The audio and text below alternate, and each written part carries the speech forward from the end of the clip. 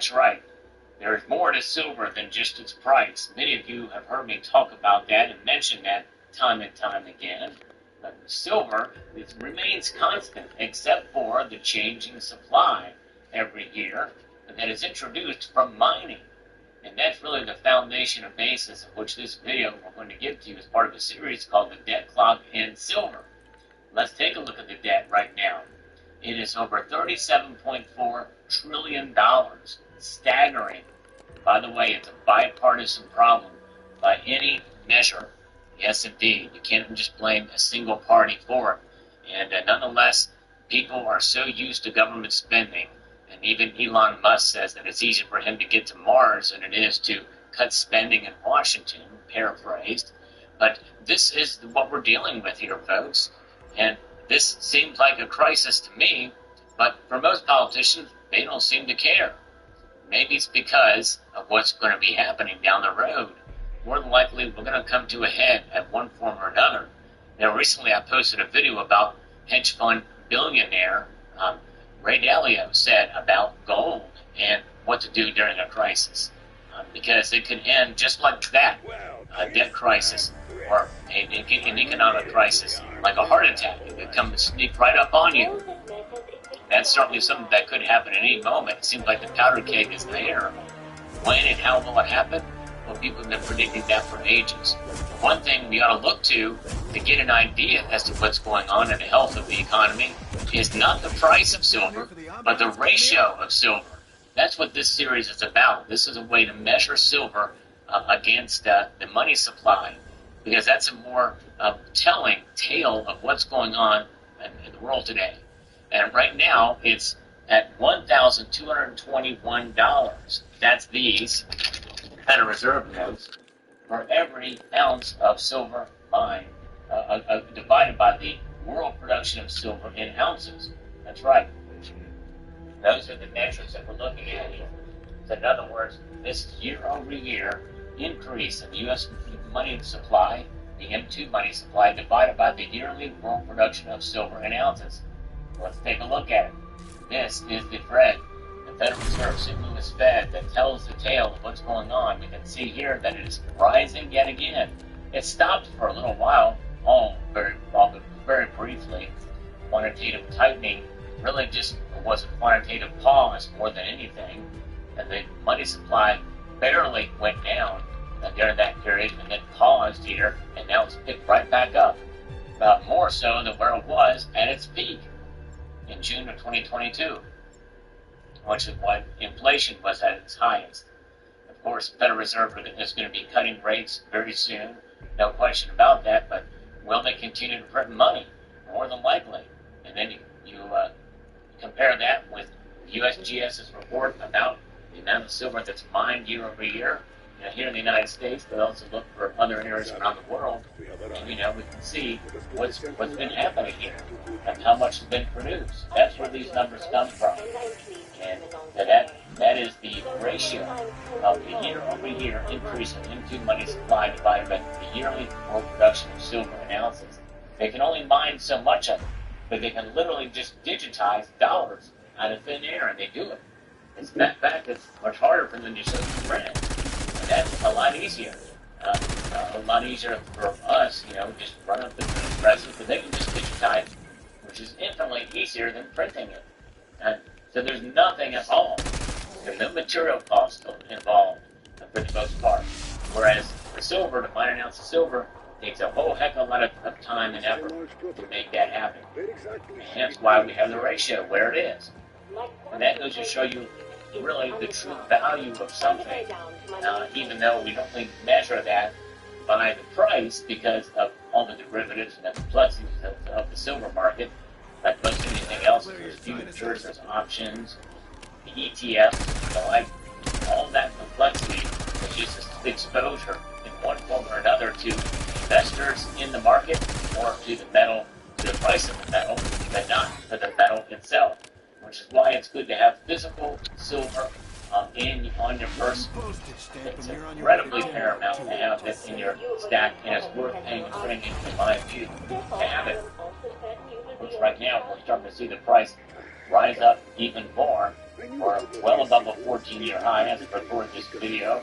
It is now surpassed $42 an ounce. And will it stop? Will it keep going? And we're getting close to, some people can taste $50 silver right around the corner. Less than a year ago, you'd have been crazy if you said it was going to be happening right now. No, not anymore. This is now the new reality we find ourselves in. The price does not reflect the actual value of silver, especially compared with gold and other commodities, and when you take into account other factors. But notwithstanding, that's the way the market works, and that's just the way it is. And which is why we need to think beyond price with silver.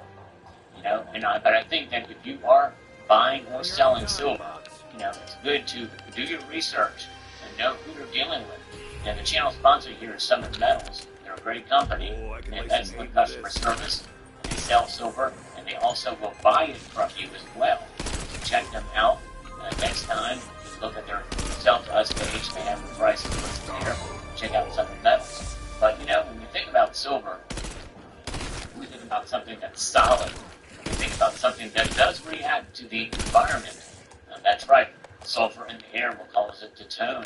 There's other ways that it can spot or be surfaced can be treated in certain ways. But beneath those few molecules or few atoms that are affected by those elements, silver is pretty much a very stable element on the periodic table. It's the most reflective, very malleable. This is why it has such worth in society today. Over 10,000 use cases for it. And what does our government keep doing? Everything to keep it down, I think, in a sense, because of the uses and the like out there, and the ways that they are steering people in a form away from true sound money. As noted in the Constitution, Article 1, Section 10, that nothing but gold and silver shall be money. Silver is money. It's dormant money right now. But nonetheless, with the debt rising up $37.472 trillion, with federal deficit budget over $1.9 trillion, that tells you everything you need to know, that this is running on such a fast pace that the debt to GDP ratio is now at 123.8. Everybody watching this video has to ask themselves, am I a $3,500 guy and I'm going to buy today? Or am I going to wait until gold is 5,000? Or wait for the herd to rush in at 10,000? Hi, it's Mike and Alan once again with the Gold Silver Show. Alan, how are you doing? I'm great, Mike. Thanks. How are you? Awesome. So, you've got a presentation on the national debt.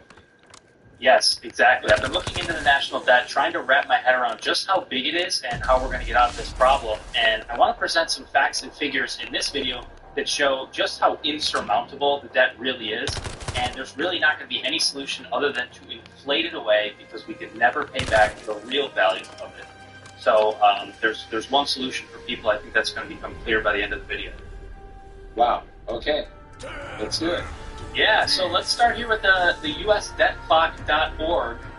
Apologies for how harsh it is on the eyes, but there's one thing I want to draw everyone's attention to, which is the national debt up here in the upper left. We're over 37 trillion, and it goes up, by the second. Okay, so it's super out of control. But I want to put that number in perspective, because 37 trillion is kind of a lot. You can see it's over $108,000 per citizen. So that's super high. Anything you want to add from this, Mike, before we move on to this step? Just the speed that this is all going by at. It's just, everything is off the charts. It's insane. Yeah, it is. It is. Yeah. It's super overwhelming. So let's put this in perspective. Hours worked to pay off the per-person share of the national debt. So we've seen the hours worked to buy the S&P 500. We've presented that a few times. This is the hours worked to pay off the per-person share of national debt. And you can see it is going off the charts here. It's over 20 months, over just shy of 3,500 hours you would have to work to pay off your share of the national debt. And this is way higher than World War II, way higher than any of the wars of the past. And there's no end in sight. I mean, this is just a rocket ship to the moon. And this is the total population divided into that? national debt or the amount of taxpayers who work there? Total population. Wow, so it's actually about 3 times this per worker. Yeah. Wow. So you're talking almost 2 years of your life here, where it's total population. But if it's per worker, wow. For taxpayer. Yeah, it's gonna. Per taxpayer. And that means that you cannot spend a dollar during those couple of years that you're working to pay this off. In other words, you can't eat, you can't pay your rent. You got to give everything that you're making to the government to pay down this debt that they've got investments. That's quite amazing. And if it's per worker, you're talking, per taxpayer, you're talking about 4 years of your life. Wow. Yeah. It's quite staggering, and in just a minute, I want to compare it to some of the low periods we had back here. Okay. But we'll get there in a second. So let's put this 37 trillion in context. The national debt is now 37 trillion and change. A single stack of that many dollar bills would reach the moon 10 times. Okay, so 37 trillion dollars would reach the moon 10 times over. This is insane. It's astronomical, right? So Right. Yeah. We're in an impossible situation. Yes. And I'm pretty sure you actually mentioned that. Was it in your first book or your second book? I forget. In the first book, I do this, but the national debt was at like it was about to be 7 or 9 trillion. I think M3 was at 7, and they don't even publish M3 anymore. So yeah, everything has just gone crazy. It's Exactly. I should have put a picture of the moon here. Just okay. that's it. Anyways, and this number 37 trillion, very importantly, it does not include unfunded liabilities, right? We don't have an accurate number of how big those are. One estimate places a total around 120 trillion, but it could be even higher, 140, 160 trillion. And of course, it grows every day. So that means going from 37 trillion, tacking on 120 trillion, you're going to have to triple or quadruple a lot of the numbers we're talking about. And I already had a conservative estimate of including every American, not just every taxpayer.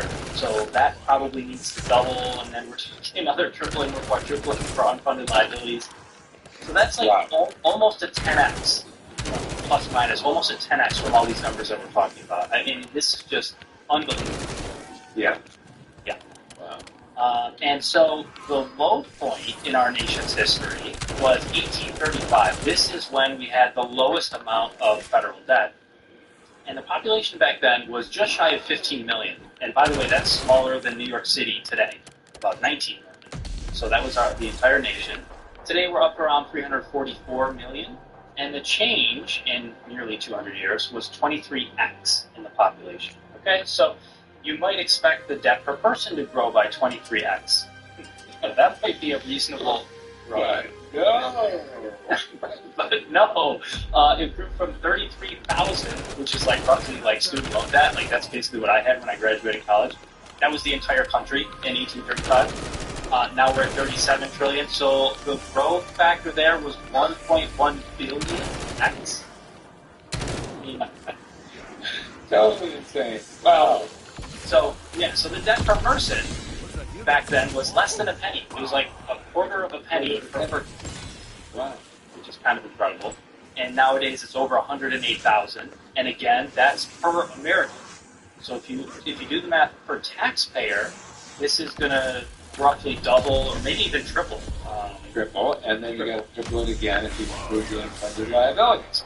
Yeah. So we're talking 9x. So that's $1 million per person. So if you're a taxpayer, like, are you going to pay $1 million per person in today's dollars? I don't think so. Right. That's absurd. So they have to inflate their way out of this. And it's up 48,000 times. 48 million. No.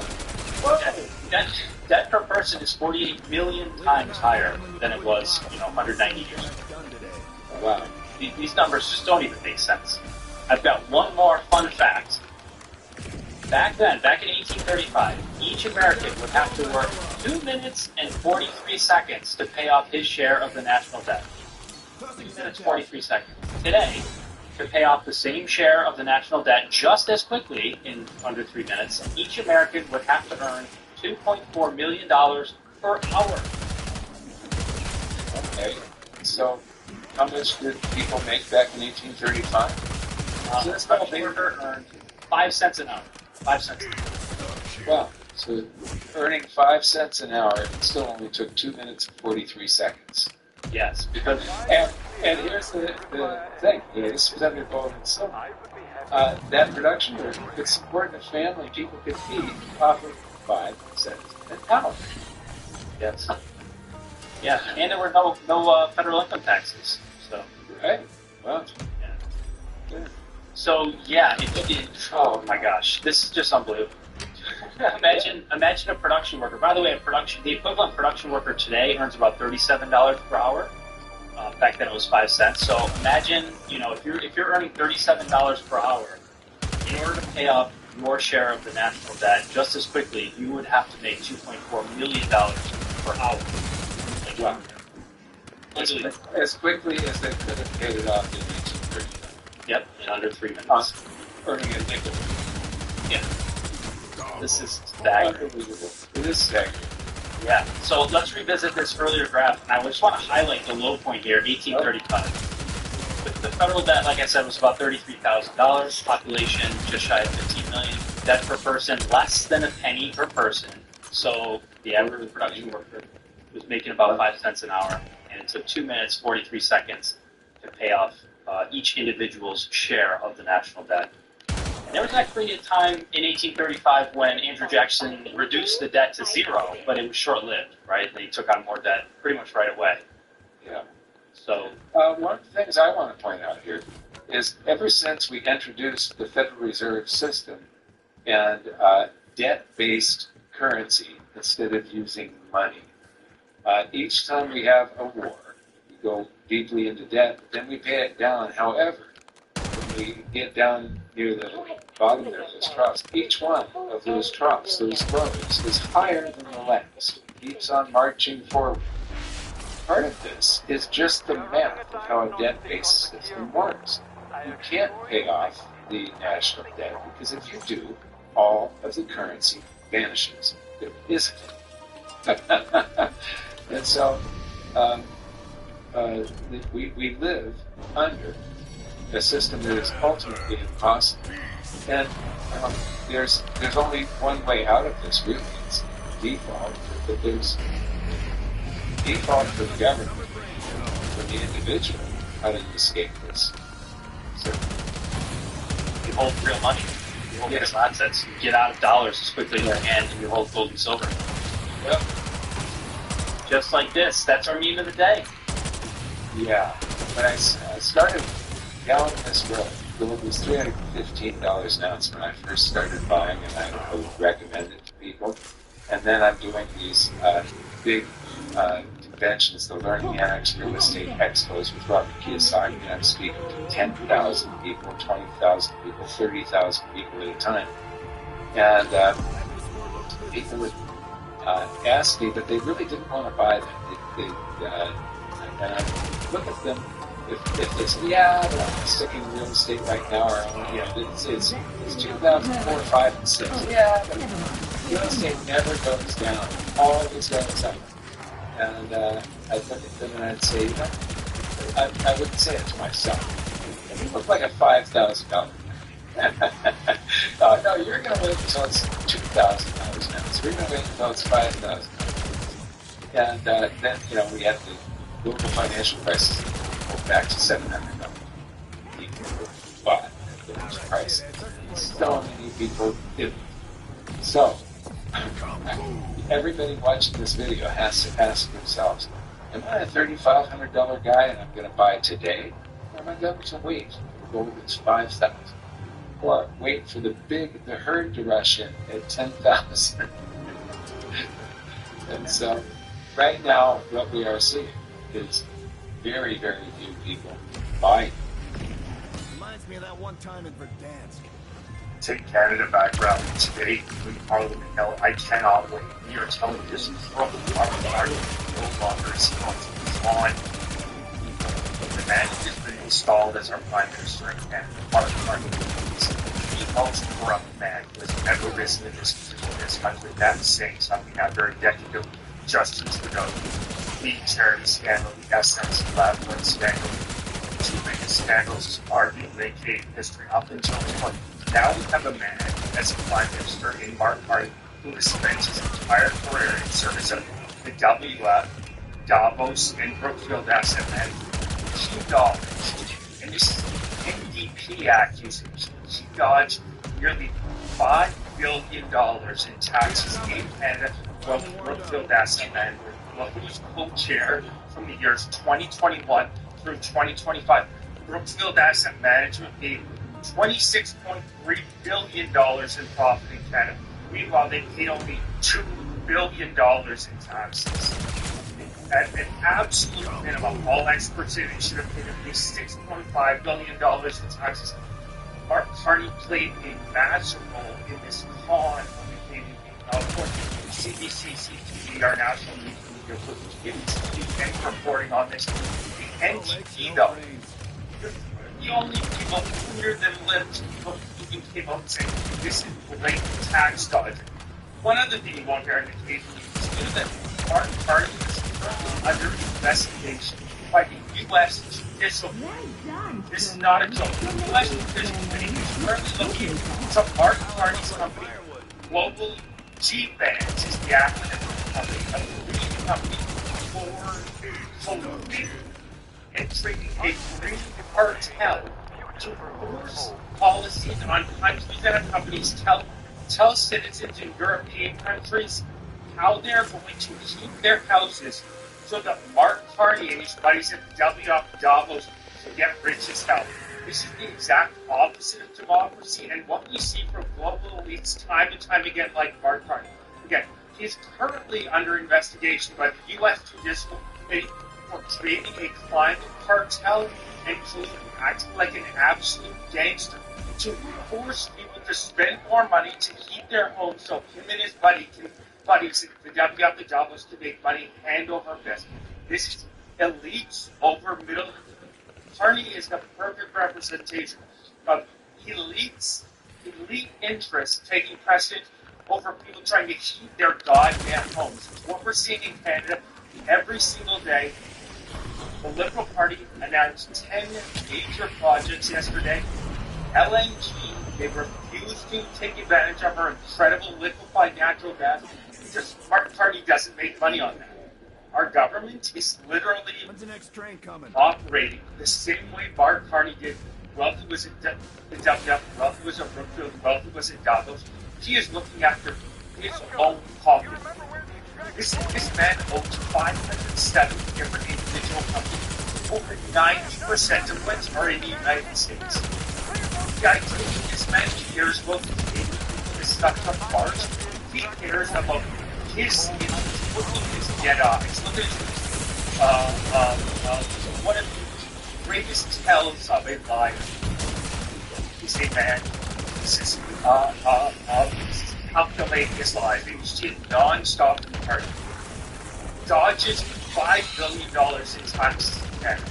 Under investigation by the U.S. Judicial for colluding and creating a cartel. Now forcing Canadian citizens to spend money hand over fist on heating their homes when the cost of living continues to get higher and higher and higher for this virtuous green energy bullshit. Meanwhile, LNG, which will by far make a bigger impact than any of these initiatives that the Liberals have rolled out, Carney refuses to advance our opportunities with liquefied natural gas when Asian countries are absolutely begging for it, and it's twice as clean as coal currently because he can't profit off it. Canadians, wake up. We have a gangster. I know he looks like a pathetic little tree, but she's a gangster. We have a gangster right now who's our Prime Minister.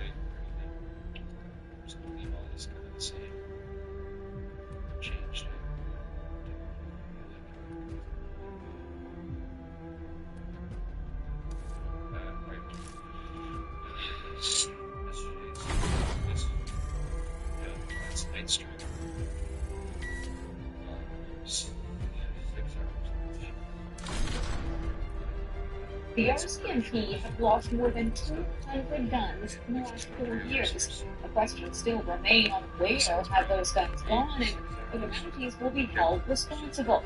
News Helmut from Mali joins us now. And Helmut, what do we know about these lost guns? Hi, Heather. Yeah, so the exact number is 205 guns lost or missing by the RCMP since 2020. So let's break those numbers down. That includes 122 handguns, more than 50 shotguns, more than 20 rifles, 3 submachine guns, and 2 machine guns reported lost from RCMP detachments across the country in the last 4 years. Nearly half of those guns were lost in 2021 when 99 firearms were reported missing that year.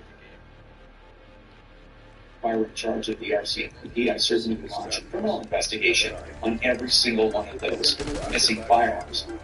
The RCMP is saying very little in response, Heather. It is saying it can only determine specifically if a firearm was lost by a service member, and rather it cannot determine specifically if a firearm was lost by a service member. Also not known if the firearms were ever recovered.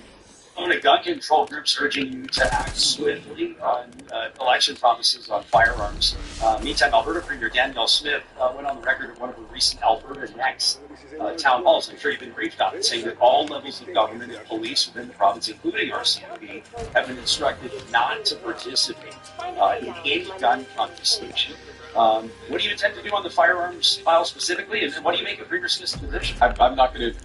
The exact quote, maybe I'll leave the quote to the side, but I'll pick up one word there. Confiscation. This is not about confiscation. This is about voluntary return of firearms for compensation, compensation of these firearms. And we'll run a process. We'll have different processes in different provinces. What it is an opportunity for Canadians to return guns for compensation. I'm starting to think that the old cliche saying that goes something like, how do you know when a politician is lying? The answer being, whenever their lips are moving, was based on Mark Carney specifically. I don't think this guy is physically capable of telling the truth. Honestly, here's what I mean. And I can't believe I'm about to say this, but it's true. The guy who was in before him, Justin Trudeau, lied very often.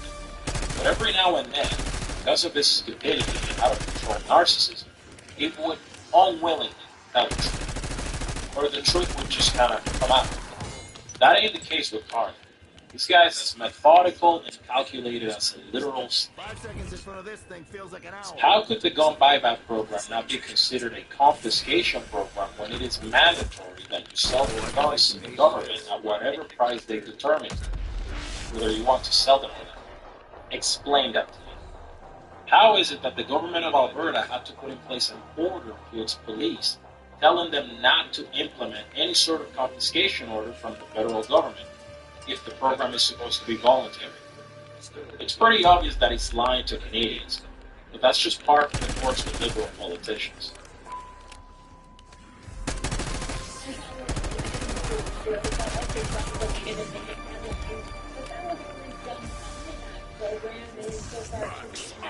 That's right. So Ottawa has so far spent tens of millions of dollars on the firearm buyback program with no results so far. Let's take a look at what's happened. So we know that the program was spares more than $67 billion to the national 4 years ago, but so far it's resulted in 0 guns collected. It was back in May of 2020 that the Liberals banned 1,500 models of assault stock firearms to get on a compensation program that would buy back those newly banned firearms. Now, gun owners were given until October of next year to comply with the new law, but many details of the program have yet to be released, Heather, including how much gun owners will be paid by the government for these firearms. That could be And recently we've also learned the local government updated two numbers and showing that currently the government's plan to confiscate a lot of these firearms from the people gun owner community is costing upwards of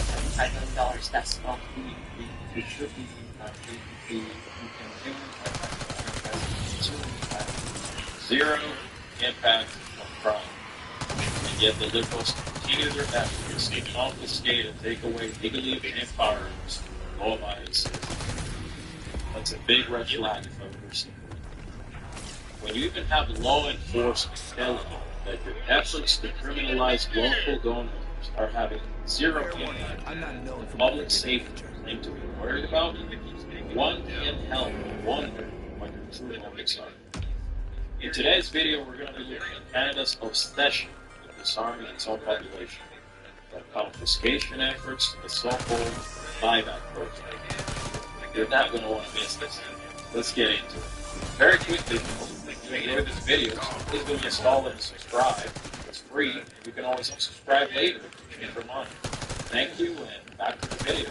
Today, the government is adding a further 324 unique makes and models of assault-style firearms to the list of prohibited firearms. This prohibition takes effect immediately. Whoa, what happened? I thought it was supposed to be a voluntary purchase of something the government never owned to begin with. Don't tell me you guys lied. Oh boy, am I ever shocked. Okay, so clearly they're showing what their intentions are, which is basically to see a disarmed population for whatever darn self-serving purposes.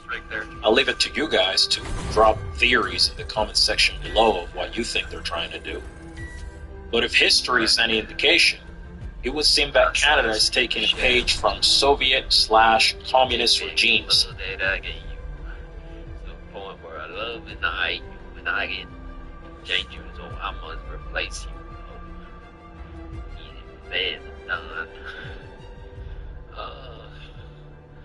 This song is some trash. Alright, I need to change those images for the stream though. I need to change those images. I also need to turn brightness. I'll have to do that next stream. I got those images across the... I shouldn't have those there for the whole series, if you want to call this a series. I don't know. Just pay attention. Pain plus reflection equals progress. And from that principle, my company became the largest hedge fund in the world. How much? $150 billion. But I learned that history of things that never happened in my lifetime were important things to understand in order to predict the future. And we can get into that. Please. So, Ray Dalio is the legendary billionaire investor who decoded the cycles of human history to predict financial crashes, built the world's largest hedge fund, and now to warn us about what lies ahead. Are you optimistic about the future of the UK? No. What about the United States? No. Why? So, in order to tell them what's going to happen in the global economy, I learned that there's 5 big forces that create a big cycle that's repeated through history, which lasts about 80 years. First is the money, debt, force that creates wealth and opportunities down. And it's connected to the second force, the indeterminate conflict, where you don't trust the system, causing wars between the left and the right. And it's not easy answers like tax evasion, and we can get into that. But the third is geopolitical force. In other words, international conflict. Then there's acts of nature. And then number 5 is man's inventiveness, particularly new technology. Now, the question is, who wins the technology war? Is the winner of that determine how the new world order works? Is it something to look at? No. The question is how you use it. Yeah. How do I say that you'll have it? So there's building your financial strength and flexibility, importance of being open-minded and how to get more out of it, not how to work hard.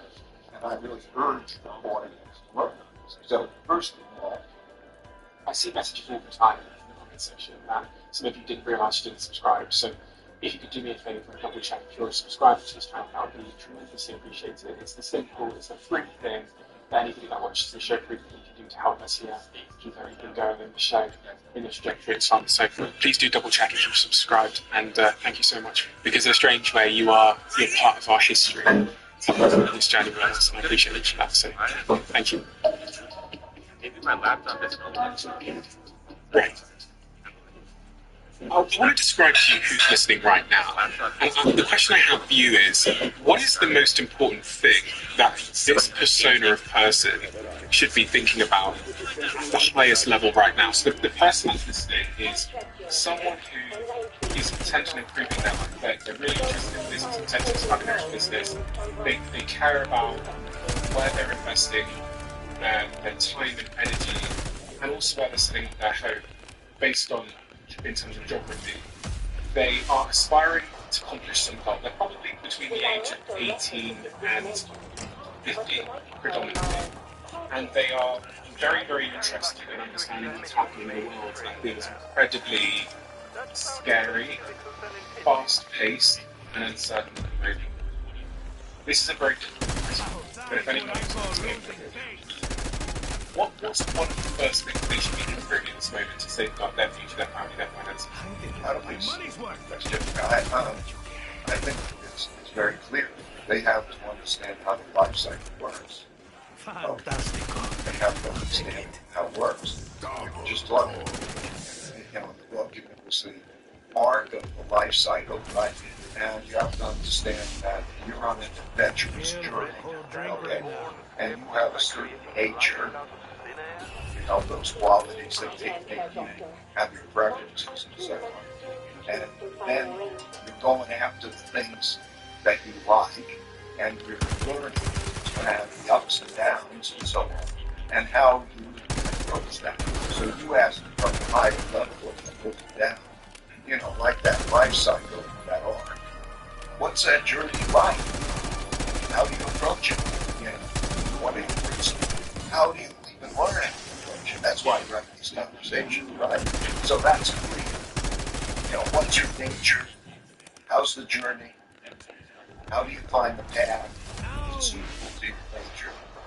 And then you go down that path and you'll discover and you'll evolve. What's that like? That's what they need. You said, what's your nature? What do you mean by nature? You're born with, and then also the environment creates their different nature. We have our preferences, our inclination. You chose to be entrepreneurial, okay? You're living out your nature, okay? This isn't for somebody else. Some people have a different nature, okay? They would like to have the stability of a job and clarity and so on. So when you have your nature, you want to know that and then find the path that is going to be good for your nature. Then there's the particular tactical stuff. So if you would ask me, should I be in the UK or should I be in the US? Well, that depends on a lot of things, but that's a tactical question. So if I want to be an entrepreneur and I want to build a technology company, do you think I should be in the UK or the US? I think you should be in the US. Why? The US has a culture of entrepreneurship, inventiveness. This is a whole different culture. Like in Europe, generally speaking, and in the UK, there's an establishment culture, right? And here, you could be 25, have a blue streak in your hair, and have the talent, but if you got the talent to pull it off, and you can get the resources, and you can be an entrepreneur. There's a culture of that. That means that it's happening. That's why you even see the differences in the economies. Okay, where's the inventiveness really happening? Okay, it's happening here. So I would say, if you want to be an entrepreneur, this is an environment that's particularly conducive to being an entrepreneur. So what is your honest perspective about the UK at the moment? The UK has a financial problem. The government has a debt problem. And it doesn't have enough money for what it wants to do, what it can do. And so what you see is the non-dominant problem, people moving, and so on and so forth. And throughout history, when you have these sorts of things, then there's great clashes in people. Okay? And the UK has been in decline since the war. Even the development of the capital markets, can you raise capital there? All of these things are much worse than they are in the United States. And it leads to clashes, you said? Of course. There are 5 big forces that create a big cycle that lasts about 80 years, give or take 50, let's say. And the 5 big forces are, there's a money, debt, economy force, okay? Debt's their spending power. So what happens is when you give somebody credit, they can spend. And then, but it also produces debt. And debt has to be paid back. And so what happens is if there's not enough income to pay back the debt, then you have debt rising relative to income. It squeezes out spending. people don't want to hold the dead assets, and so on. The UK is going through that and has gone through that, and it's connected to the second force. And we're all going through this. The second force is the internal political and social force. In other words, like between the left and the right, with wealth gaps and opportunities gaps. We have big wealth and opportunities gaps. So when you have big wealth and opportunities gaps, there's conflict. Conflict between the left and the right. And when you get to the situation where you don't believe the system is working for you, and you don't trust the system, then there are wars, there are internal conflicts over that and so on. So the third force is the geopolitical force. In other words, there's a cycle that usually goes from one big war to another big war. So the last war ended in 1944, and we began a new war in 1945. And the way that works is that the winners of the war determine how the world order works. They draw orders, they say, here's how it's going to work, and that's the new order. Okay, and that continues until there's a rise in power challenging an existing power, an existing world order, which typically is deteriorating at that time. You have international conflict. Okay, these orders. There's a monetary order. They all break down. There's an internal political order. They all break down. And there's a geopolitical order. They all have this conflict, and they work together. The fourth force throughout history has been acts of nature.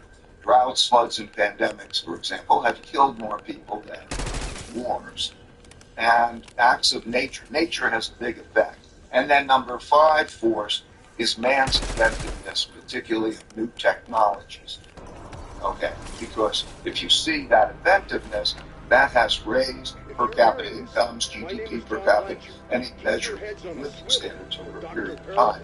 And so on. But it is also related to the first four that I said. Those four forces interact. Now, we'll go back to the UK. Okay, they have a financial problem.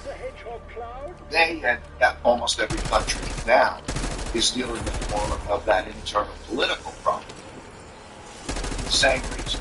Wealth gaps, opportunities gaps, what do we do? Who's got the power on it?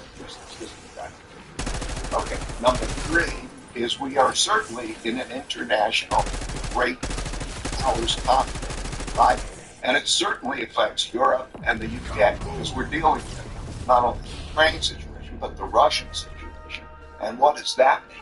And that relates to the money thing because, okay, where's the money coming from to have defense or military expenditures and so on and so forth? So that matters, right? The geopolitical matters, climate certainly matters, and then, of course, technology and inventive. So everything can be looked at through that lens. And so what does this mean for the UK if all other countries are examples and if No. Because they're not all equal. Okay, some are more in debt than others. Okay, some people are more willing to hold their debt than others. Some means they have more resources. Some are bigger and more powerful. Some are less powerful. They're different. Okay, they're all in different conditions. Some countries have surpluses. Some countries, are not in the middle of where there's having a war. Are you optimistic about the future of the UK? Really? No. Because it has identity, it's the social intelligence, it's technology, political practice, and in terms of inventiveness and culture that other countries have. US, yes, the culture and the capital markets to support that at a scale that needs to be supported to play seriously again. And for the capital markets, basically the investment markets. Well, it gets you money. In other words, you're a guy behind. What happens is we have to enable people. Okay, what works is finding great people, talented people, and identifying those who you want to bet on and enable them. And that works. That's the most important force. Much more important than money. Okay? Because you can see who's got the money and power, where do they come from? Where did NVIDIA come from? Where do they all come from? Okay? There are guys like you, entrepreneur in a sense, who's been enabled, okay, by you because you have the talent. People want to bet on you, and that's the capital market. So they give you money to help enable you because they want to bet on you, and then good things happen. But are you optimistic about the United States at the moment? The United States is very much a big picture. No, I think it's very much in its issue. So if I go down my list, it definitely has this debt market economy problem. Okay, it definitely has the internal conflict power in which there's a fight between the left, hard left, and the right to wealth and value scams and people not believing that the system will work for them. And so democracy is at risk because they don't believe this, they're not going to follow the rules in the sense they don't believe the rules.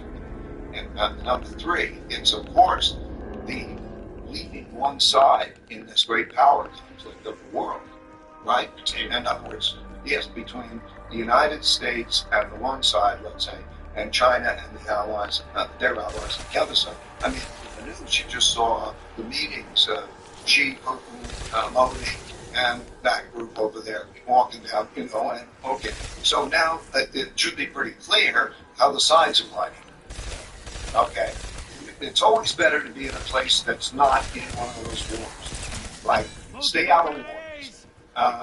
And of course, climate has an impact.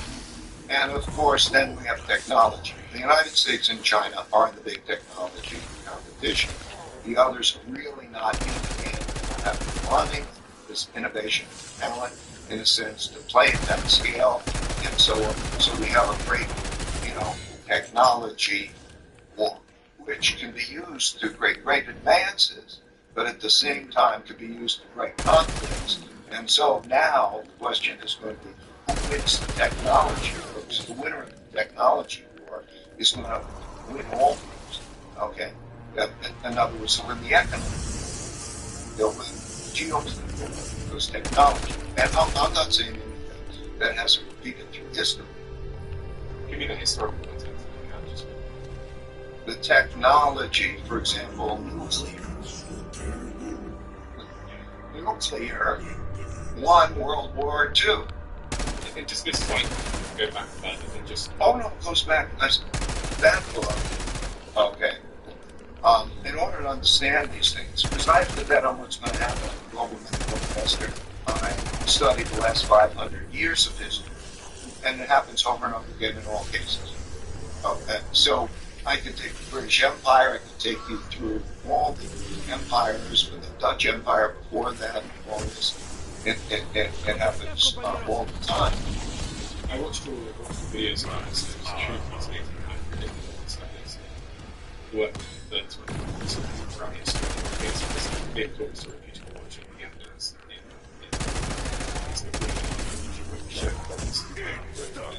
and it begs the question, because when you live in the United States, when you're in the present time, you almost never assume the empire you're in. You don't see how it can happen. We're so strong, we're so great, we're so doing AI over here, money over here, everything's good, the sun's shining. It's inconceivable. Of course, people always think that the future would be a slightly modified version of the present, and it's not. Okay, watch over decades, but it's like watching where the koi out. Okay, you watch your kid or you watch a person at your age, anything. And that's what you see. Yeah. Okay. And you don't see the life arc. Dan, okay, but the are life you listening to news or podcast already? But do you think it's conceivable that in the next 50 to 100 years, the US can no longer be the dominant globally? Yeah.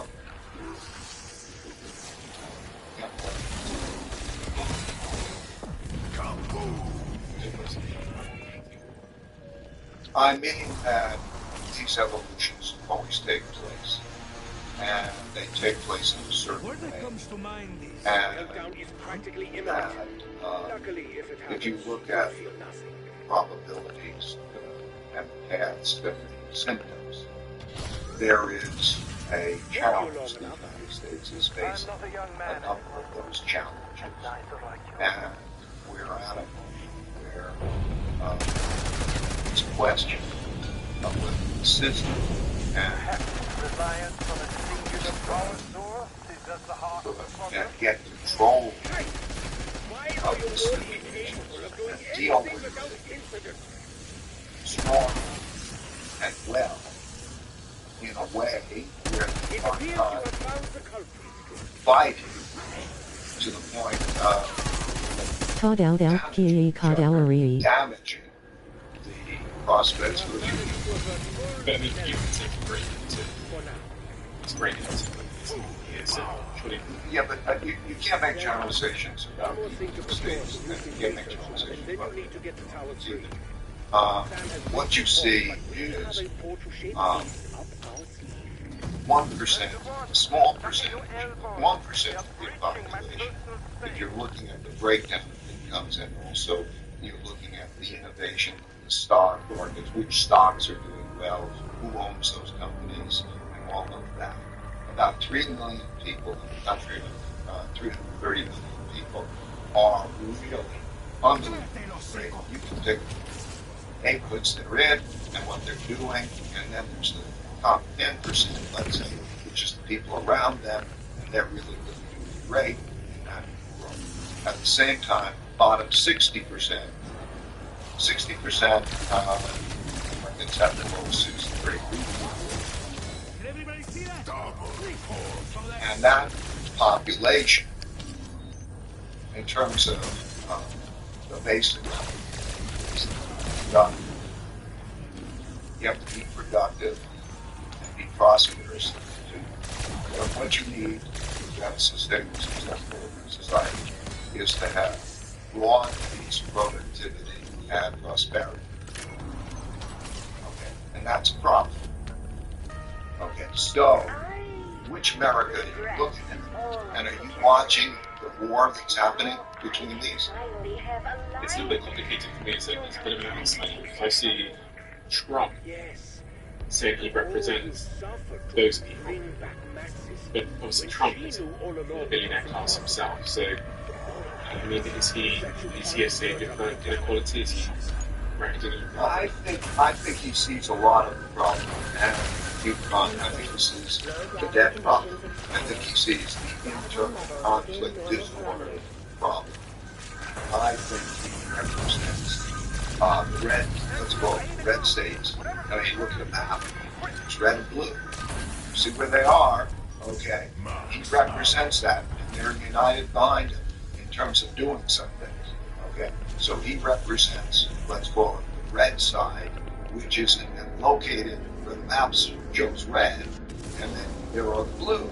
And he views himself as somebody who needs to take charge and to do certain things. Others in that population would say, those who, let's say, are having a standard program or having other programs cut off that they're dependent on, would say, wait a second, that's not representing me. And so we have gone, and the population has gone to a significant number behind him that are devotees. They're all in. Okay. Now, at the same time, as we have the other side, which will have their devotees. We're in New York City. Okay. And the upcoming mayoral election will be an example of the two sides. Okay. And they will try to use the system, but there's a question, will the system have enough support to work? Okay, but that's what we have. Just to close the UK in particular, if you were to try and fix it, what would you be aiming at? I say this because we do have a millionaire exodus that's widely reported in the UK, where I think this year was set to lose roughly 16,000 millionaires. When you look at the big countries like China, America, the UAE, the UK, we're losing more millionaires than anybody else. I was wondering if you think it's fixable, and if you were in charge of the UK, what you might aim at first. It's different, you know. First of all, if you go back to the basic problem, which is too much debt, there are deficits, there's differences in education and opportunity levels. So most important thing that you can have is a strong middle. Political middle. Political middle. To be analytically strong and also strong enough to get the people to do what needs to be done, even if they don't want to do it, to get it done. Now that's an easy thing to say. Not an easy thing to do. But you do need that strong middle, and you do need to convey to people that you need to have this strong middle to change productivity. And, you know, and are you in it? Are you in it? Are you patriotic in it? You know, but you look at history. How did the United States come to be the United States? People will go to the places that are better than stay in places that are worse than them. This is fundamental, right? Okay, so you have to make the place better. Okay. Now, I would say also, you take pockets, and they go into the pocket, let it spread out. But you also have to have this equal education. You know, you've got to strive for equal opportunity. But anyway, it's a different question. I'm capable of solving. It was another what struck my that you said slightly as if you kind of given up on the UK, but you're facing right. No, I'm just a I'm a practical. I'm a realist. I make my money on the business, and it's my to try to be a realist and to get on how things are transpired. And that's not helping the situation. It is not helping. And the situation in the United States in very interesting ways that we're describing. So, and then if you look where people go, you see places that have the qualities we're talking about. They're civil, they're creative, people aren't at war with each other. Well, what happens next in history? Well, usually there's a big fight for control. Political revolutions and things like that. The system breaks down because they don't trust the system. So, will the legal system resolve that? Will the parliamentary system resolve that? And these disputes satisfactorily to the satisfaction of those people and the other people who have different points of view, and the sides won't believe it. And this goes back to Rome, it goes back to Caesar, you know, the Senate. You know, this goes back through history all the time, right? In the 30s, 4 major democracies chose to be autocracies. Okay, that happened in Italy, Germany, Spain, and Japan. What's autocracy very much? Well, it means a dictatorship, essentially, of a limited number of people at the top who are autocratic, which means that they are directing things rather than a democracy in which there's representatives of all different points of view that get together and follow rules to make decisions. So the UK could become an autocracy, as could the US, I guess. You're going to see a lot of pressure for that strong leader who will get control of things and make it work well. And you're likely to see 2 different views as to which side, you know, the red and the blue sides, so to speak. You're likely to see that type of clash. You said the US is playing a risky game itself. Is that from a debt perspective or otherwise? Well, from these things. Okay. From the debt, from the internal conflict, from the changing world order, the geopolitical world conflict. You know, I don't know, we're playing with nuclear weapons, in wars at different places. And then, of course, climate, and then the technology war, how we're doing it. I saw that image the other day of Putin and President Xi in China together, walking together. If China does become the dominant force in the world, the dominant power, is that a smooth transition? First of all, I don't think either side is going to be the clearly dominant power for a very long time.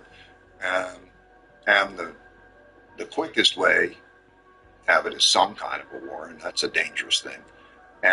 But maybe it evolves, hopefully, the way the Soviet Union evolved, that the worry of mutually assured destruction keeps everybody not having that kind of war, and then the systems, one system or another system, wins.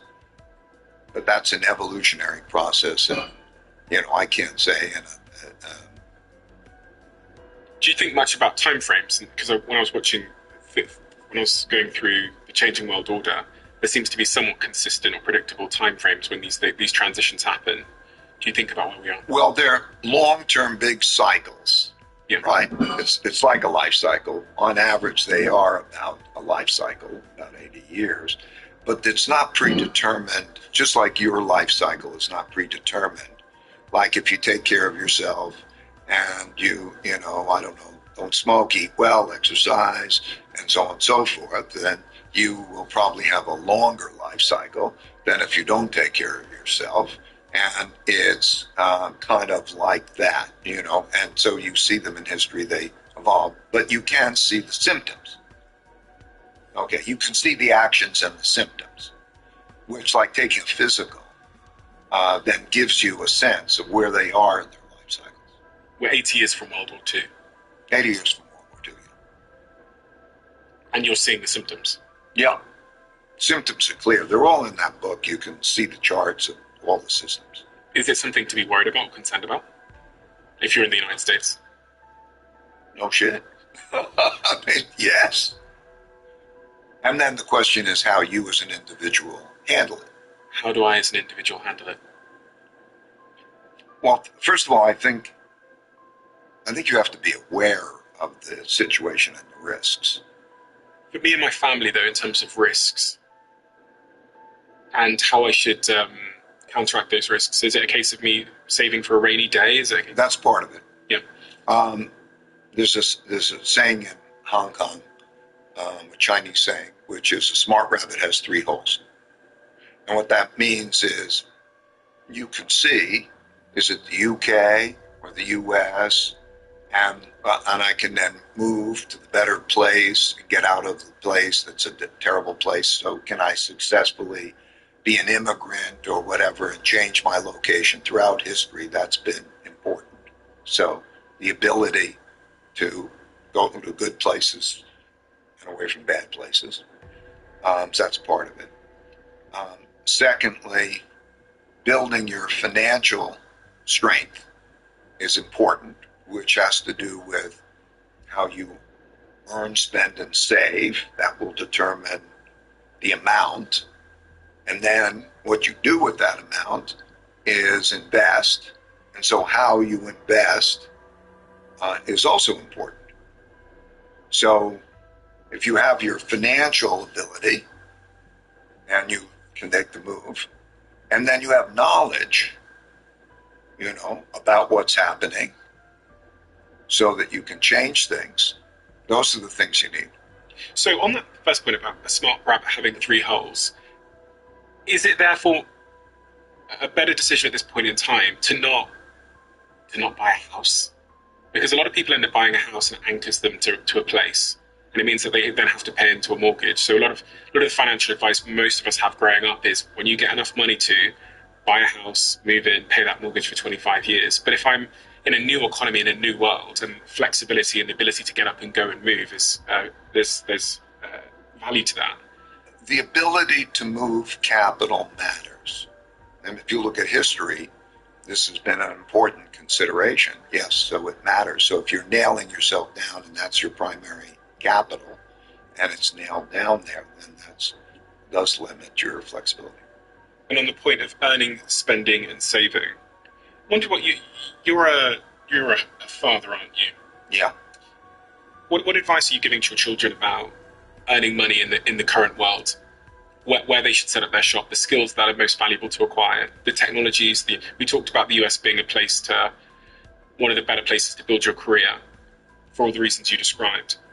Well, that's kind of like the particular that you asked me for that's below the level of the higher level.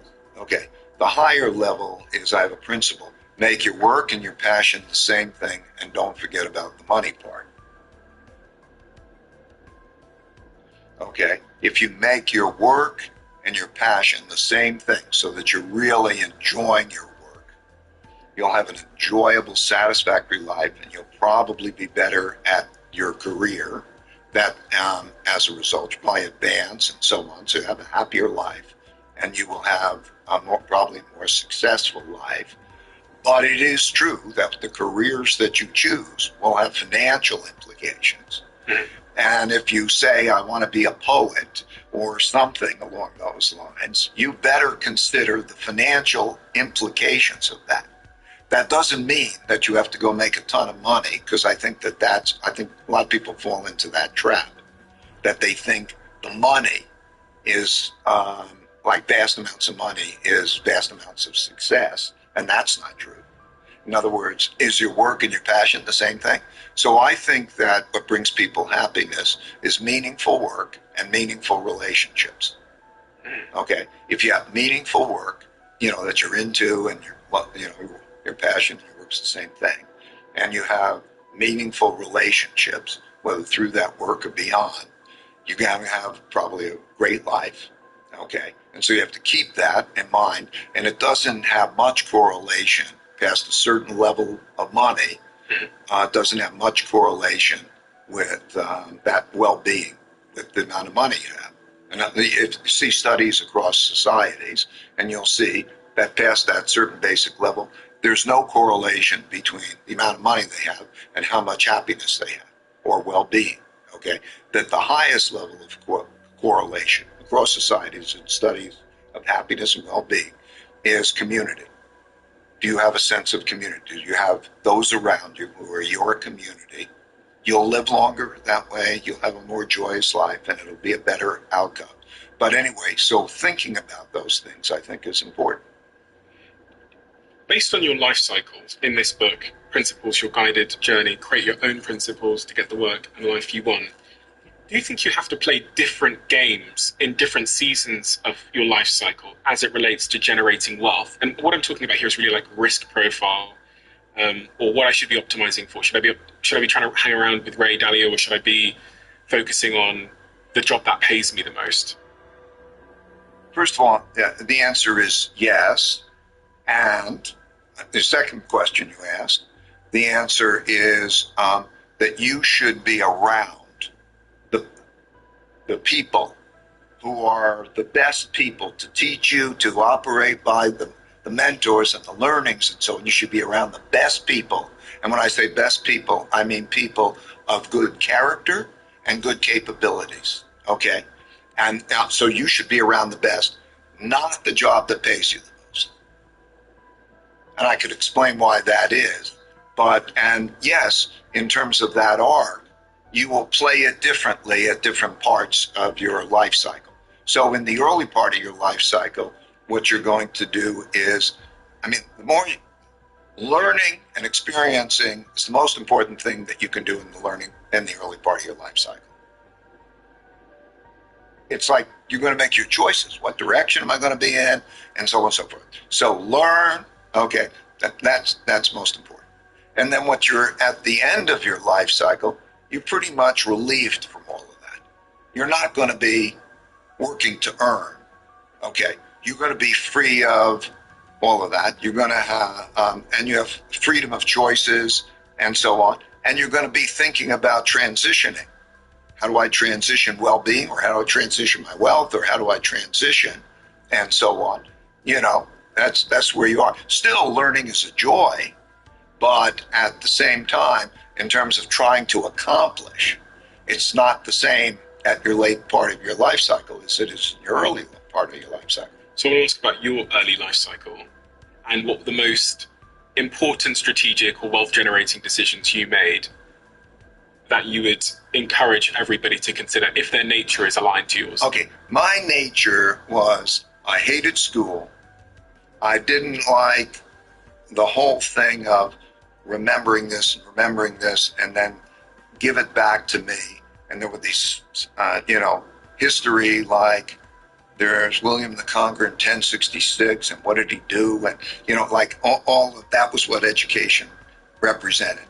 And when I was 12, a kid, I earned money with odd jobs like I had a paper route, and, I mowed lawns, and I caddied. And I took my caddying money, and when I was 12, everybody was talking about the stock market, so I put some money in the stock market. I didn't know what I was doing, of course, but I picked the stock. It was the only stock I ever heard of that was selling for less than $5 a share. And my reasoning was I could buy more shares, so if it went up, I could make more money. Okay, that was a stupid criteria, but it was a company that was about to go bankrupt, and another company acquired it, and it tripled in price. And I said, I like this game. So I got hooked on the game. I'm still hooked on the game, right? So I liked it. Okay, that affected me.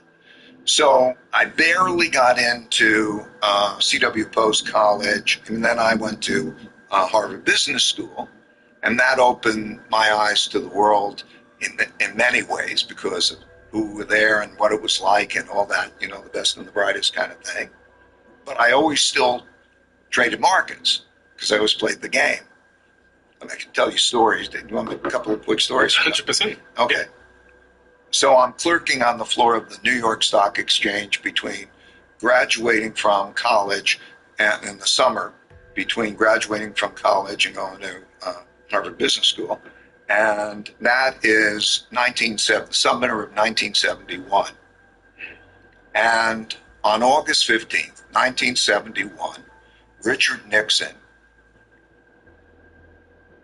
gets on the television and says that, the promise that you were going to be able to take your paper money and go get gold? You can't do that. And we're going to cut that off. He didn't say it in exactly those words, but money then was gold.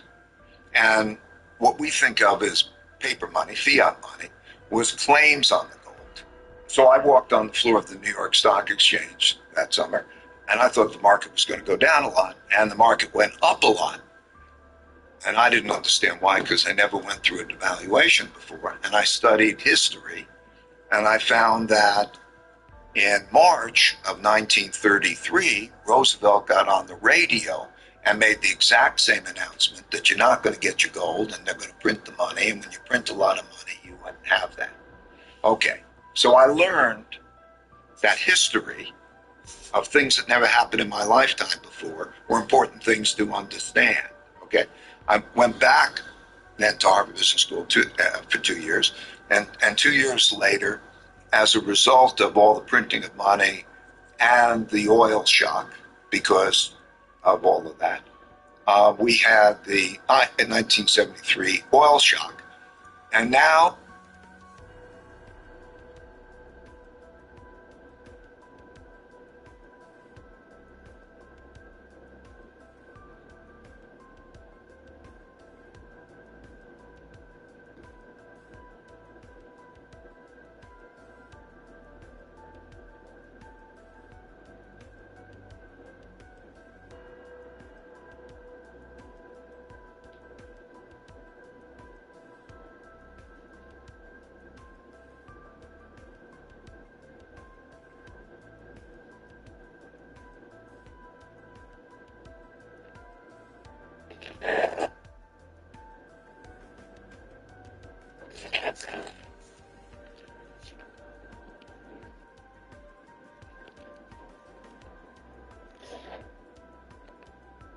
This channel is a group of investigative journalists who make educational documentaries showcasing an educated society, especially parents and legal guardians, about potential scenarios that result in young people and adults conversating online and left unchecked. We conduct thorough interviews with consenting adults in an attempt to understand their perspective on why they partake in these conversations online with people that are not of age. The goal of the interviews in these videos and the videos themselves is to gain an understanding of the perspective of the individual being interviewed, so parents and the rest of society to be educated and aware of potential thought processes and desires of adults online to unsupervised persons not of age. The videos are not cyberbullying, harass, degrade, accuse, or threaten any of the individuals partaking in the interview process or in the video itself. We do not condone any of these actions. These videos are strictly educational, and we grant full permission for academia, which is any classroom setting or in scholarly papers, to show or cite our videos. To ensure that these videos are strictly used for educational purposes, we strictly adhere to YouTube's community guidelines, such as not revealing someone's personally identifiable information, in other words, PII. YouTube defines personally identifiable information as their home address, email addresses, signing credentials, phone numbers, passport number, medical records, or bank account information. We thoroughly look at and edit our videos to ensure that none of this information about any individual is shown in our videos. To ensure extra privacy for each person that is the subject of an interview in any of our videos, as of September 1st, 2022, to thoroughly comply with YouTube's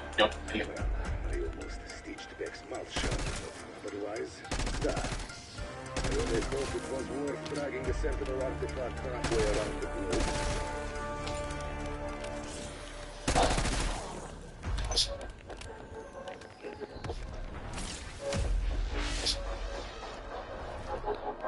This is a large property. Where exactly should we take the artifact? If you want to support the Predator posters chatting the sickest both near and far, go to the big comments. If you're on Rumble, press the red join button to see over 30 videos early and uncensored for only $10 a month. We can't do this without your help, so join our Rumble.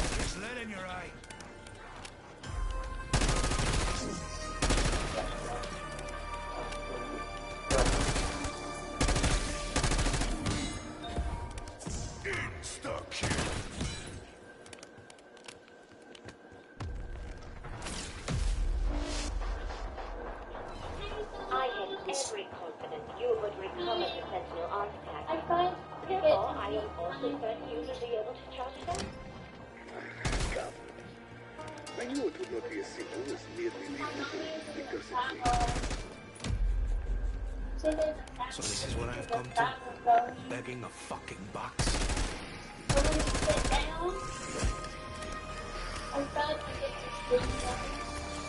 Oh, I will make bad things happen with this.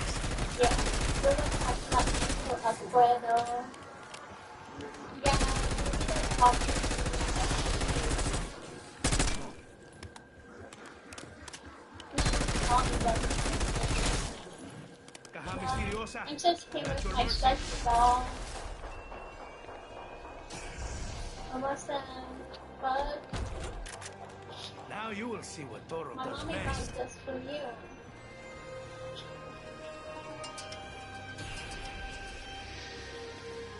It's good. What's for you? So what are we gonna do today?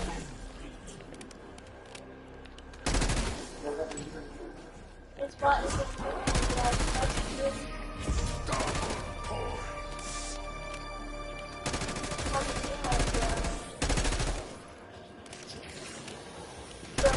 What we talked about in public land, how you said you want to have oyster to my mom. How do you do that?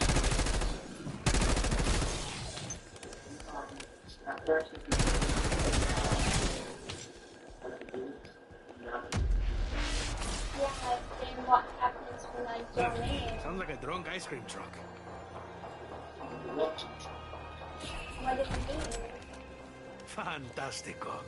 I'll take it.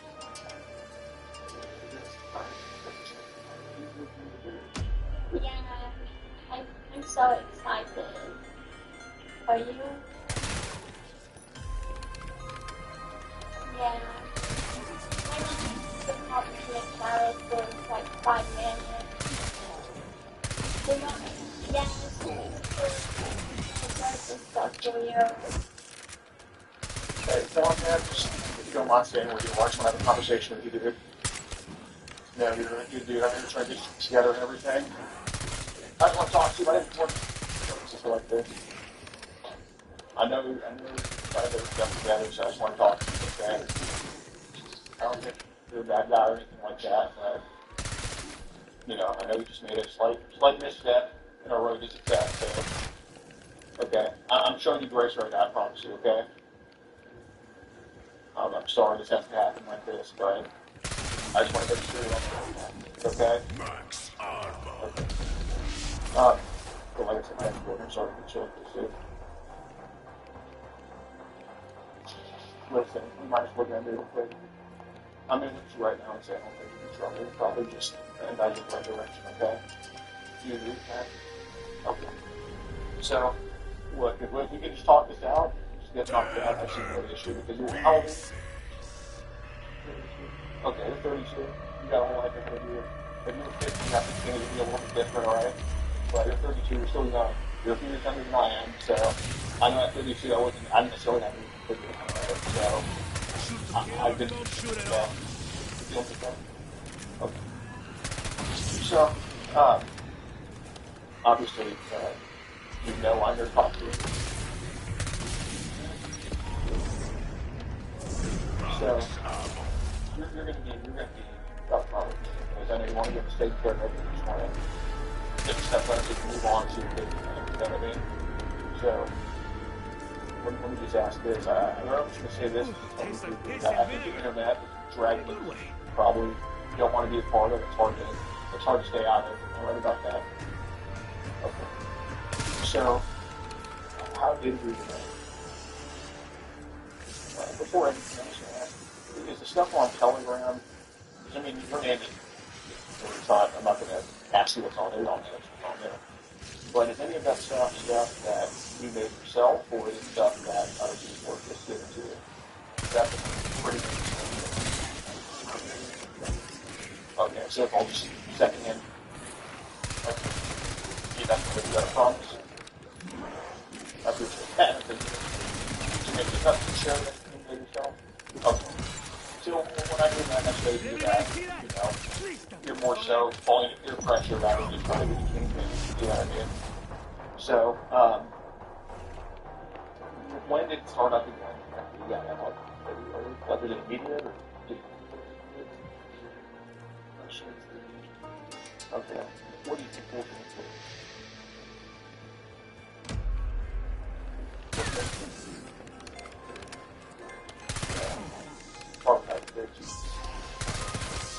How's the problem?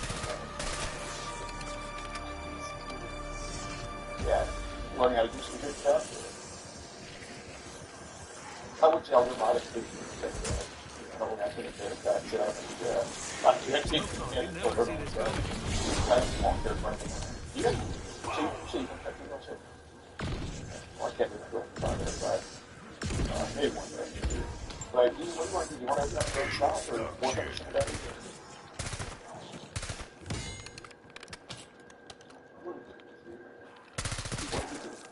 You can do whatever you want, dude, but I'm letting you know you're going to stay. Look, I'm just being upfront with you. You're 32, you're young. I don't have to be talking to you.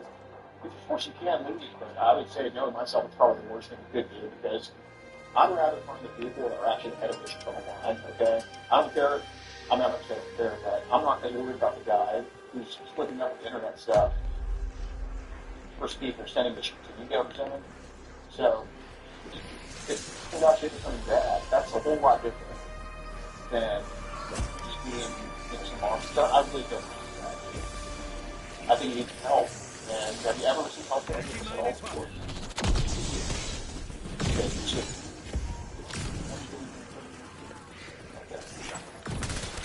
So, what? I'm going to tell you right now, I care more about people than actually creating the stuff. You know where I'm coming from with that? Okay. So, Telegram's kind of a newer thing I found out about this year. Is that more so like groups or individuals or both? Or how does this work?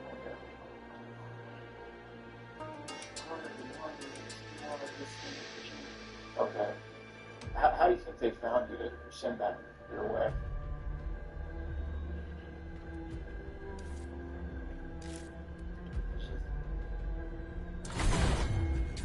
Yeah, that makes sense. So, so is it mostly link submission, or is it based on scrap in the chat? Like, how does it usually work with these people?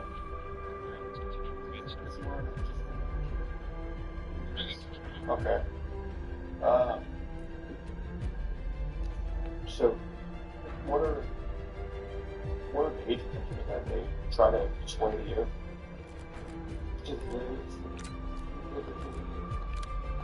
So, what would be like the highs and lows? They're just, it's not your stuff. This can lead to getting action people who I think are actually or beyond help, which I don't think you are. I mean, you have kids of your own, dude. I know you want to see them. I know you care about them. So just think, if someone did this to your kids, you wouldn't be too happy about it, right? So you're basically giving. I mean, I think you're sincere in wanting to get back and turn this around. Are you sincere about it? Okay. So being sincere about it, man. Let's step over you and let's go find these actual people, dude. You don't want to be part of those people, do you? So that's what I'm asking. I'm not even going to ask you about stuff that you made yourself. If there even is, I'm not going to find out because I'm willing to give you that grace. You just care about the other. You know what I'm saying? So that's what I'm asking. I'm not saying you can go to. Because I already saw in the chat that your ages are 8 and 9, so I'm not going to ask you about it. I'm telling you to, you know. It's more so what an age that they're showing. So that's. So what?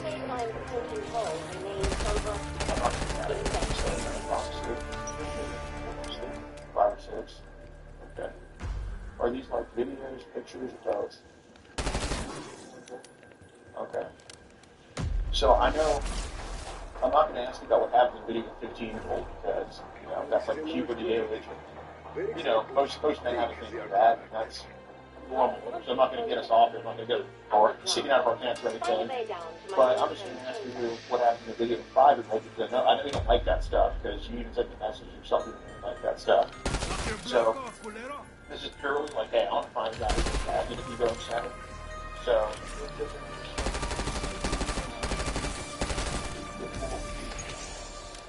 okay, so the guy or the girl.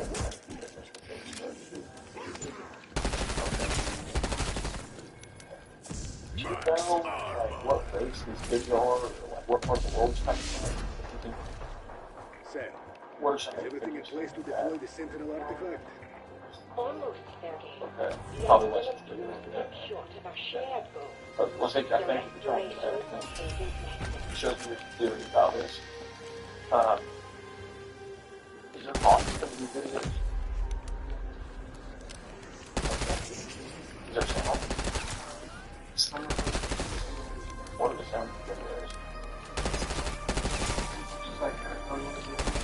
Okay.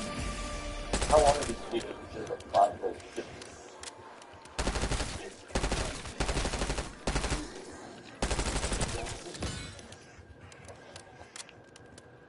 Like, talking.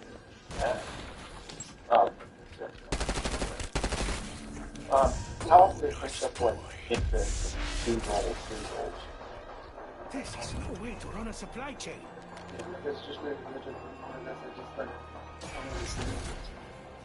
I make okay, the most fair. of whatever is at hand. How often have they shown you? How many times do you think they've shown you stuff to like a baby? Time and money. Too hard. That's right. That's what I'm only asking you about, like, I'm not going to give you spill to me about things like that. I'm not trying to, just chat with the boys here right now. I'm talking about stuff that we both don't like, because we're both on the same team when it comes to that, you feel what I'm saying? So, obviously, because babies are the most important to your body yourself, you can agree with me on that. What would be happy to is that.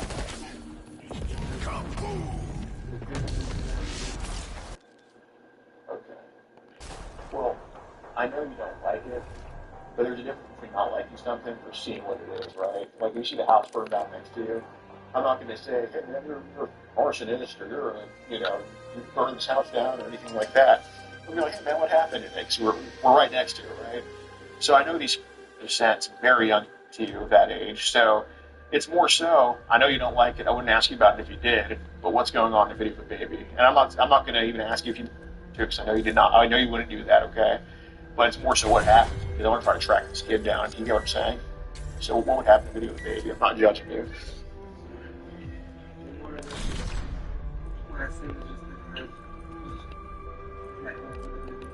Okay. Is baby like crying? Is it mad? Jeez, okay. Are these babies just boys, girls, both? Okay. Is it any like women on Girl Scout, or is it just guys and girls? Okay. So, I don't really talk to too many people who are sincere about wanting to get their bread, and I think you're genuinely someone who wants to get their bread, so I'm only going to ask you this because of that. I've never actually had an answer for this, but what compels, I guess what's the temptation for sharing these CP links around, or sharing these child? Well, kiss my grits. We finally made it to the armpit of Appalachia. Stop asking. What's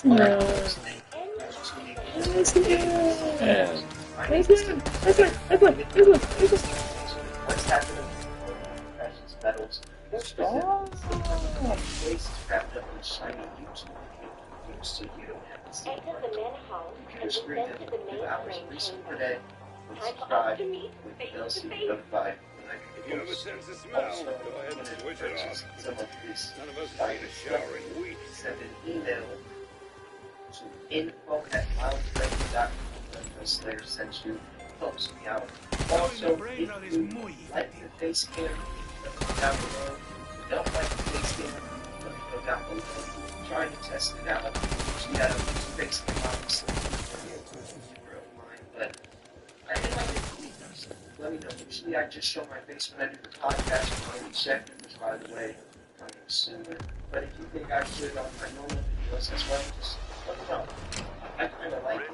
But is it necessary? That's the little thing. I guess nowadays everything's so maybe I should. Anyways, yeah, there. So like Christmas is where the stocks the word. That's great. I just today probably still, but it's not saying like Christmas or here. Saying so like Christmas is so think about that. I try not to miss the meaning of all this, but you know, and I do be very responsible about that. I don't know one idea. Show me some love. The expectations. I always say expectations always have to happen. You know, it's a line that I like to go by. But you know, we're living in crazy times, and so expect crazy things to happen. Potentially like a 50 basis point jump over, right? Like the call of the right? 2+ high, and silver sitting at $2+ dollars. So, you know, divided by basically I'm staring at, you know, at work. I did a talk for the camera, so This is a way to run a supply chain.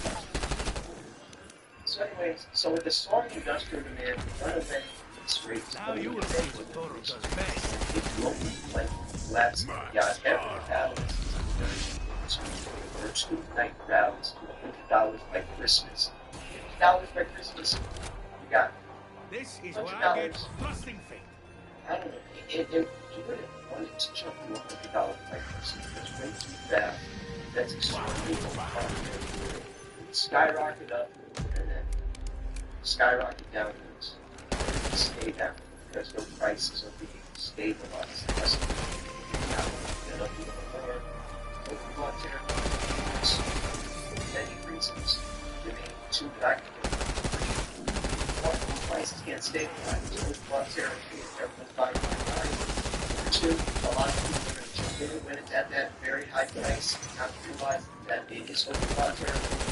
That correction needs to happen unless these people don't understand the market, so they're just getting in without even knowing why they're buying something. So if it drops back down, then all of those same people that just got in, just following the silver hype train, and sell at a loss. So they buy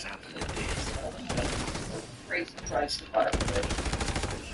Example, when this happened, they buy it, and then they buy it. My money's worth.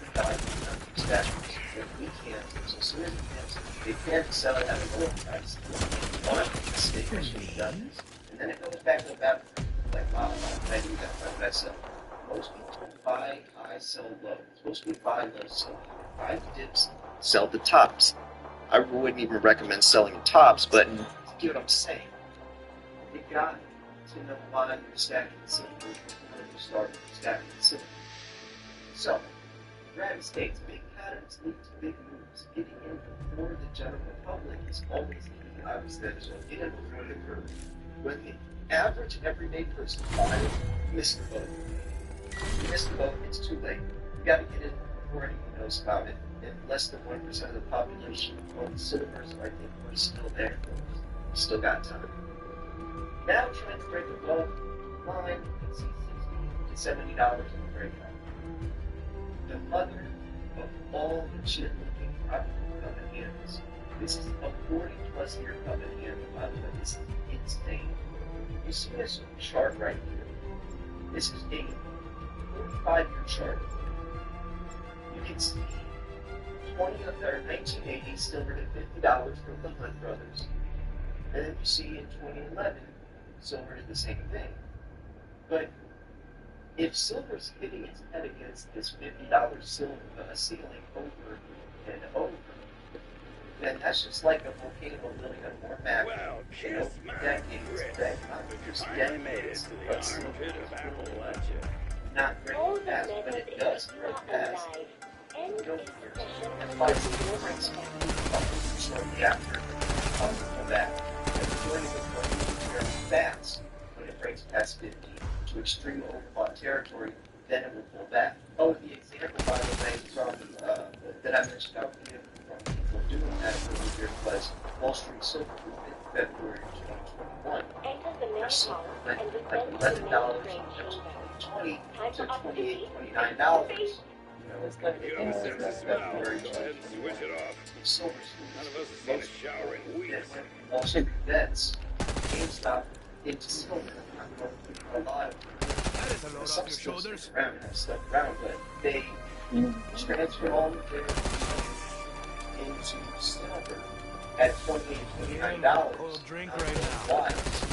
All the credits there in the total. So, but then when they pull that down, they're expecting to see numbers. They buy the 29, 100s, not understanding why stack silver, which is to preserve your wealth into $5. But then when it dropped down, within a couple of weeks or months, they sold. They bought it at 29, sold at like 24. But if it was going on, so now 42. Seriously? But they didn't wait around that long because they weren't silver more to get expensive. But anyways, you guys get what I'm saying. So, silver finally smashed $2 per ounce ceiling.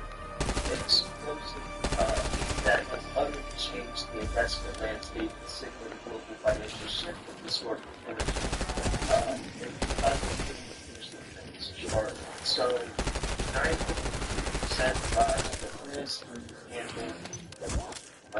This is why they're saying 41.50, which is silver price, times 900% is 370. I don't know what they're trying to say with that. Maybe they'll explain it down here.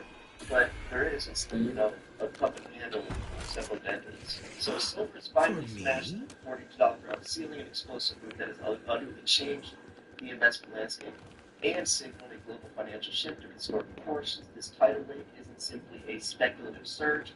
All indicators point to a relentless, self-feeding silver rally destined to catapult prices toward 77, then with breathtaking speeds, triple territory.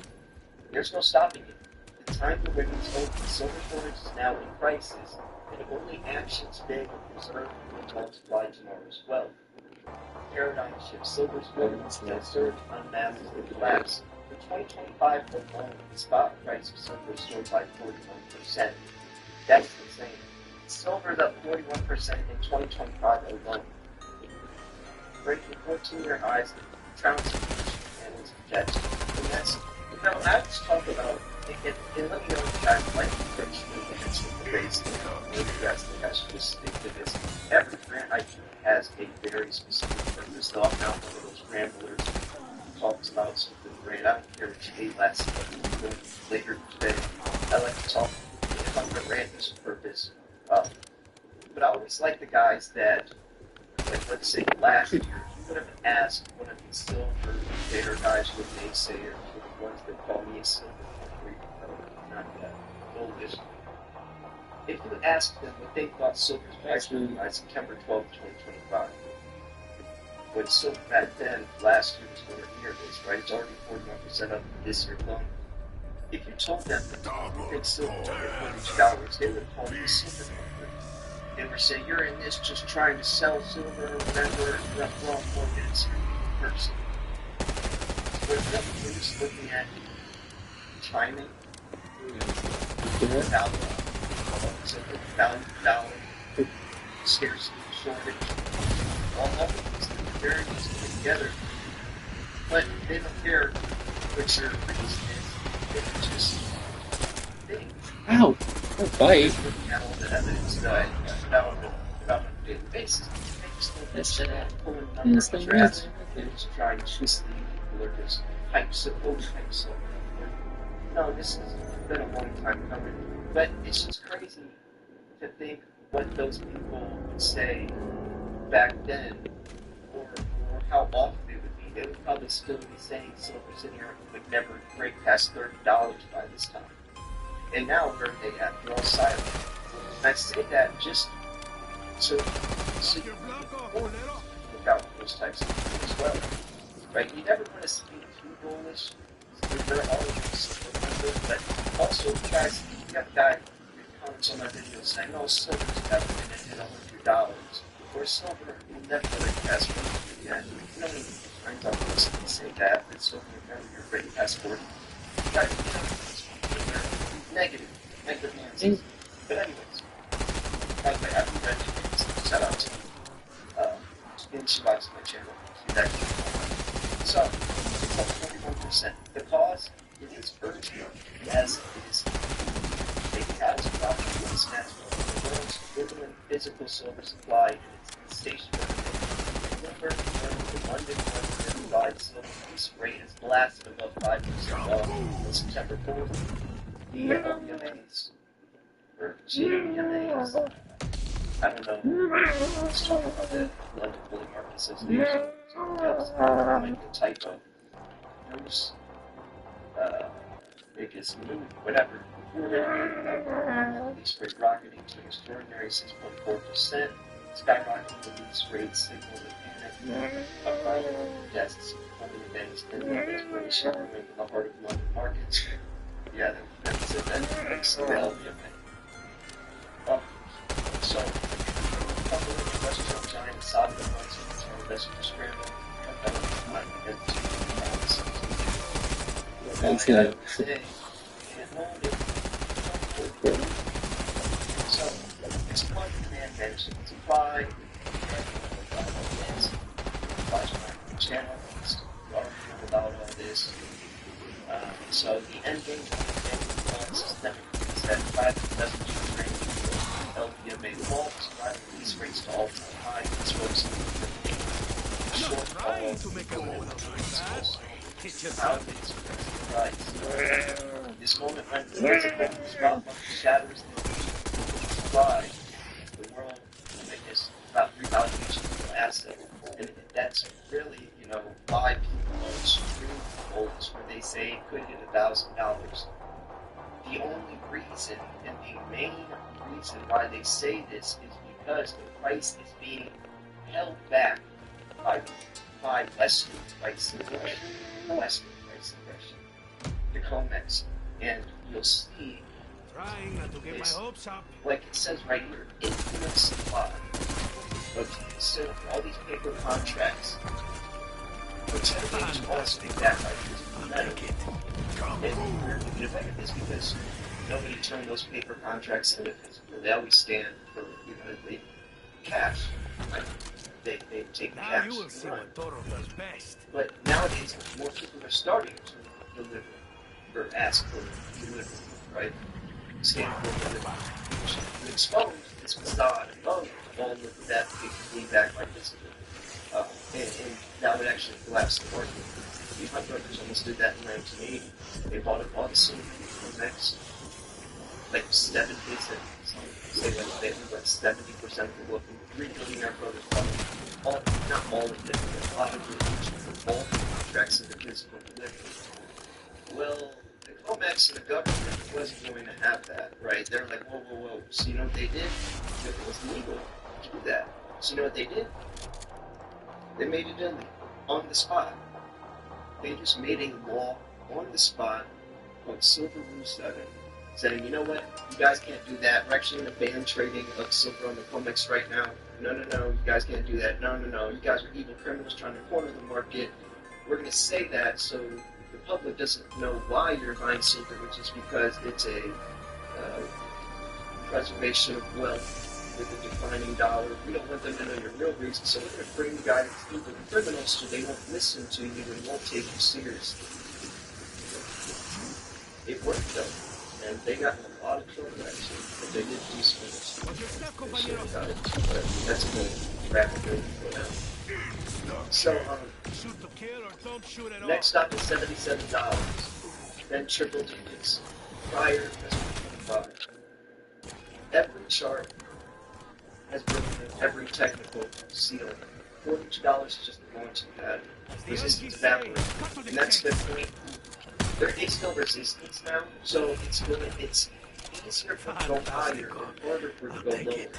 Whereas before, it was harder to go higher and easier for it to go lower. Because since we keep breaking past these resistance levels and comfortably staying above the support level, there's less resistance, which is very, very bullish. That's a very bullish sign. That's what we're talking about right now, right? Resistance is evaporating. It's primed for a relentless adoption. 60 to 77. 77 most of them. But anyways, that is this part. $100 for my Christmas. Let me explain about base game as well. I kind of like it. But I don't know. Maybe you don't.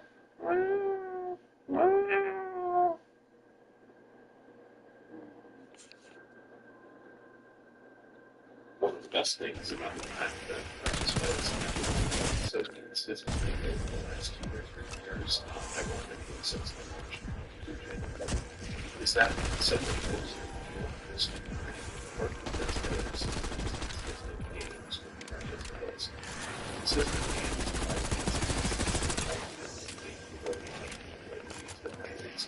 Caja misteriosa, at your mercy.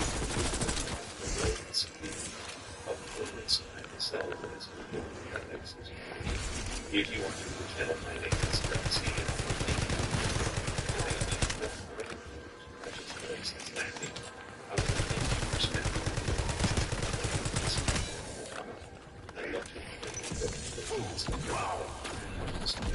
If you're one of our return subscribers, guys, so because it doesn't happen to be very often, but I have to admit that the price increases that most tremendous makes things the other last couple of days. It's definitely something that's a currency that doesn't happen very often. If you're new to the channel, I like to begin my videos with a simple disclaimer.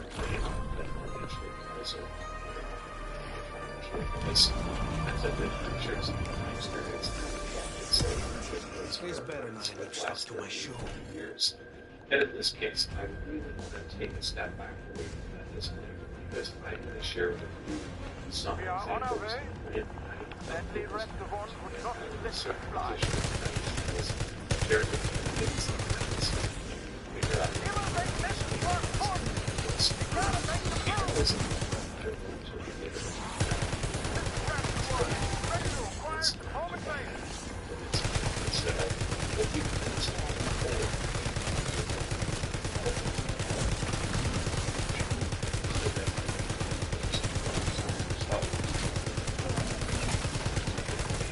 One at a time or all at once? I do fine.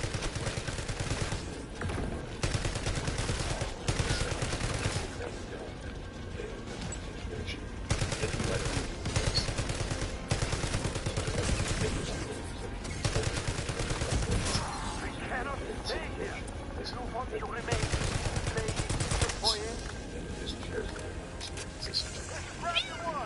Let's talk a little bit about when it's time to sell. When it's time to sell your precious metals. Gold right now, just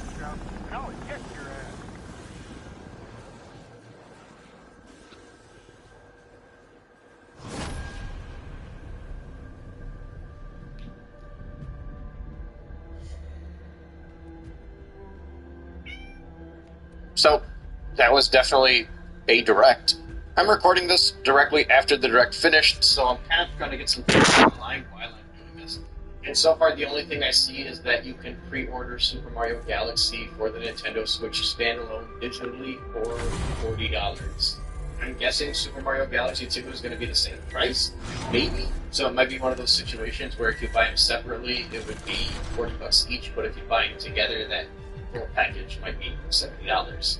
But that also means that if somebody does want to own a physical copy of Super Mario Galaxy 2, they're going to have to buy Super Mario Galaxy 1 as well. Which means if you own 3D All-Stars and you want physical everything, you're going to be having 2 copies of Super Mario Galaxy for the Nintendo Switch. And it is not a Switch 2 exclusive. So, despite the fact that Galaxy is hype, and I think a lot of people are very excited for Galaxy 2 specifically coming to the Nintendo Switch, this doesn't really do anything for the Switch 2.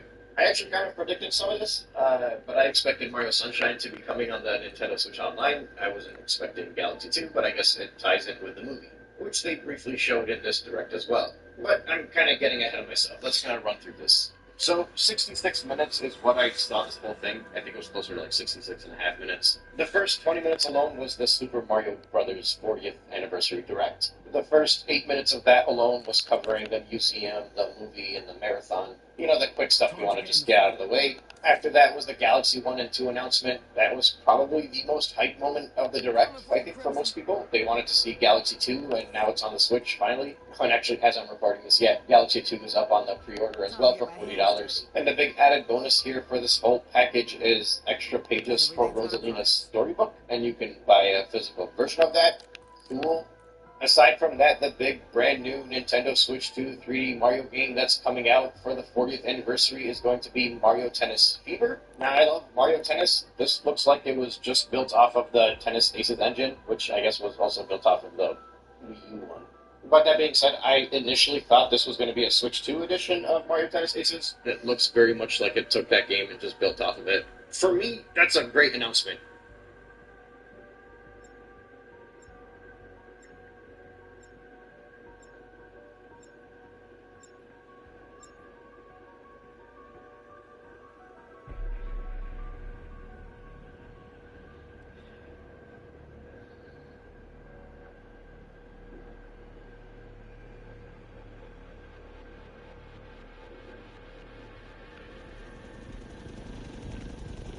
Security chief to new arrivals. Could have used you sooner, but welcome just the same.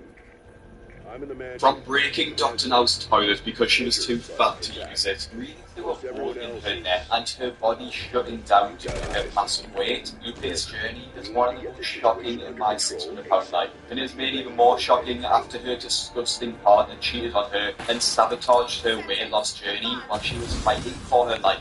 Lupe Samano is 39 years old, weighing in at 642 pounds, and to make matters worse, she has an awful living situation, living in a neglected apartment in the Californian suburbs. Being this overweight, everything I do is hard, it's a struggle. Things are so hard for me. I have lost motivation to do anything for myself. Lupe's severe morbid obesity has put a strain on all of her organs, and she now faces complications. Her heart, lungs, liver, and even her kidneys, and her body is literally shutting down on her from the inside out. Her medical issues are some of the worst on the show. She has type 2 diabetes and actually ended up going into a diabetic coma. Her kidneys have failed once before, and Lupe's fat around her neck is so dense that it was literally suffocating her. This resulted in the doctors having to do a tracheostomy just so she could breathe. If you haven't heard of this before, it's a surgical procedure that creates an opening in the neck directly into the windpipe or the trachea to allow the patient to breathe. And I think we really need to put this into perspective. Lupe was so fat that she had to have a literal hole put into her neck just so she wouldn't suffocate. This type of super morbid obesity is so dangerous, and I don't think many people quite drastic extreme risk of it up. I do like a chin tuck for here, and then stretching because we go to another nice to do it.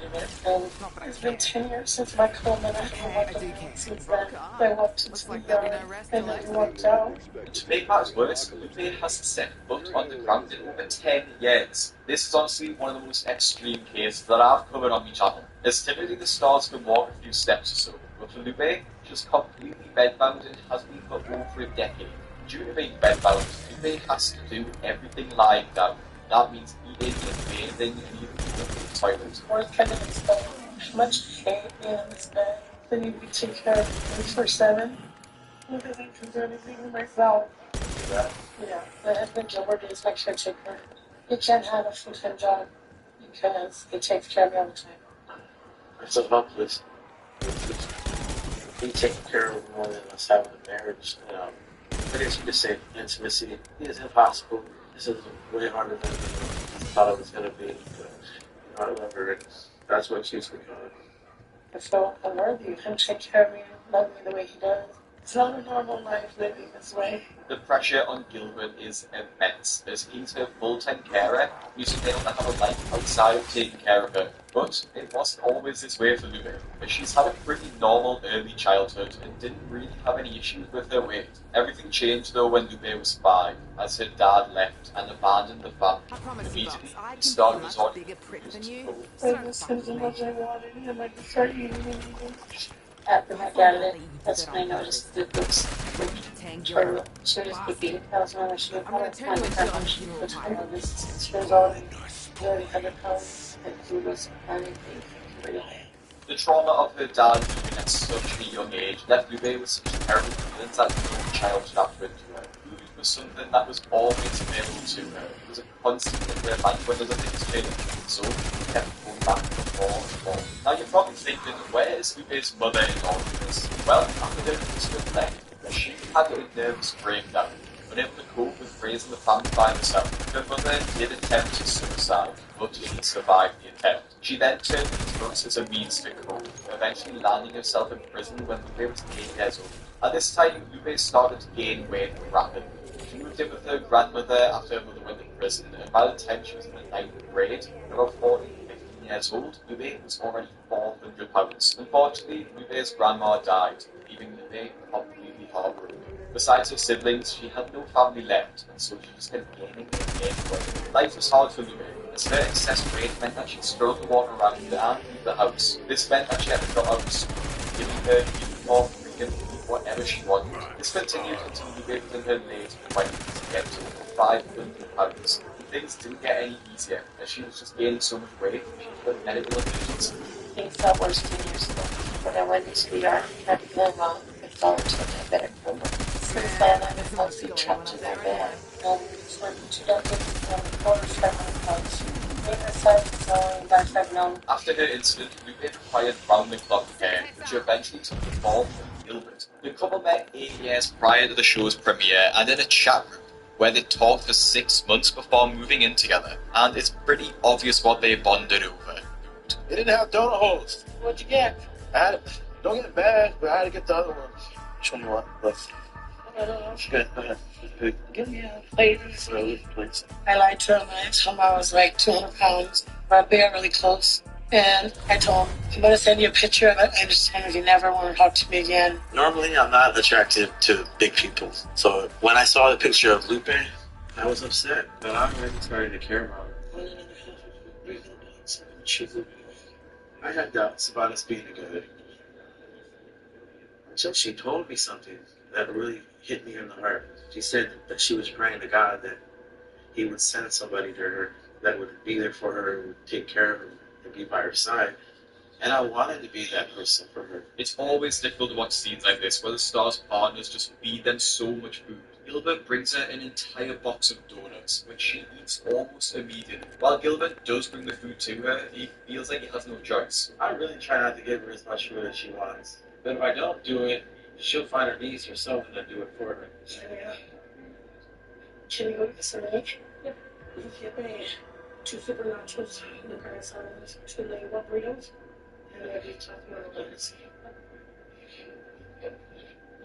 Most of the food I eat now is either takeout or microwavable foods. It's easier to have someone to bring it to me, so I would like to cook and be okay. If Gilbert can't bring her food, then Lupe will enlist the help of her young niece to get it for her, which her niece doesn't really like doing as she knows the effect it's having on her. When Lupe calls me, sometimes I don't even answer the phone because I know that she's gonna want me to go buy her food, and I find it's hard to say no sometimes because it feels that she might think I might not love her. Lupe just has no control over how much she eats, as once she starts, she just can't stop. Sometimes she even keeps her meals a secret, hiding the meals from her family members that she gets from others. When I eat, I feel happy. But remember, as long as I eat, sometimes I order me next Chicago payment. You don't even know. And I feel bad. I mean, it needs to be changed. I'm going to lose you. I don't know how to change. I'm in the mansion. You'll change stuff. You'll change. It's like so cool. This secret eating is having an effect on their relationship, and Gilbert can't see it that's too much longer. He thinks it will either end one of two ways. Either he leaves, or he dies. I don't want to like this anymore. I want to feel like I want to get up. Now, with the knowledge that Lupe will die soon if she doesn't change, Lupe makes the first step towards recovering by moving to Houston and being close to Dr. Now for treatment, as the distance from her home of San Bernardino is just too far to travel on a regular basis. But this is a huge step for Lupe, as she hasn't left her house in over a year, let alone her state. Today we're leaving for Houston. I'm leaving everything I know in my life. I've tried so many other things, nothing's worked. I'm nervous. I don't know how much struggle. I have a lot of people that have got more struggle. It's gonna see me through this journey. I got this. You're gonna do it.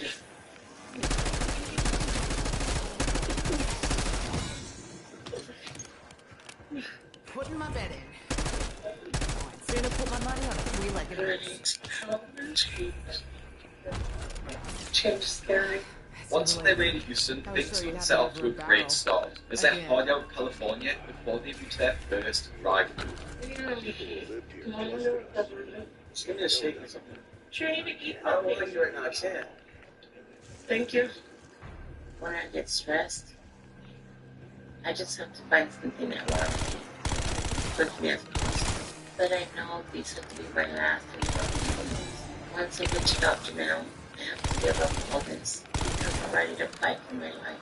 This is off topic, but it really irks you when people say, get me a, instead of just using simple manners. I just don't understand it. I don't know if it's an English thing, but I would never just say, get me this. I literally say please after every sentence too. But anyway, the road trip continues to be a total nightmare, as Lupe is so overweight that she can't walk to the toilet, so ends up going on herself in the car. When I get off the store, I was a pee on the thing, I'm sorry. I had an accident. Yes, help me. What do you want to hear? Yeah, it's somebody to change it, and they went to the restroom. It's wet. Thank you. This is just so miserable. And I really hope it's not a rental car, because if it is, I'm not sure an expensive DVD is going to get rid of that smell. And plus, imagine renting it, knowing that someone's wet themselves in the front seat. I don't even want to think about it. A few hours later, Lupe and Gilbert arrive at the hotel that was staying there for the night, being quite chilling.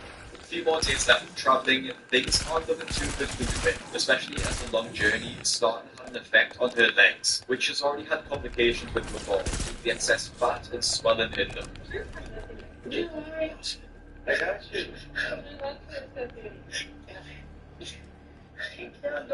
You want me to? Yeah, do you think you're supposed to this will Yeah. Do you want me to put this to the ground?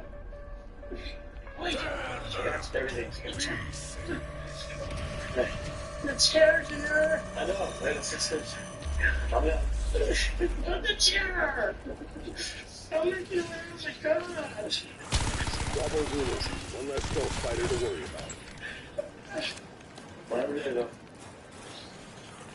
Fly in. I got your back. Sit here and take a good break. We're only a third of the way there, and I'm not sure if I'm going to be able to make it to you. Traveling when you're super morbidly obese is significantly dangerous because there's already a high risk of blood clot, and that's not even mentioning the stress it puts on the rest of the body too. Understanding the seriousness of the situation, Dr. Now instructs Lupe to come directly to the hospital, where she'll be seen in the ER for an investigation.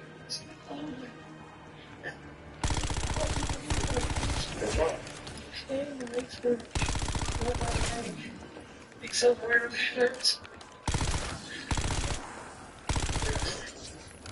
Don't worry about it. Oh, it's something out? Yeah. Hard for my wife Lupe. She's having a left leg and she's having a left side. Yeah. Okay. Thank you so much. I can't stand seeing her like this. It's kind of scaring me right now. Because I love my wife and I don't want her to die. The risks of a blood clot in Lupe's leg are serious. The clot could travel up to her heart, and she could end up having a pulmonary embolism, which would result in her death. Should be arriving any minute now. From what they told me, she's been in a small car for 3 days. And that's a long time for somebody her size to have that much stress on her body.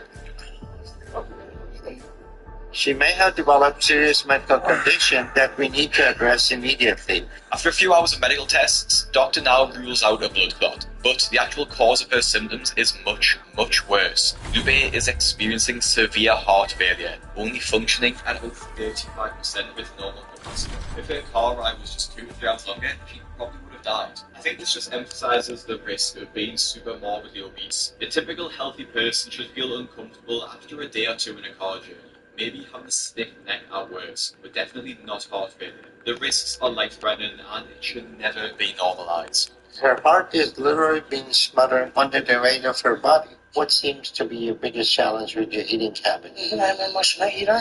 I get bad anxiety. And then I'll eat food until I get sick. Who brings in the food? My husband, my family. They don't realize that they are killing you? No. No? I think they do what they do because they love me. Okay. All right. Let's see if we can get you in bed. We got a very pathological situation here. She's been killing herself, and her husband has been helping her to do that. At her size, she's been consuming at least 20 to 30,000 calories a day.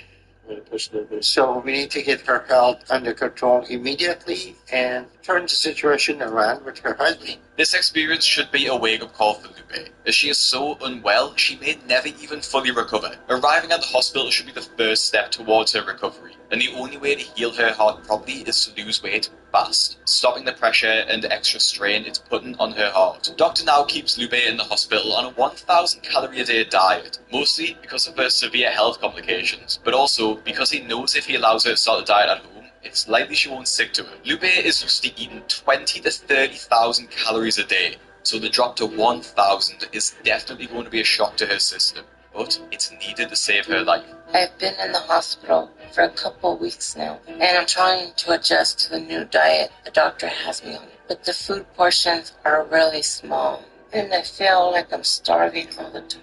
I hate the feeling when I'm hungry. It's like all this emotion that's pushed so far down starts to come back up, and I want to run to food. A month later, the diet proves a complete success, as Lupe loses 69 pounds and her heart is in a much better condition as it was when she first arrived. Happy with her progress, Dr. Now allows Lupe to continue the diet at her apartment, but it doesn't start out very well. I get out of the hospital and I guess I hurt myself and I'm bleeding all over the place. Humiliating, bleeding all over the floor. I felt like I just wanted to get fast food and sit in this hotel and eat, and I can't. I can't. I gotta be strong. After seeing blood on the floor, Lupe thought that she'd injured herself when getting into the wheelchair, but the reality is due to her rapid weight loss, Lupe's menstrual cycle has returned, something she hadn't experienced in many years due to her size. Experiencing normal things like this shows just how overweight Lupe was, how limited her body was by it. But a few days later on her 40th birthday, everything gets thrown out the window, as her family come around to celebrate with the only way they know how, with food. Alright, somebody should sing happy birthday here. There are days you just have to enjoy life, celebrate. So I'm just gonna enjoy it today. I have my next appointment with the doctor in a month, and I feel like I can hit my goal by then. So I'm gonna keep trying. I have to get this surgery because eventually I know I'm gonna start giving it to my cravings every day.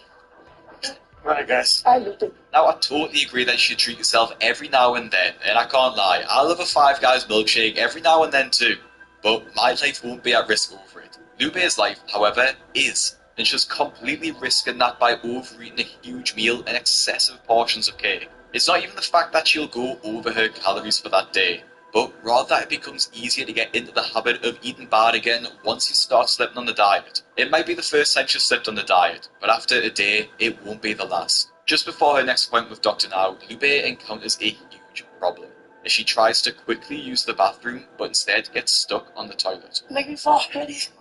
Oh, make me up, please. Baby, overthinking it. It's broken. I'm gonna fall down there. The chair broke? Yes. I'm trying to get off this. I'm trying to help you. You're crying more than you're trying. Let me get a nurse real quick. Can you give me a hammer quick? If you can help her push up. Jesus. Don't let me go, please. Just come on. 1, 2, 3. I can't do this. Serious? You can wear yourself on crying. Hey, what am I supposed to do? I don't know. I'm missing something. I can't get off. You need them? I don't want to fall. Yeah, I don't need them. I can bring someone else if you want. She got stuck. Okay. She got stuck in the toilet. I think it broke. See. Okay. This is not a good situation with Lupe.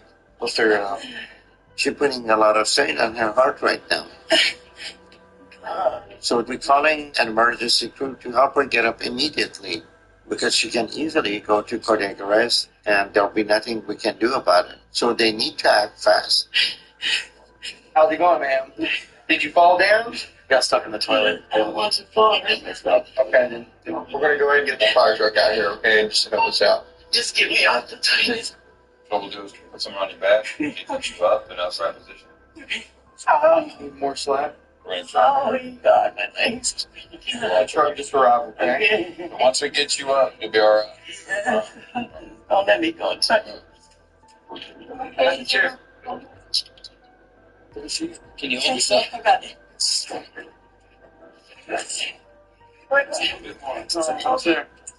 Nerve?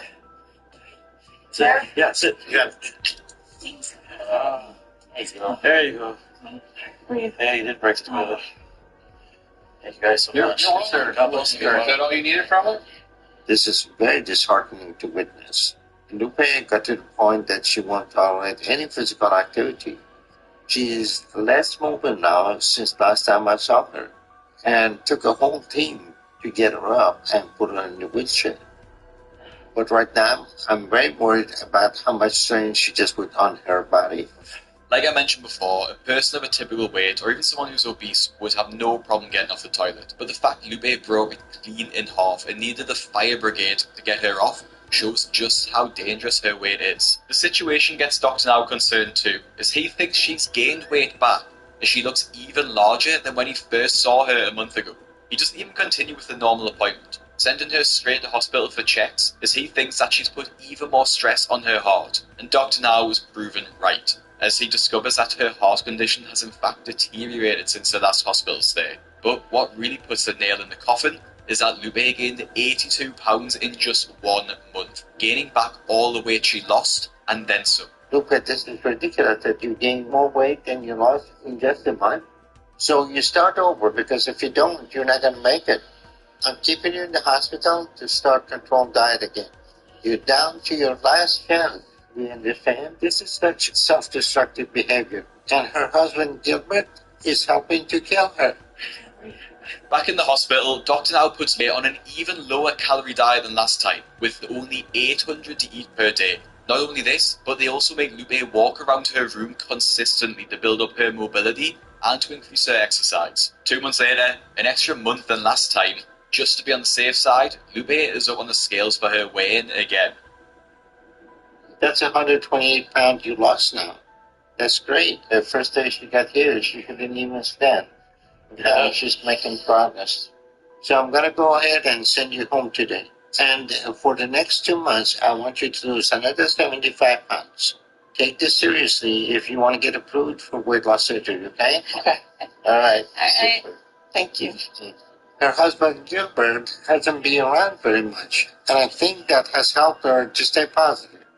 But I'm concerned with her being back with him on a daily basis and how that's going to affect her. Regardless, she has to prove that she can do this on her own. Until she does that, she will not be ready for any weight loss surgery. Lupe's weight loss is a fantastic step in the right direction, but her partner Gilbert does present a huge blocker towards this, as he was partly responsible for her previous weight gain. He blames this on a lack of knowledge about how to eat healthy, but when Dr. Now gives him a diet plan and instructions and recipes, it's hard to see how he could still use this as an excuse. The second time around, Gilbert does seem a bit more positive than last time. He even makes an effort to come up with healthy recipes and wants to change his own attitudes towards food. I'm doing this for her because I love her and I want to see her get better. I'll do anything I can for her. I just want her to comply, and I need to stop enabling, bringing the wrong foods. This time I'll make the right choices, get stuff that we need to eat. So I don't want to go to the doctor's office and find out that my wife gained weight. Okay, thank you. But everything changes in an unexpected turn when Lupe discovers that Gilbert has been flirting with women on social media and trying to meet up with them. I'm gonna have to go on there and find out myself. There's all kinds of chicks. That's so disrespectful, you know? It irks me. Just sending scriptures out with no pictures of me, just of God and, the news and stuff like that. I'm here clicking and grabbing anyone I can that I can send that message out. I'm trying to spread the word out, and you're upset because I added a chick on there. If you're spreading God's word, why would I go on there and I see all kinds of chicks, especially showing their boobs? Come on, Gilbert. If there's someone you want to reach out to, and if it's a woman, have your wife do it. It's called respect because you're married. Okay. Sometimes I feel like I'm out looking for affection sometimes because I don't get it from you.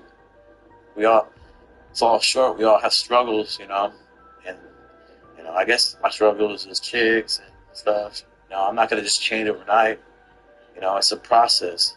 Just like you, you're not eating right. You're 600 pounds. That's so disrespectful, Just because I'm fat and that, I don't deserve less, I can't change you. When I married you, I let that crap go even the day I met you. It's called respect. It's something that you need to start having. I don't know what to do with him right now because I'm so hurt. For once, I agree with Lupe here. Just because she's over 600 pounds doesn't mean that she deserves to be cheated on. If Gilbert is unhappy in the relationship, which would be totally understandable if he was, he should just be honest with her, admit his feelings, and leave Lupe. Now, with everything going on, Lupe has cheated on her dyer quite a bit, and her relationship with Gilbert is still struggling. Thankfully, they find an apartment to move into instead of living in their motel, but Gilbert upsets Lupe when he isn't strong enough to push her over the step into the apartment. Babe, it's too heavy to get over the step. I don't want to do this. I'm scared I'm going to fall in love with you. Stop, seriously. Wait.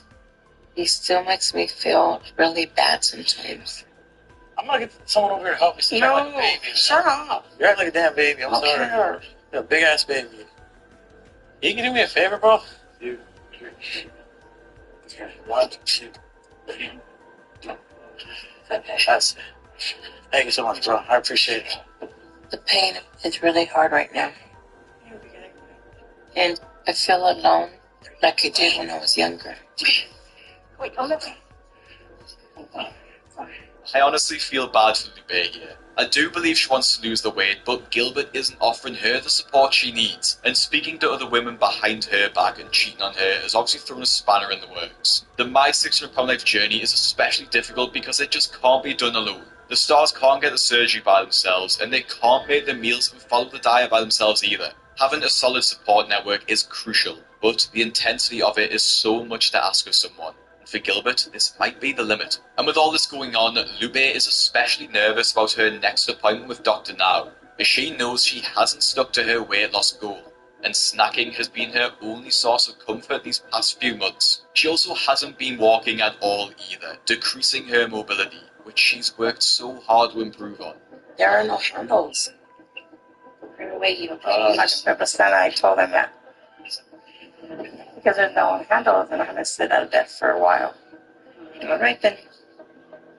Let's go to a banquet, okay? I'm a little frustrated. I know I have to have some help to stand because I can't get weighed without that right now. Hello.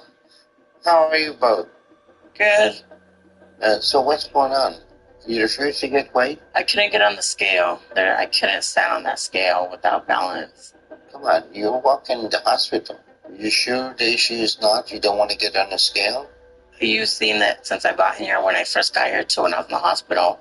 I've lost a lot of weight. I was walking in the hospital, and then I got sick. I was good, I was not. So I'm barely starting to get out of bed again. That's what I'm saying. You're not walking at home? My house is nothing but ceramic tile. It's very slippery in there. I'm not getting therapy. I'm not getting anything. It's just me and my husband. You have to get up every day and exercise. I know that, and that's why I'm saying I need more than my husband to help me at home. I almost sleep because it's so slippery there. You had 2 months to tell me this. To try to help you. It just sounds like an excuse right now. What Lupe is telling me is very concerning. She has an excuse for not standing in a scale. Now she's making excuses for not being active for past 2 months. She could have called us anytime for help.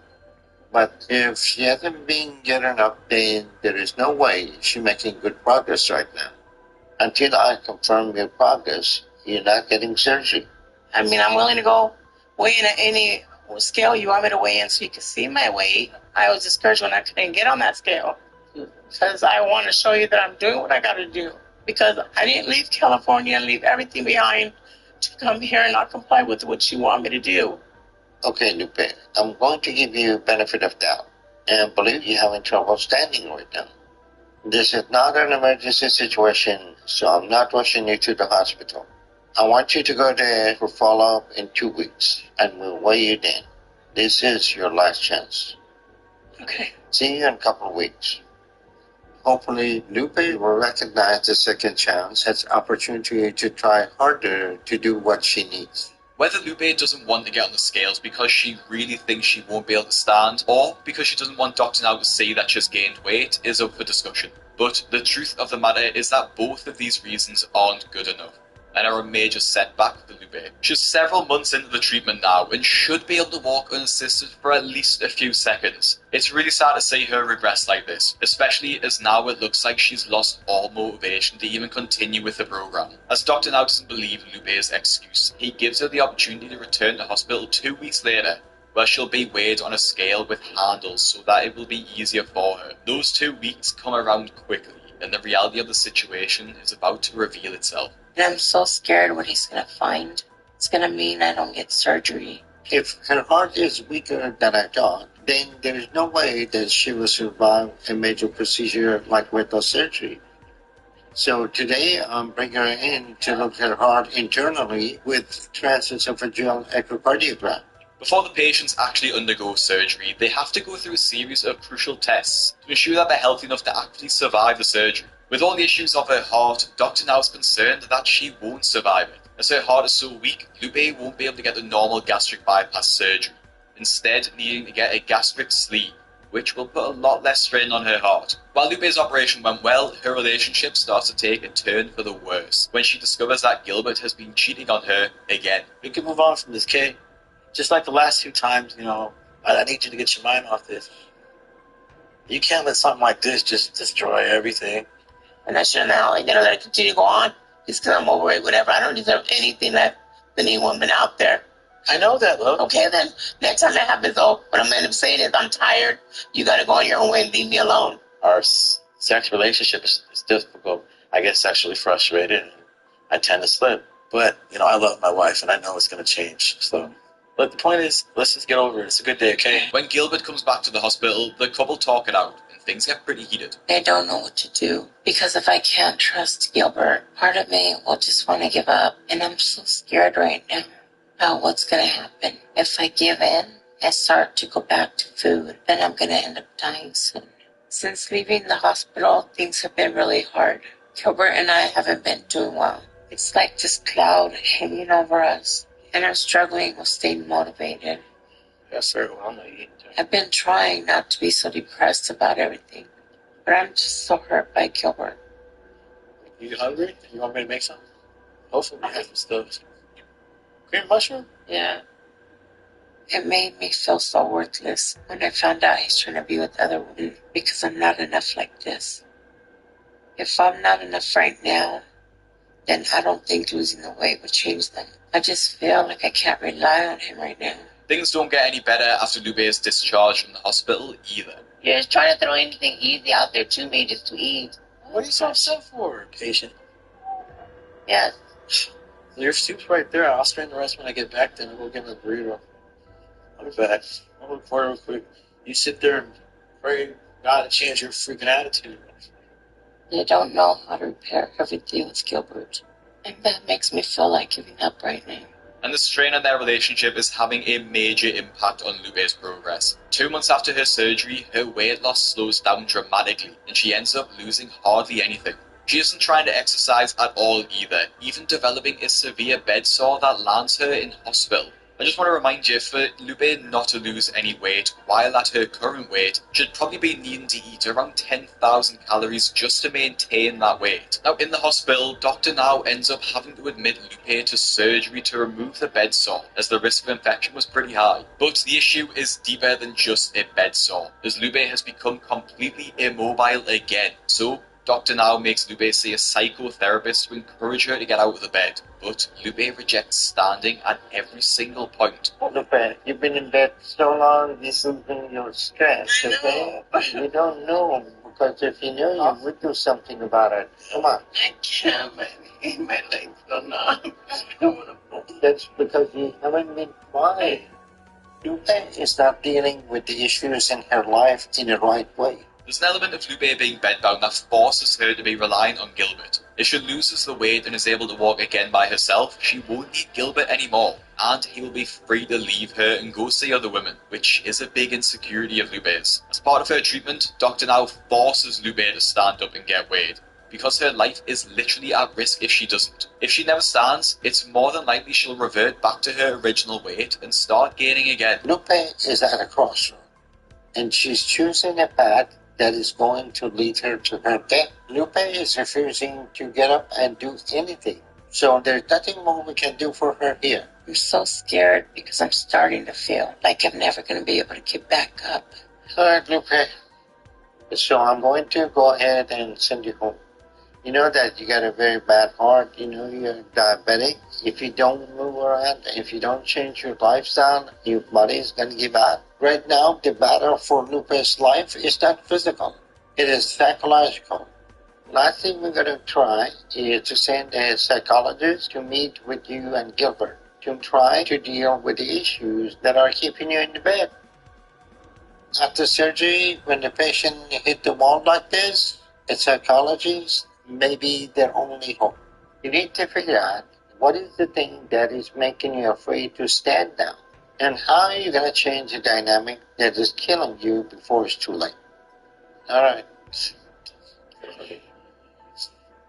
Put me on my list. I gotta be trying still, dude. You're gonna have all my support even more now when we get home. With Lupe outright refusing and Dr. Now storming out, it's not a good look for Lupe, and you wonder how she's ever going to make any progress if she won't even stand for a few seconds. Because of her refusal to do absolutely anything, Dr. Now discharges her from the hospital because there's just nothing more he can do for her. He thinks the issue Lupe has with standing is psychological, so in a last attempt to save her life, he has Lupe see a psychologist to help her work through the mental issues that are preventing her from standing. When the psychologist asks Lupe directly about their relationship, Gilbert's cheating is put under the spotlight. I think you both are well-intentioned. I mean, you obviously love one another, but trust has to be backed up with behavior. You all really need to work on just rebuilding things. And right now, it's as simple as I need to stay faithful, find ways to do that, and I've got to find ways to continue to work on myself and to help him because he's at a point where he can't help anymore. And then that's how you rebuild trust, little by little by little. I think that will give us a lot of work to start with. Okay? Okay. All righty. Thank you. Bye. Take care. Okay. Same here. Bye-bye. Gilbert's been my rock for so many years. If I don't have a future with him, then I don't have the motivation I had when I started this journey. While the cheating can never be excused, you can see and understand Gilbert's frustration with Lupe, as she seems to be making no effort to improve her physical situation. How can they picture a future for themselves when Lupe doesn't even want to take a step towards it? Literally. The session seems to have helped Lupe, as she continues to lose very small amounts of weight, but at least she hasn't gained anything. And while Lupe still isn't standing, she seems more positive about the idea. But because it's been so long that Lupe has been stuck in her bed, the muscles in her legs are actually deteriorating, making walking a serious challenge. In her final appointment with Dr. Now in the show, Lupe has lost over 300 pounds, which is just an outstanding feat. But it's really difficult to see the difference in weight because she's only ever lying down or in her wheelchair. It will take walking and doing more physical exercise for Lupe to really see the benefit of her weight loss. She still has a long way to go in her recovery. And if you'd want to see how she gets on in her follow-up Where Are They Now episode, let me know in the comments. And if you want to watch more My 600 Pound Life and see the dumbest star ever to feature on the show, click the video that's on the screen now. Make sure you follow my Instagram at BigCraigYT, subscribe, and I'll see you in the next one. This year is 46-year-old Brandon, and on one cold Sunday afternoon in a small town in Ohio, he ventured out to pick up a delicious delicacy from his local Mexican restaurant. But when he got to this restaurant, he was bombarded by me and was shown a wanted nudist flyer with his face on it. Is this the individual? Have you, who that is? It doesn't look familiar to you at all? It's not me. It's not me. It's not. What's your name, sir? Now, this had to have been the last thing that Brandon was expecting to run into on this day. I mean, you can't really blame him. So, of course, at first, he denied everything. But eventually, he admitted to everything. You may be wondering how we got this information on Brandon and how we obtained this monstrosity of a picture of him with his buns out. Well, it all started on the good old TikTok app, where Brandon would frequently go live and chat with users who would pop into his stream. But one day, Brandon decided to engage in a conversation with a cupcake. We'll just call it that so that YouTube doesn't demonetize us. Now, obviously, after some point, this conversation did get rather inappropriate. We'll just say that. I can't get too much into the specifics of the chat log here on YouTube, but if you want to see the full chat log of Brandon, you can head on over to skeeterjean.locals.com. Here you can also find this video uncensored and more. Now, obviously, this is illegal activity, so we had to make a report to the police. Not only did we do that, but we actually got Brandon to get in his car and drive himself to the police station. I am not making this up, and you're about to find out firsthand on this episode of Skeet Predator. Well, boys, your boy Skeet Hansen back at it again. We're here in the boonies. Once again, as you can see, we're at a Circle K gas station right around the corner in front of this guy's house. But what city is this again? Wasson. Wasson, Ohio. Middle of nowhere. No, but no, we are going to go to this guy's house here. This is a picture that he took of himself in the shower. Now, this guy has been having a very sexually charged conversation online with who he thinks is on TikTok. So this is a little different. He went live on TikTok. The decoy joined. She said something in the chat. Brandon started talking to her. Then it went to personal messaging on TikTok, and then it went to text.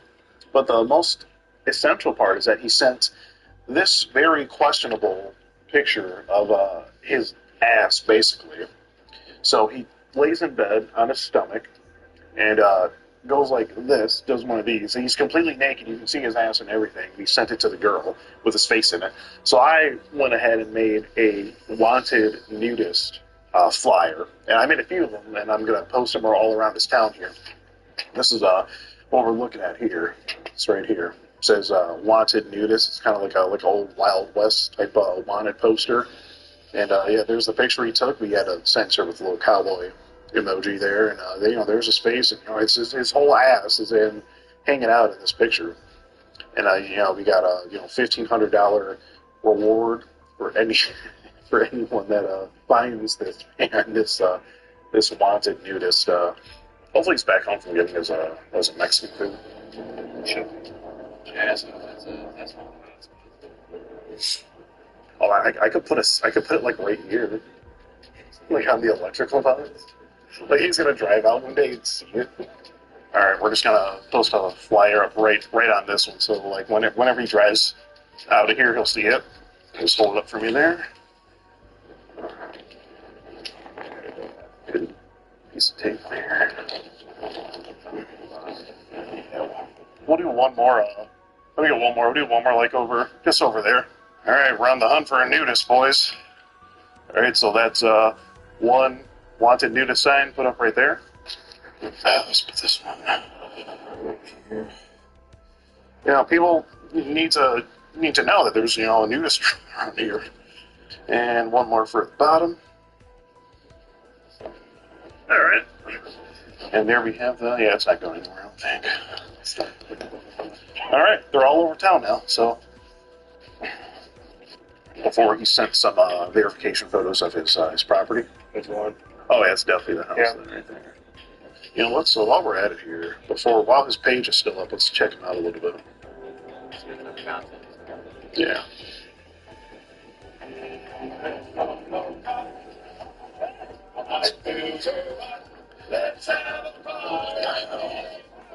That's my birthday is now a federal holiday. I want to see how rare it is by this community. So let's get it up there.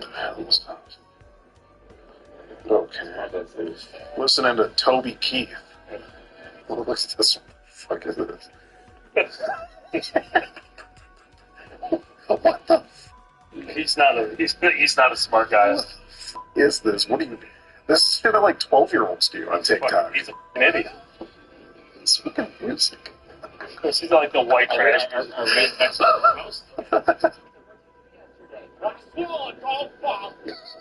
Are you okay? I can't prove. So what you did yesterday? I swallowed golf. This guy might be too stupid to insult. It may be. So let's see one where he's like looking normal, kind of. Or, what the fuck? He turned us black. Dude, I'm so confused. Why post this? Why? I legitimately don't understand. I think so. Yeah, I'll see. Okay, well, that's Brandon. That's the kind of shit he's posting on TikTok here. All right, time to go knocking. Good.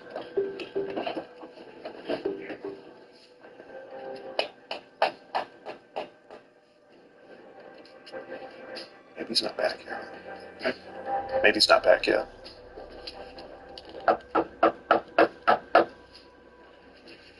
I don't know. It's taking a long time.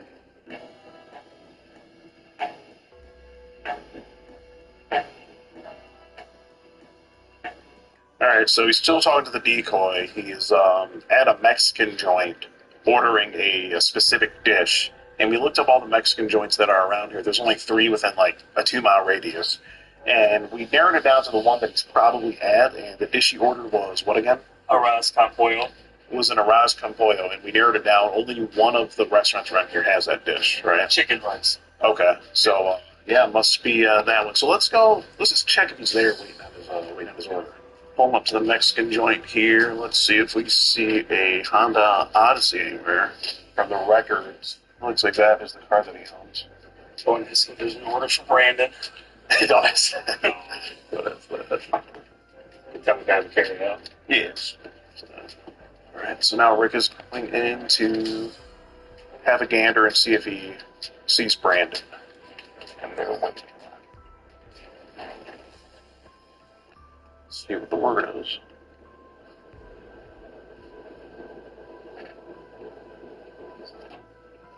Busy, but he's not.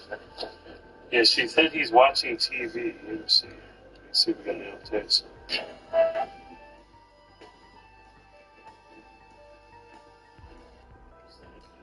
And Odyssey.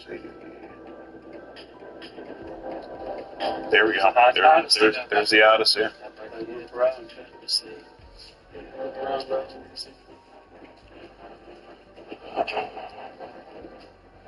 Just gonna walk by 6 feet. Cute. Just kind of be just do one of these with the camera. Be kind of low key.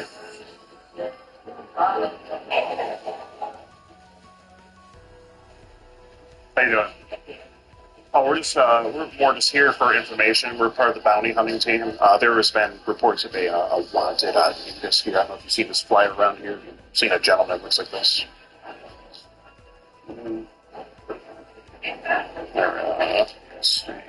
It's a better picture of him there.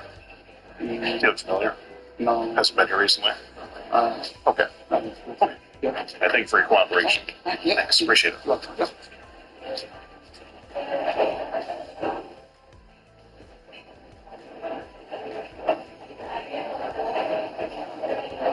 Here.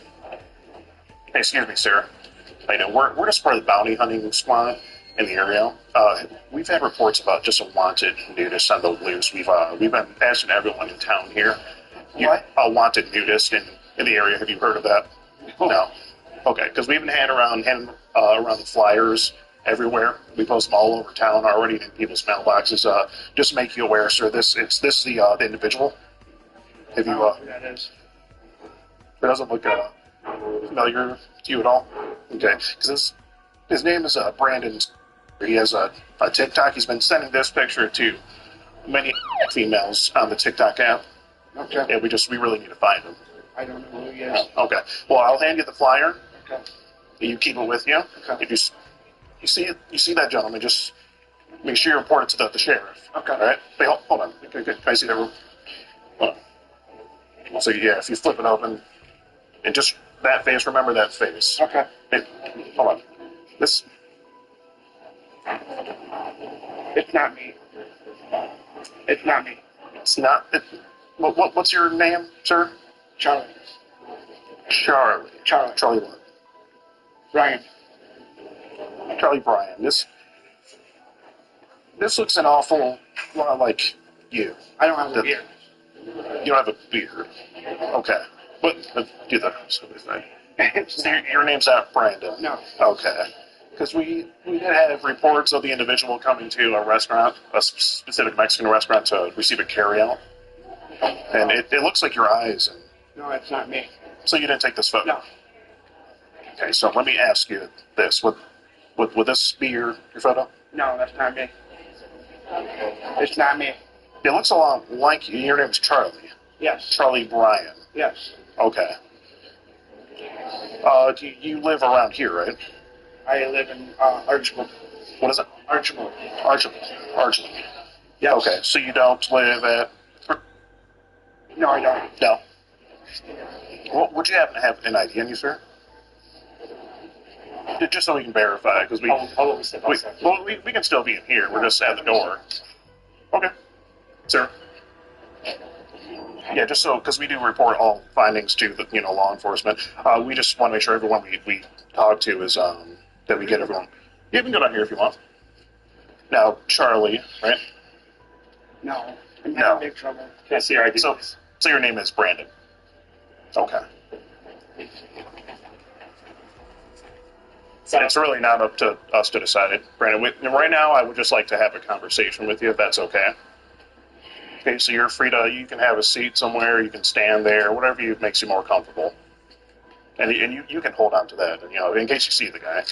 Now, Brandon, I understand you go by TikTok, isn't it? Right. How long have you been on TikTok? I don't know. Okay. Let me delete it, TikTok? No, well, we're not there yet. We're going to have to see, where we're going to go here. Now I see have you been talking to anyone from the TikTok app? No, not really. Not really? No girls you're talking to on there? No. Okay, because I have the screenshots here. It says, it looks like you were conversing with a female.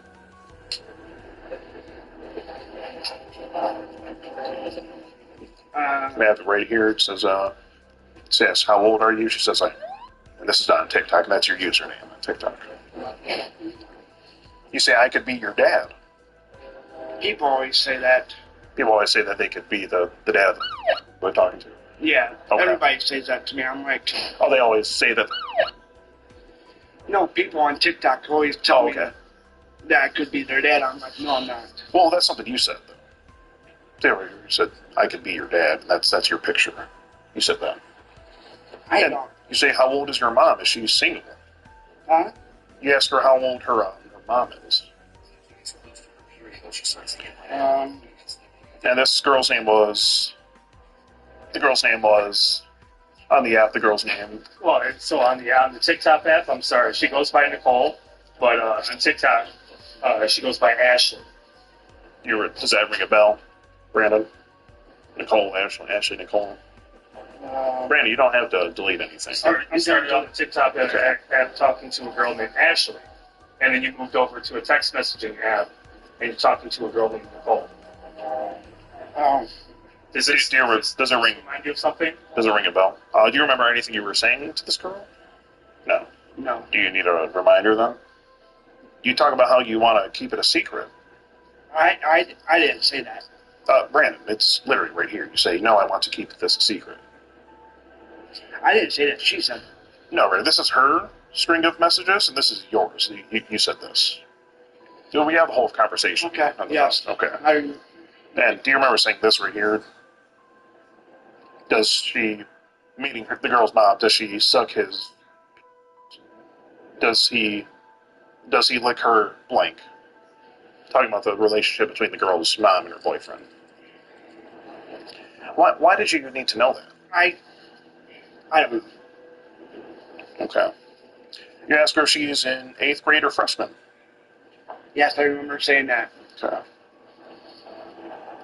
And at some point you were going to watch a band play, you were telling her, the Renegade Lemonade? Yeah. Is that a local act? Yeah, local band. Where do they play? All around the area. All around the area? Yeah. One of your favorites? Yeah, one of my favorite bands. Okay. And do they endorse this type of behavior? No. No. Well, what do you think they would think about this? Someone who's coming to their performances and doing a thing like this. They wouldn't like it. I wouldn't think so, Brandon. It's just not a good look.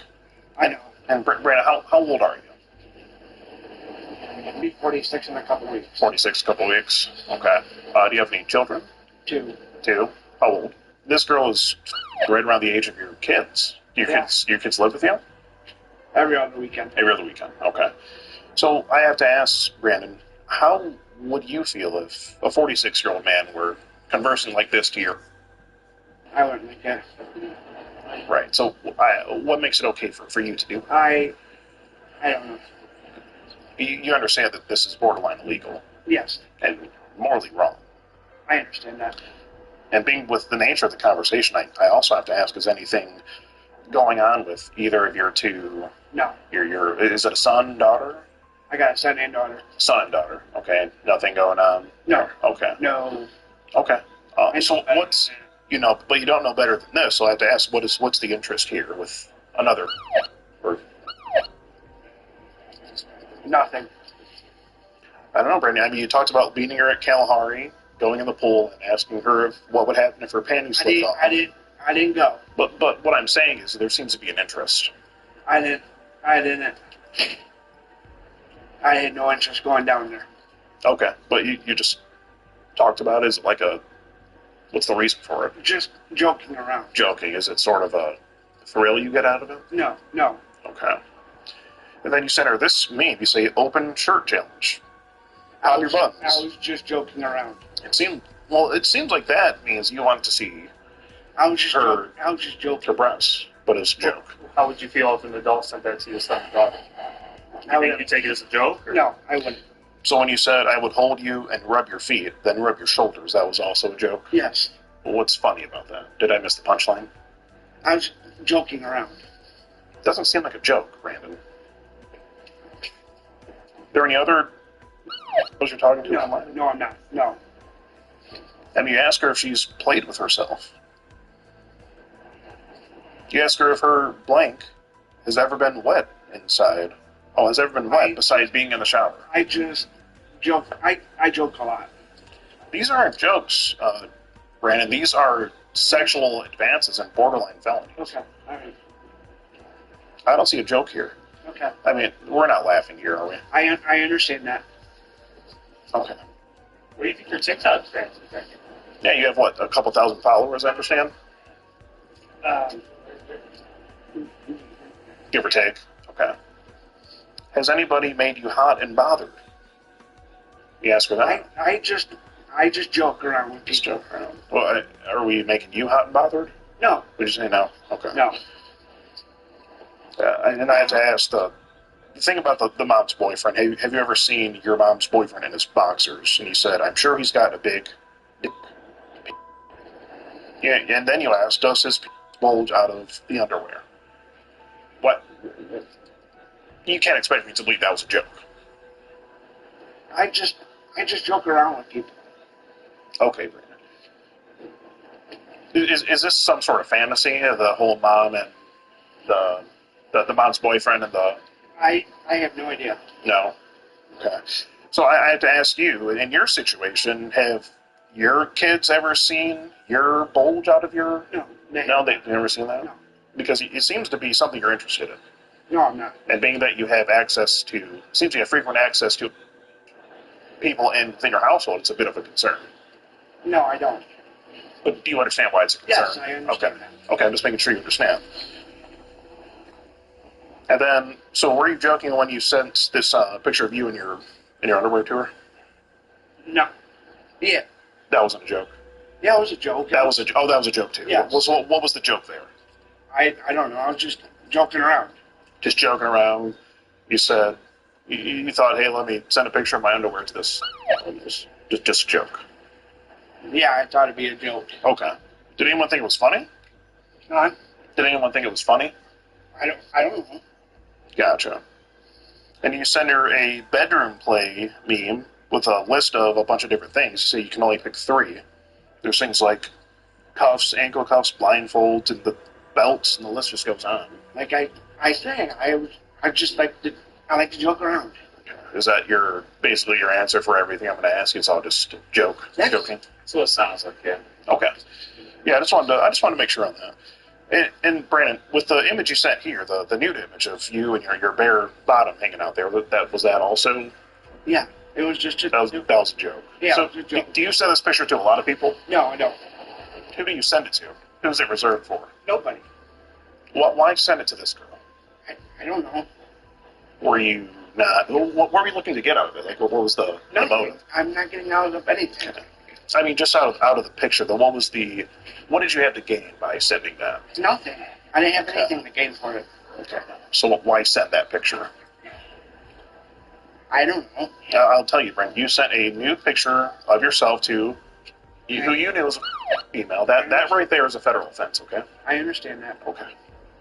And we've already touched on the whole Kalahari thing. And you said you weren't serious about meeting her at Kalahari. No. Okay. Okay. Because you ask her if she wants to go in the lazy river, and ask, what if your panties came off at the bottom of the pool? And then I was just playing around. Just playing around. Joking. Okay. I like to joke about stuff. Yeah. You say if I was there, we would have to go somewhere and talk in private. If I went. If you went. So what would you have to do in private? Huh? Well, why would you have to talk to her in private if you went? I don't know. Saying, she asked what you would talk about. You say nothing, just talk in private where nobody's around. So what were you planning to do in private where nobody's around? Well, what did you have to say? If I did went. Yeah, if you did go. I don't. That's too far away for me to go. Well, I understand, but if you were there, then I wouldn't have gone. But for the private part, I mean, what would you have done with her in private? Nothing, just talk. Just literally just talk. So why could no one be around them? Yeah, what would you do if you saw her? You gotta crack those private jokes, you know. Just talk. Okay. Yeah. And then there's talk of, she brought up her... Okay, yeah, that's fine. And she brought up her cousins. You seem to be interested in that. You ask how old they are. You say, what if your top came down at the bottom while I was watching you guys come down the water slide, meaning at Kalahari, potentially? I mean, Brandon, this is a thought. This is, a thought that was going through your brain. You typed it out and sent it. I don't think half the time. Don't you think you should think a little bit more? Yeah, Brandon? I do. Yeah. So, well, I have to ask, Brandon, is there anything... I guess what kind of things what else do you do on the internet? Nothing. So TikTok, do you have any other social media? Facebook, Okay.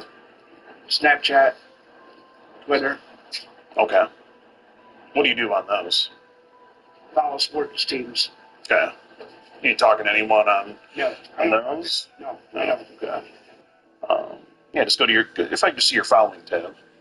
My what? Oh, right there, following. Yeah, if I can just see it. What kind of pages we have here? A lot of looks like a lot of females, not so many sports teams. They're people I went to school with. Let's see. So which one is one you went to school with? Cousin, people I went to school with. It looks like you're following a lot of bots. Looks like you're following a lot of bots. Like not catfish, not real people. That's what it looks like. They're all real people. They're all real? Yeah. Oh, okay. Any younger females you're following on here? No. She looks pretty young. Who's girly Buckeye babe? Yeah, who's She's a Buckeye fan. Buckeye fan. Oh, you met her through the sports, like the Tampa Bay Bucks. No, I Tampa would say Bay. Buckeyes. Oh, okay, what team was I thinking of? Tampa Bay. Tampa Bay. Who's the football team for Tampa? Buccaneers. It is the Buccaneers. Oh, what is Ohio? Oh, Ohio State Buckeyes. I got you. I got People you. that I know that Okay. are Okay. I went to school with, and I've known around here, and Buckeye fans. Okay, I see. Well, what would the mother of your children think? Of this? Yeah, upset. You're still in contact with her now? Oh, yeah. Yeah. Do you think you should maybe give her a call and let her know what's going on? Am I in trouble? It's really not up to me to decide, Brandon. But, if you are in trouble, you only get so many phone calls in the clink. That's what they say. Don't you think it's best that she knows the truth? Huh? Don't you think it's best that she knows the truth? I really don't want to tell her. I understand, but if you don't tell her, then a detective may tell her. Who would you rather her hear it from? Brandon, maybe you should at least get her prepared for that.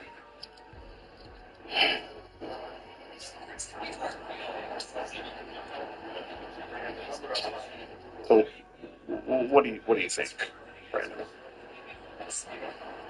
Am I lose my kids? Do you think so? Why do you think that would happen? Can we go down here a little bit? Okay. How far down do you want to go, Brandon? Okay. Well, don't you think it's information that you're the mother of the children should know? Because, the reality is she's going to find out anyway. There's somebody going to her house? Not to her house, but, someone will most likely get in contact with her. Or just let her know the situation, because, again, it's a concern that, you have two children. Brandon. Things like this are going on online, and I just been talking to her. Okay. But from the two. You've been talking to this girl? Yeah. A week or two? I think it's been a little longer. I don't know. A couple weeks? A few weeks. At least a month. Okay, Do you not remember? No, I don't. Okay. It looks like... I have an exact date on here. Since somewhere around January 16th. Or even before that. So, well over a month. We're in March now. So... Thank you. It's just, it just seemed like you were adamant on meeting up with this girl. We just wanted to stop I didn't. Okay. But it just seemed like that, I was just joking, or I like to joke around. It's all just a big joke? Yeah. Okay. So you were sending these messages and sending that picture of your bare bottom, and it was just hee ha ha, this is funny? Yeah, I was just, yeah. Okay. How do you think someone's, like a father of someone's daughter would feel about that? You don't think they would think it's funny, do you? No. Yeah. I wouldn't be happy with it, too. Yeah, if it was your daughter? Yeah. Yeah. So, it's just hard for me to believe that you were honestly joking when you sent these things. I was joking. You were joking? Yes. But you just said to someone else it wouldn't seem like a joke. Huh? But you just said that if someone's daughter were to see that, or I'm sorry, someone's father were to see their daughter getting those messages, that they wouldn't think it's funny, right? No, they wouldn't. You seem to be the only one that thinks it's funny. I just like to joke around. Okay. Do you still think it's funny? Not right now, it's not. But before this, you did. Before this, it was funny. Yeah. Okay. That's what I'm trying to understand here. Okay. What do you do for work, Brandon? I work at a factory in Archibald. Okay, is that around here? Yeah, about Well, 15 minutes from here. What do you do there? Put furniture in the. We put units. It's units, like Units? Like furniture? Furniture units? Yes. Okay. Like assembling furniture? Yes. Okay. How long have you been doing that? 25 years. 25 years. Retirement's coming up soon now. Few years? No. No? A little bit longer? 59 and a half? Huh? 59 and a half? Too early. Oh, that's too early even? Okay. Maybe in my 60s, probably. Okay. Okay. What's your plan after retirement? I have no idea. Okay. I hope it's not more of this. No, it won't. No. Well, on a regular basis, how many, I guess, people come into your live? Because you do go live on TikTok often. I have no idea. Okay. And I delete them and block them. Well, what was the exception for this girl? I don't know. Okay. You just went on the limb, figured that you're going to talk to her? I guess so. Okay. Well, what was it about this girl? I have no idea. It's just a random thing. Yeah. I got you. I don't do it all the time. Okay, just once in a while. Yeah. Okay. So who are the others that you talk to then if you just do it once in a while? I have no idea. You just talk to them, then forget about them? Yeah. Yeah, I see. And I delete them and block them. So it's a frequent thing for you to talk to people online for some period of time, then delete them and block them. Yeah, they start saying stuff, I delete them and block them. I see. But here, you were the one saying things. Huh? But in this instance, you were the one saying things. Yeah. Yeah. Hey, it's just hard to believe, Brandon, and hard to fathom. I mean, what makes a father of two children do a thing like this? Similar ages. Yeah, consider your son and daughter are similar ages. I know. Yeah. I have a nonverbal autistic son. I see. Well, that's just. I mean, being that you're doing anything like this is just. I'm at a loss for words, Brandon. Really am. I know. I didn't mean it to get this far. I just like to joke around with people. Okay, when were you planning on, I guess, cutting it off if you didn't want it to get this far? I don't know. Until you got caught? No. Until you met her? No. Until you just said, I'm done with it? Yeah, I'm done with it. Well, it's already, we're already 2.5 months in. I think if my math is right. Or no, a month and a half in. We're already a month and a half in since you started talking to me. I mean, it's not like it went on for a day or two. If it went on for a day or two, we wouldn't be having this conversation. I understand that. It's an immoral and illegal thing. Yeah, I understand that. We just come in to pick up a carry? Yeah. What do you usually get from here? I get different things when I come here. Okay. What was for supper tonight? It was Rojo con pollo. Rojo con pollo? Oh, that looks pretty good. Is it ready? It was when I walked in. Oh, when you walked in. Just pick it up and you're going to go back home. Yeah. I see. So, well, it's a good thing we caught the bounty today. I mean, we've been posting these flyers all over. People seem to be interested in the $1,500 incentive. So we'll probably have to take them down because Obviously, we were able to find you, thankfully. Aside from going saying we're going to do anything, but potentially aside from doing a bad thing. Yeah. I will. You don't have to do anything, man. I will delete her. Well, don't delete her yet, because the detectives are probably going to want to look through that and everything. So it's probably best that you just just keep everything as it is. I can delete her. I can delete her off TikTok. I see. Well, just hold off on that for now, at least. Do you have anything else you have to say here? No. Okay. Well, what I have to let you know is that I'm Skeet Hansen with the Predatorial Investigation Unit. We're actually doing an online series about adults who try to meet up to talk sexually to. Okay, and you've just been skeeted in 4K. So, again, if nothing else, then I guess we'll patiently wait for the authorities to address the situation. So, yeah, we do have to report this to them. So, where'd you pull the name? What was it, Craig? Is that Charlie? Charlie, right? Is that something you just pulled out of your ass? Charlie Ben? Charlie Bryan, right? Is that what you said? Yes. The first thing you thought of. Why did you deny it at first? Scared. Just scared. Okay. Understandable. Yeah, we asked the employees if they had if they'd seen you. They said no. Do you not come here often? Not very often. Not too often. Okay. I don't very rarely eat Mexican. Mexican. Okay. I try to. Just get a once in a while craving for it. Yeah. I hear you.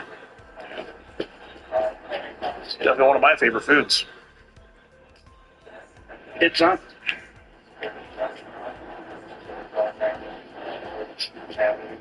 It's on their menu. What's on their menu? Oh, well, what you got? Yeah. Okay. Think we got some pretty good stuff? Yeah, they do. That's correct. Right there. Hello. No. That looks delicious. Yeah, it does. Yeah, that is making me hungry. I'm gonna make a. It's gonna take me away. Oh, well, it happens in some cases. It's really just how they want to handle it. But usually they may detain you for questioning, or they may just get your ID and then hand it up to their detectives and see what they want to do. They kind of just, it's a case by case thing. We've seen, guys walk free. We've seen guys. It's impossible to tell until they address the situation. Can we go down here? Why do you want to go down there? Sit down. Yeah, sure, no problem. You can sit over here. Slide over here. Okay. So you said you've seen stuff like this on TikTok? Yeah. Okay, you're on. Videos like this. Yeah, and you're on TikTok pretty frequently. How does it feel knowing that you could be featuring one of these videos? One of those videos. So when you were having the conversation online, you didn't think, hey, this could land me on the front page of TikTok? Is that your ringtone? Like a clown nose? Interesting choice for a ringtone. The idea of a clown horn for some clown behavior. Yeah, sounds about right. Ringtone, yeah. So I got to be real with you. In this chat log, it is clown behavior. Definitely not smart. I understand that. But back to the mother of your children, Brandon. Don't you think she should know? I'll tell her. Okay. I think you should, while we're waiting, at least just give her a call here and let her know. Yeah, just before the police come by, because we've seen cases where they have to confiscate the mobile device, things like that, to go through it. I'm just telling you what would be in your best interest, most likely. Because you don't want it to come from someone else. I mean, That's the worst thing. Hey, you can feel free to call her, Brandon. It's fine. I'm just scared. Do you want me to tell her for you? I can. You don't have to speak. That's easier for you. I know what she'll say. What do you think she'll say? You know how stupid you are. Yeah, maybe a bit of an understatement. Was it an ex-wife? Were you married? Were you married at one time? Yes. Okay. Now, how long were you married? 9 years. Long time. What went wrong? You got a lot of love and on somebody else. Found someone else. Okay. That's the mother of your children? Yes. He's got more than one baby mother? No. No? No. Not trying to franchises, huh? Yeah, you don't want that baby mama drama. Did you end up cheating on her, or did you just tell her it was over? She did. Oh, she did. Oh, okay. I see. Yeah. Want to get a table for 4? No. Figure I'd offer. Okay, so we have to go to the police department ourselves. Yep. Okay. All right, Brandon. So if you want to come along with us. Yep. You guys want to follow me? Yeah, we can just drive you there. We can just drive you there. It's right around the corner. What, the police department? Yeah, the police department. I know where it's at. So, I mean, we're going to give you the courtesy of driving you there. You can just hike. We have a pretty big vehicle. You guys can follow me. It's up to you. Okay. Or you can follow me. Yeah, you can follow us, but we'll give you a ride if you want. You follow? Okay, that's fine. Completely up to you. Just figure I'd do the courteous thing. Well, what police department is it? The Washington Police Department. Washington Police.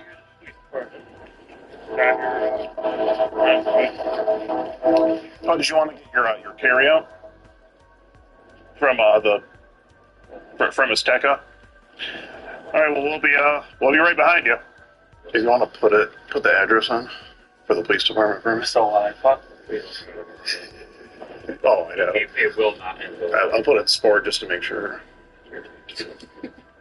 All right, boys, we're going sport mode. Just make sure. So there it is. Cool. All right, so the police said they can't come out here. So right now, we told Brandon, and he is compliant with going to the police station. And he's supposed to be right behind them. He's supposed to be driving to the police station, which is 4 minutes away. I'm gonna be right up his ass the whole time. Whoops. And hopefully he's actually going to the police department. He doesn't go on the run. If I just go home, we'll see. You'll see. Just giving us this nice escort to the police station. This is this is different. We've never done this before. This is wild. We're actually. Never on my bingo card that I have. And we're behind him. Predator escorts us. And he's actually going to the police station. I think. I mean, where else? He's going to turn. Yep. Yeah. It seems he's going. Right. Unless he's going to like dart off on us as soon as we get there or something. I mean, I'm going to follow him wherever he goes. I got almost a full tank of gas. Oh no. Oh, he is. He's going. Yeah. It's right there. They're gonna ask him. He drove here. Yeah. Let's really get that together. He's going kind of fast now. Himself here. All right, here we go. Still rolling, brother. Okay, cool. 17% back. All right. Blinder. Thank you for guiding us here. Do appreciate it. I guess this is their front door here. So, or is it over here? Yeah, you've never been here. Have you been here? Okay. Yeah, lead the way.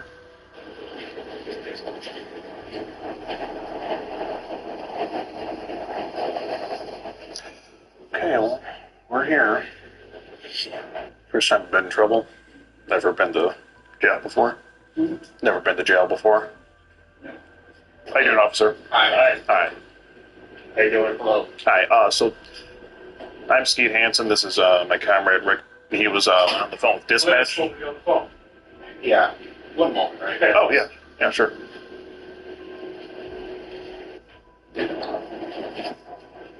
Oh. I didn't get just. Oh, I see. Gotcha. Yeah. Yes. So this is the individual that we called about. His name is Brandon. For the last month and maybe 2 months, he's been having a sexually charged conversation online with our Hero Decoy. He sent graphic images and graphic text messages, and today he was at a Mexican restaurant picking up an order, and he communicated to the decoy that he was going to be there, so we went there just to have a conversation with him about all the content in this binder. I did print a couple flyers out for a wanted nudist, bit of a gag, but we had to find out where he was and all that. But yeah, I do have pictures of him, all his information, and the full chat log if you want to take a look. Interesting. Yeah, absolutely. Take a. This is Brandon. Okay. So I'll just take a gander there of all the info. Yeah, sure. Yeah, I have never met this family here. Yeah, we heard, yeah. Bit of a different thing, Brandon. Where are you from? We're from the Michigan, Detroit area. Okay.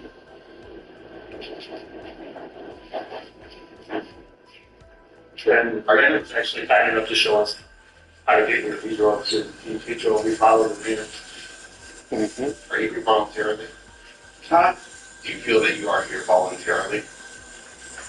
Well, we asked if you wanted to go. What do you mean? Do you feel that you are here voluntarily?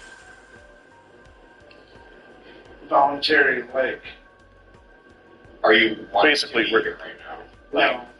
Like, how did you end up here? Did they arrest you or something? Or No. They even talked me. Okay. All right.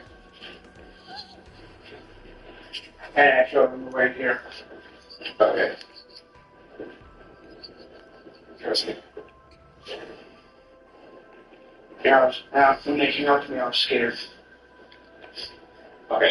This wasn't what you were expecting, or No. what were you expecting? I didn't. Talk about it. I don't know. You were just going to get your food, right? You were just going to get your food. Yeah, Like you weren't trying to make anyone, you were just getting food and they just like came up on you? Yeah. Okay. All right. One.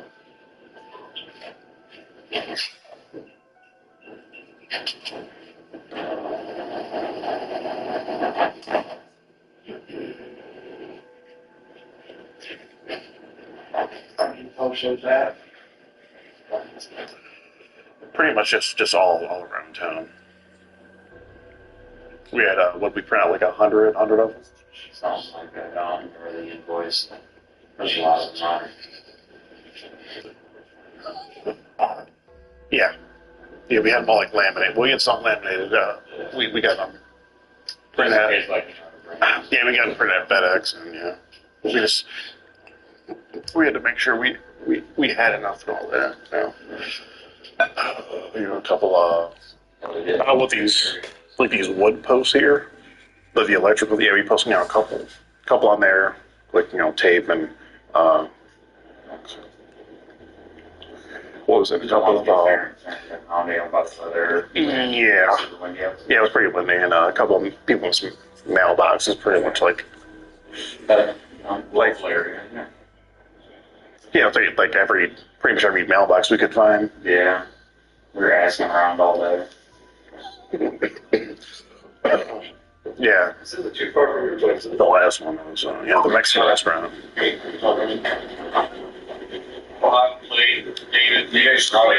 Yes. Did you want the flyers to put around or anything? Just wait, we can. Oh yeah. I'll keep it here for you.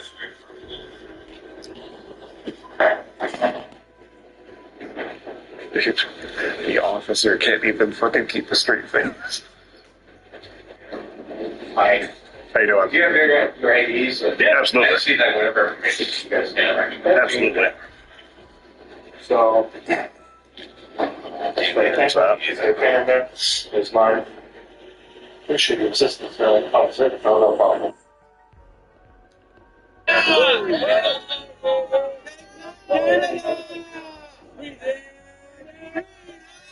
Let's go. Take back Canada! So much to all the patriotic Canadians who came out today for the Take Canada Back rally on Parliament Hill. This is how movements get started. We take it from the online world to in real life. Patriotic Canadians who are absolutely sick of being taken advantage of.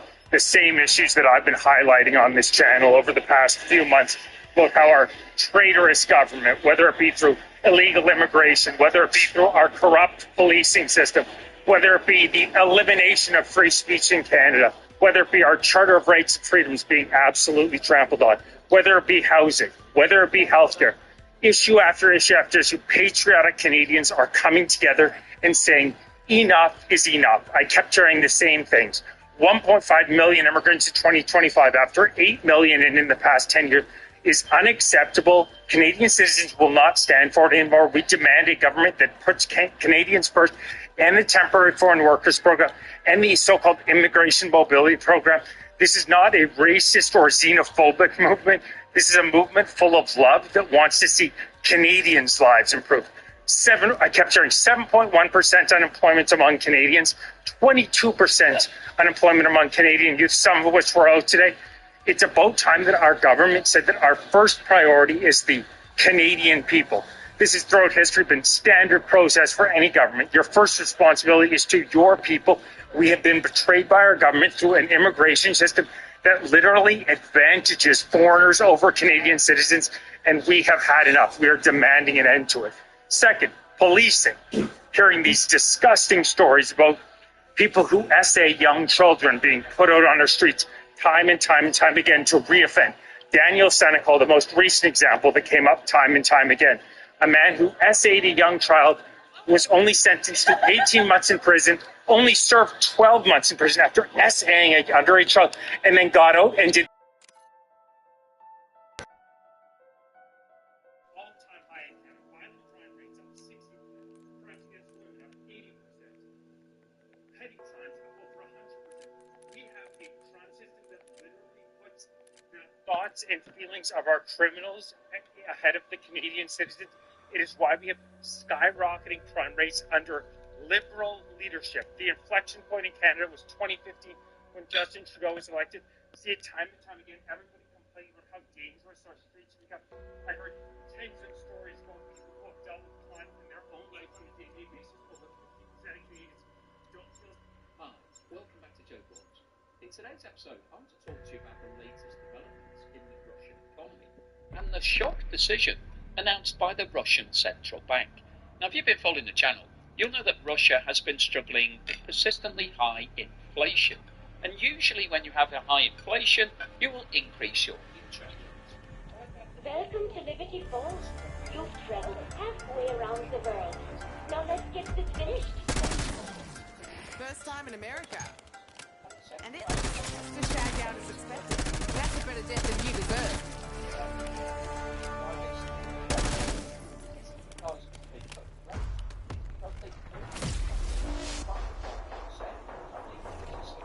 I await you beneath the main rector. Try not to get killed before we meet. Whatever else is in the basement, it better be a fully stocked bar.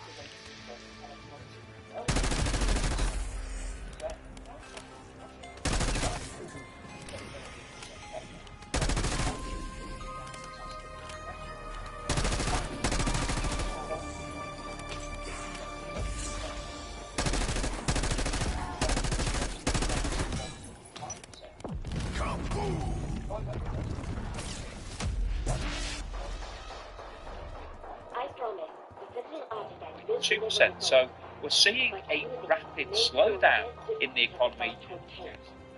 Seriously? I swear, Max has better kiss all our asses when we bring her back from the dark ether. He's pretty, but can he type?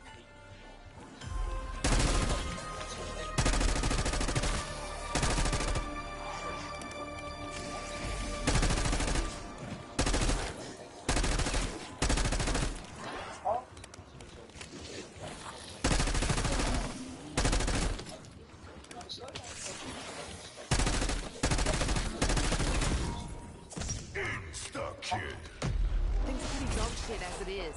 No need to make it worse. You got it? Still haven't wrapped my noggin around what we're using to gas up the Sentinel thing. They call it prima materia. That's some bullshit alchemy term. We need something more scientific. Peck particles. Has a nice ring, don't you think? Don't mind if I do.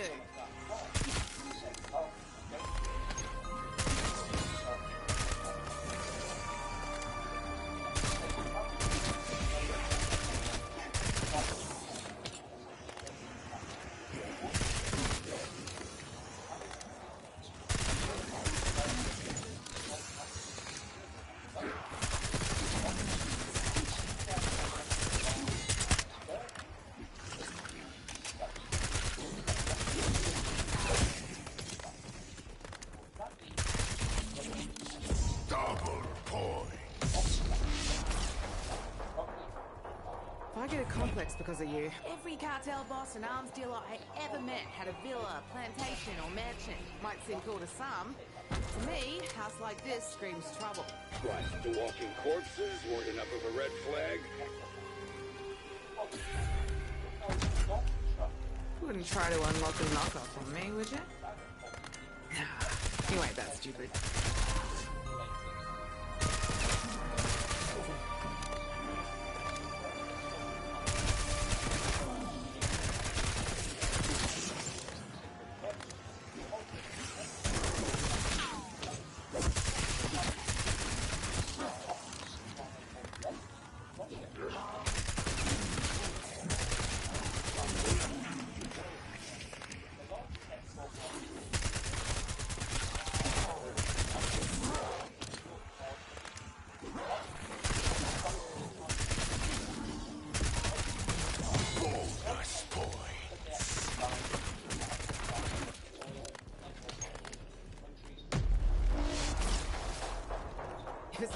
Slingshot, I'm fucking done.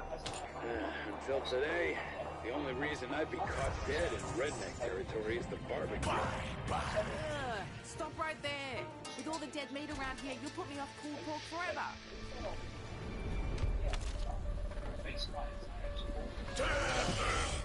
Pieces.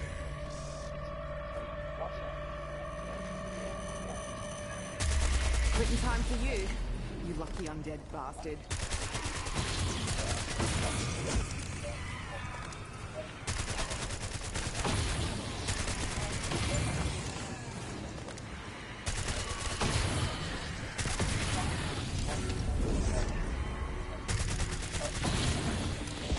Max ammo.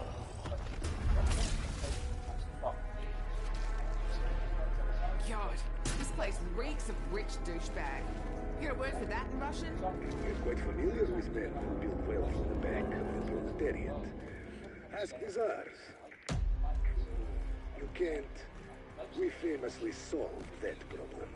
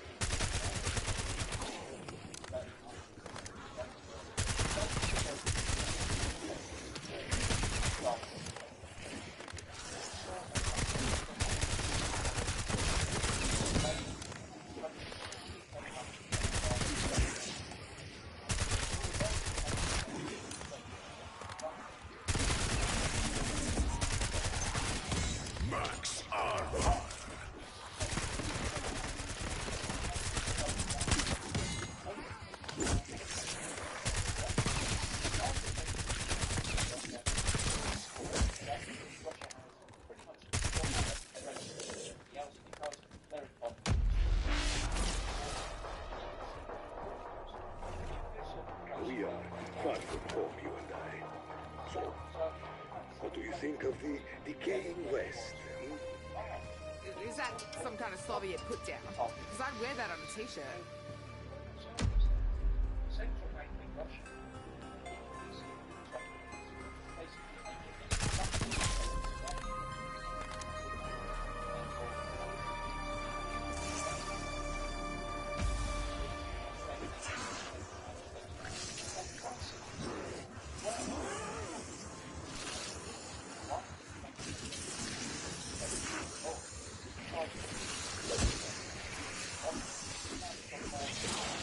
mine. Looking to put up some big numbers. Max armor.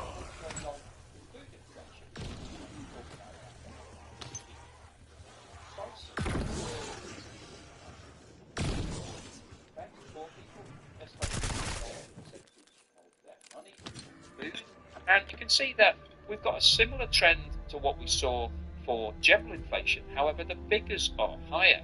In April, food inflation was touching 13%. Now, it's come down over the past 4 months, but the latest figures for August show that year on year, food prices are increasing by around 9.8%. So that is really high, and that means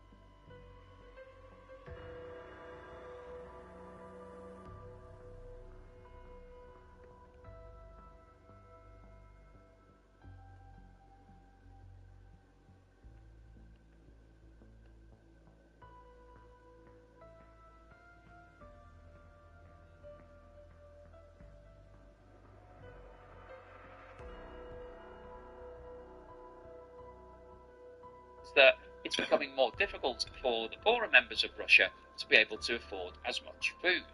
Now, if we have a look at what's going on with producer prices, this is really important because it tells us what's happening with Russian businesses. Producer prices are also referred to as factory.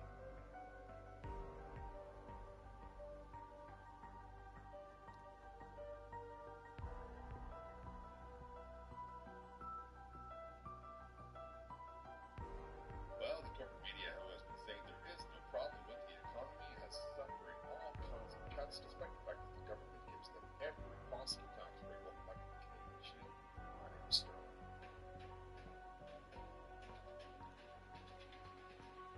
Okay, well, let's cover this episode, including your school bus catching on fire, how you might be eligible to receive a payment from the bus costs, a bread manufacturer in Canada, and the mainstream media, especially two provinces in Canada, are making all kinds of cuts to their staff, despite getting handouts from the government, left, right, and center. Before we get into it, however, I would encourage all of you that are not subscribed to the channel to subscribe to the channel, trying to get this channel to have a larger reach or a broader audience. And you can help me do that. I come up a lot against the censorship of Bill C-11 and Bill C-18 because it's anything that they don't agree with. And, I say it only because they don't necessarily like to hear many people tell me that I should wear that as a badge of honor.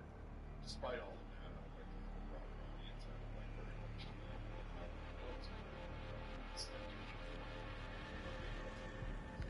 What a relief. You're alive and well. Sorry, I could not arrange a more welcoming reception. Yep, this place is a real fixer-upper.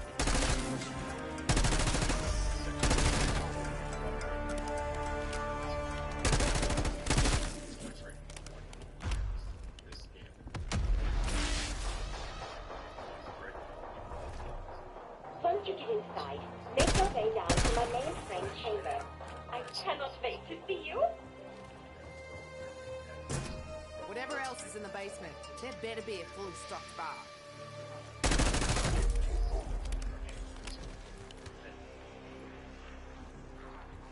Be fun if there were lollies inside once in a while.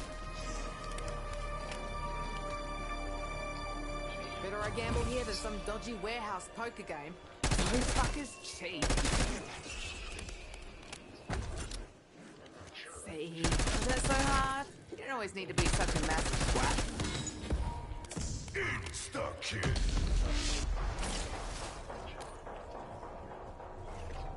How exciting!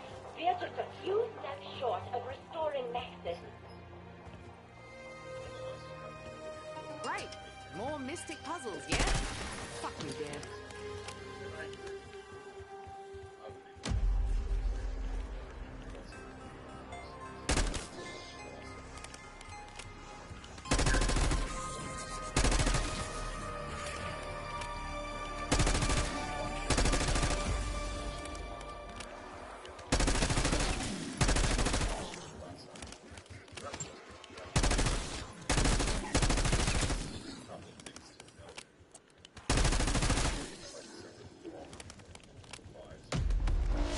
Take everything I have and flip me the bird for my trouble, isn't it?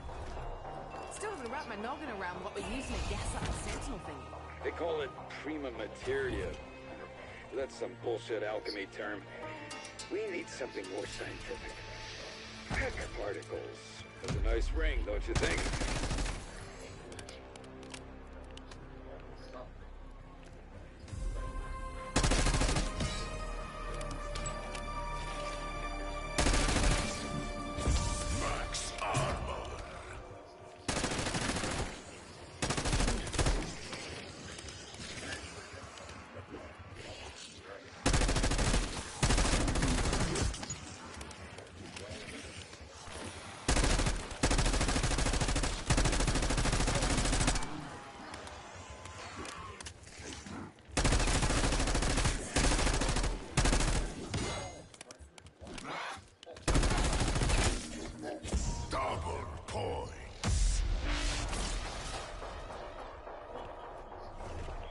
Every cartel boss and arms dealer I ever met had a villa, plantation, or mansion. Might seem cool to some. To me, a house like this screams trouble. What, the walking corpses weren't enough of a red flag?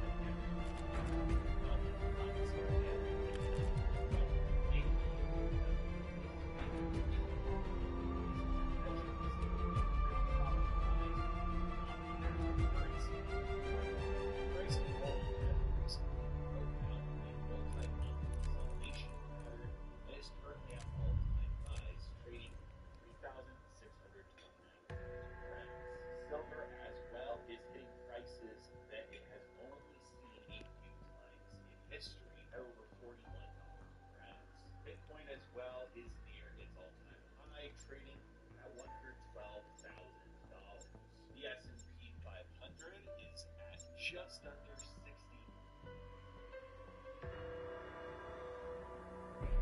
Great team at Loblaws. I was getting my mom's lemon juice because she's cooking something and figured I'd buy shrimp, but then I looked down and I realized this cooked shrimp is $3. Welcome to Liberty Falls. You've traveled halfway around the world. Now let's get this finished. First time in America. And it looks just as shagged out as expected. How's that for a party favor?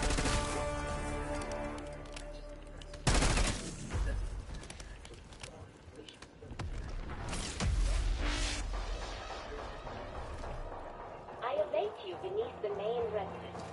Try not to get note before we meet? Whatever else is in the basement, there'd better be a fully stocked bar.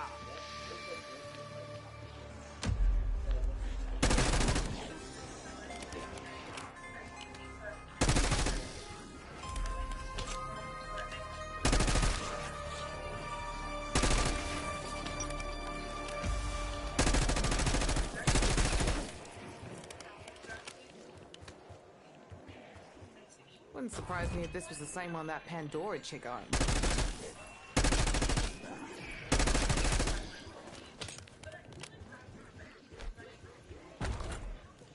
For me? Really? What's the catch? Sorry, force to have it. Sam, is everything in place to deploy the Sentinel artifact? Almost, Sergei. We are still a few steps short of our shared goal, the restoration of Agent Vector.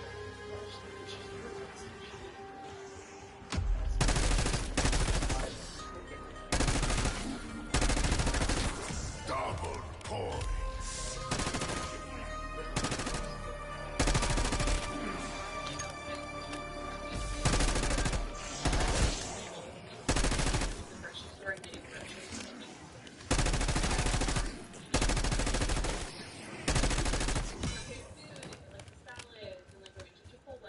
Get on with it, you overblown slot machine. Still gonna wrap my noggin around what we're using to gas up the Sentinel thing. They call it prima materia. That's some bullshit alchemy term. We need something more scientific. Peck particles. Has a nice ring, don't you think? Any day now, you want to see this?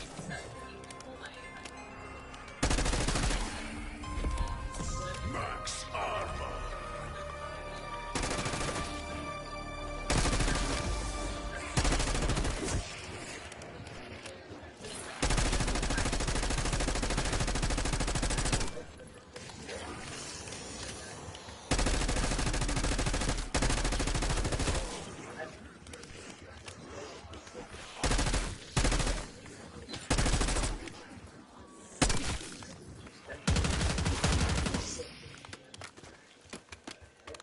At this point, I don't care if it shoots fucking acorns, so long as the job gets done.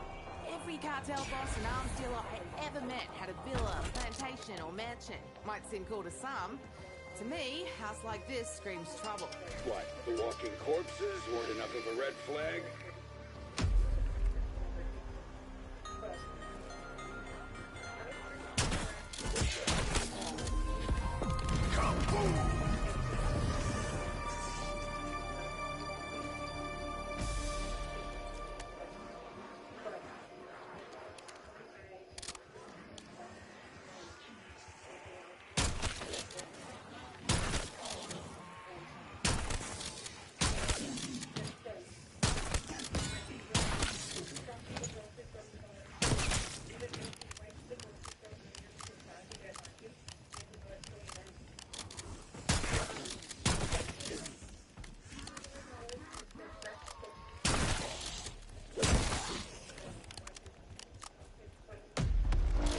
Give me an axe, I'm gonna turn you into fire starters. Until today, the only reason I'd be caught dead in redneck territory is the barbecue. Ugh, stop right there. With all the dead meat around here, you'll put me off pulled pork forever. Tear them to pieces.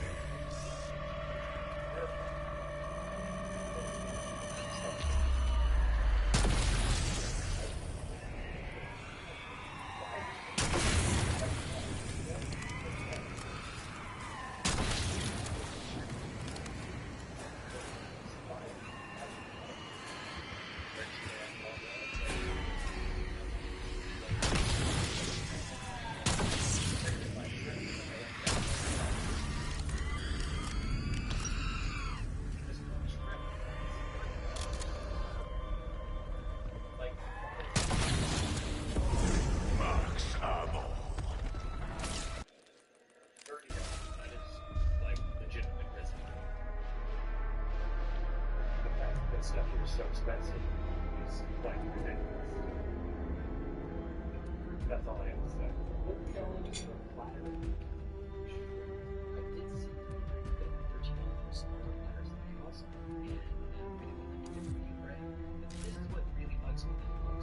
Again, the shrimp is the best choice. The loblaws, it's actually the loblaws is the sign of that. It's made in Canada, right? There's no tariffs here.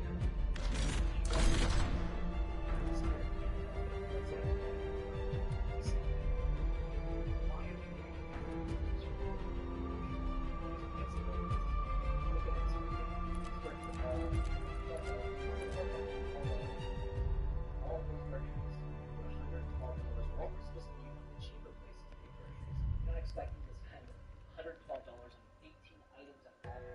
None of them actually really expensive. They kind of should be expensive. Wow, how's it going out there? I just needed a barely survive. Do you want to see what $100 gets you? Not much. About 16 items. Not even. If I didn't count properly. 4 cans of pop. 3 cans of spag.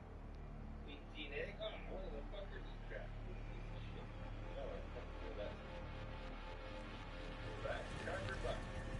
What a relief. You're alive and well. Sorry, I could not arrange a more welcoming reception. Yep, this place is a real fixer-upper. How's that for a party favor?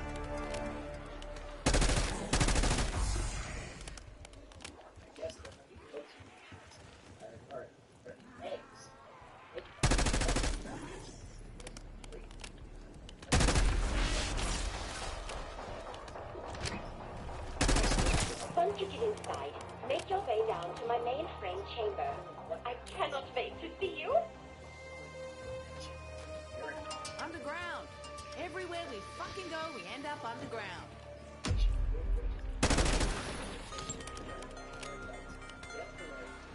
Subject.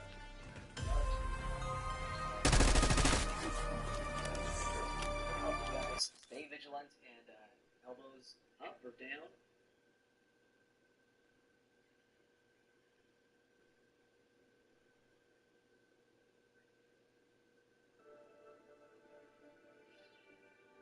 Hey guys, welcome to the Liberal High Management. Come on, come on, come on.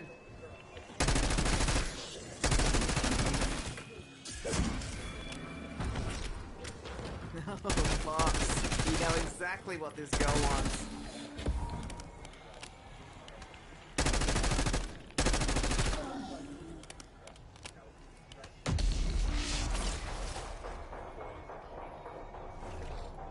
Ready to dazzle a born skeptic by creating life out of thin air? Indeed, I am, Herr Doctor. But our team must still complete some final arrangements. Double points.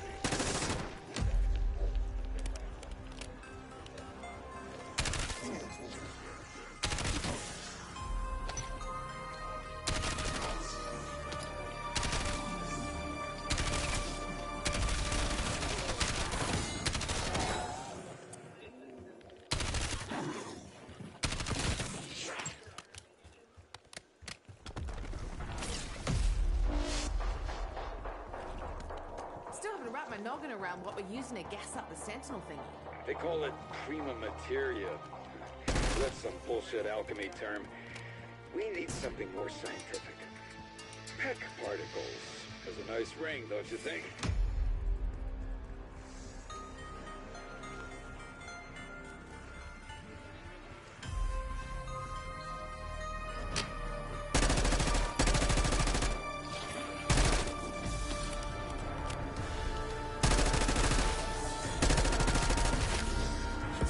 Max armor.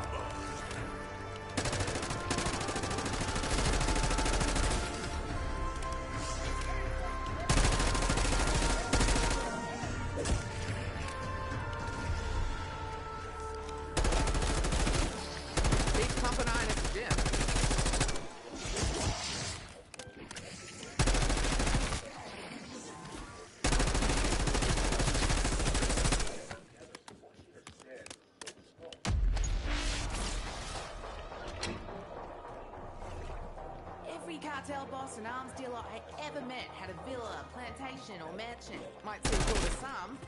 To me, a house like this screams trouble. What, the walking corpses weren't enough of a red flag?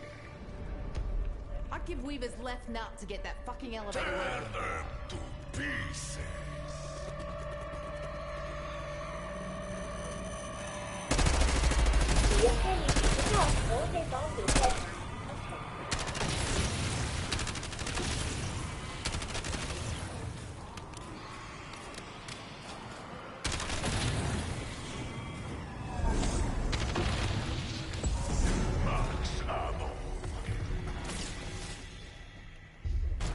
Don't hold out on me now.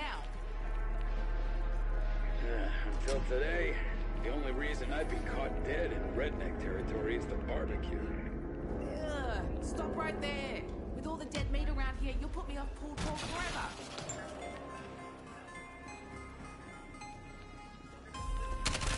That's what you get for standing in my way. Kung Fu.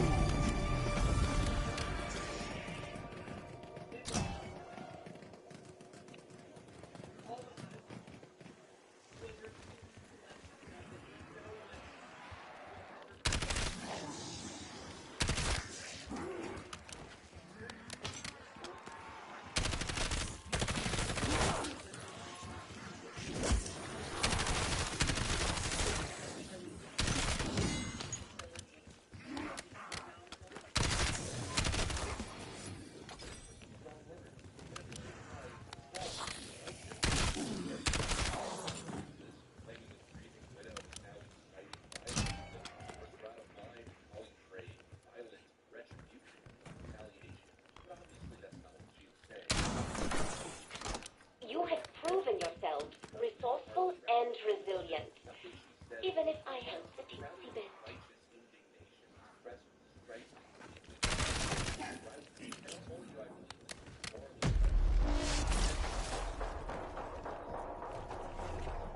God, this place reeks of rich douchebag. Get a word for that in Russian? You're quite familiar with men who build well from the back of the proletariat. Ask Bizarre. You can't famously solve that. I've sort of fucked up outboards more times than I can count.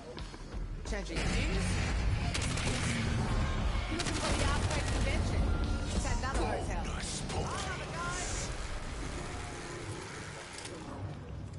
Halt! Who goes there? Oh, Come on in. Open the door. Well done, Gremlin. You're making Gremlin look totally better.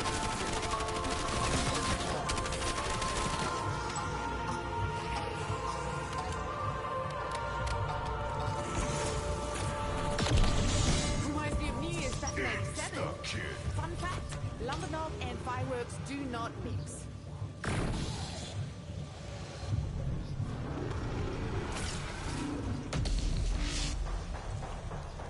We are far from home, you and I. So, what do you think of the decaying West? Is that some kind of Soviet put down? Because I'd wear that on a t-shirt.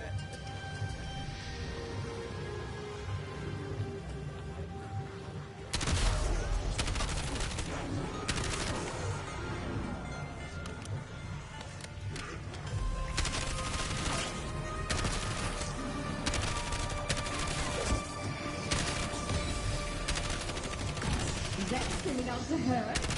Oh, never mind. Here's some more.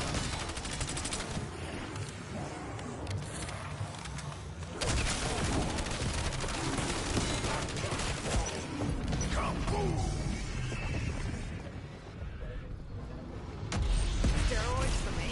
Fuck no. For my gun? Fuck yes.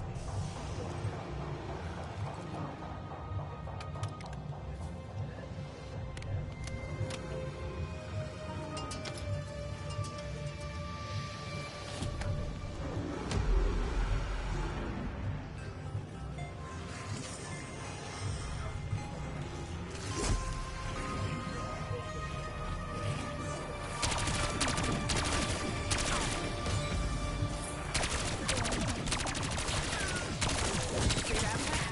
How about you get off your ass and give it a go?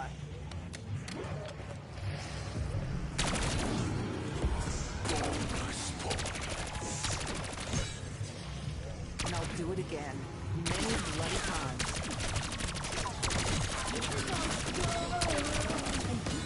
It's not I says infringement of... Ooh, zipment in my vents.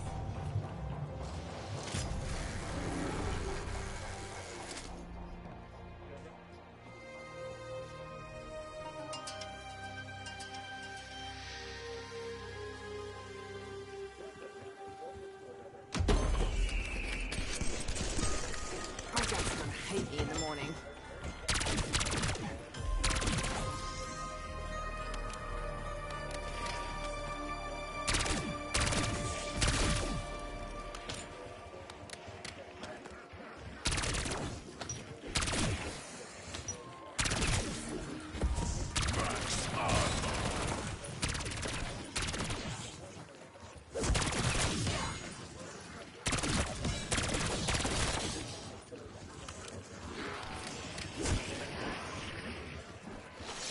Fucking sticky.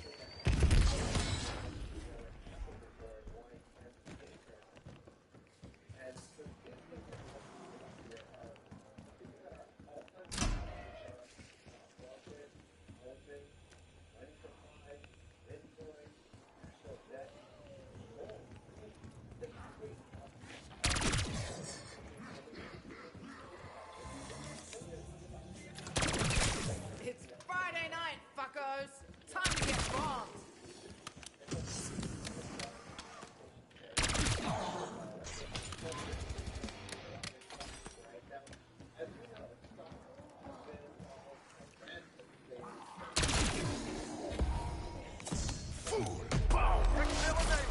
And no, Strauss, you're not driving.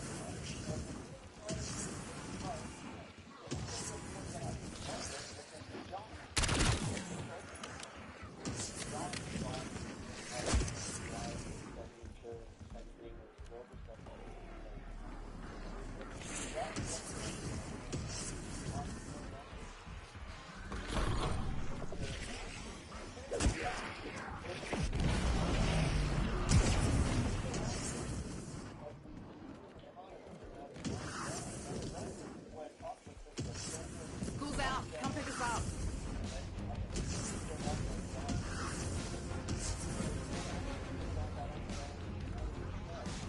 We are on our way. Sadly, Rent-A-One would not let me fly. I am not dropping my ship in that shit soon. Clear those creepers. Have arrived. Please be mindful on Roto Walk.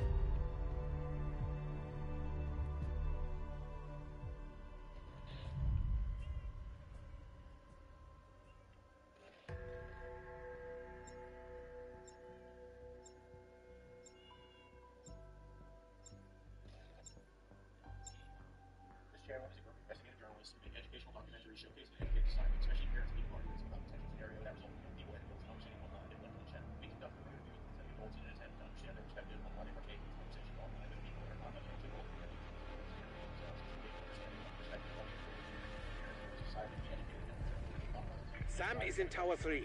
I'm trying to find a way there. Stabilize the ether reactors before they go critical. Please?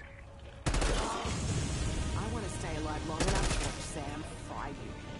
So I guess I'm in. Ah! Violence. Yeah.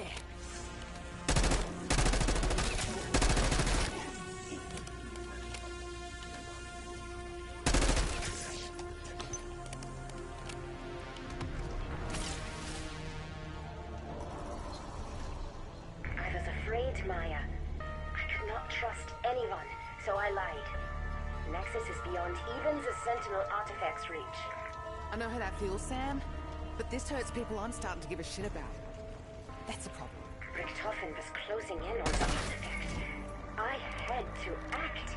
Please, help me.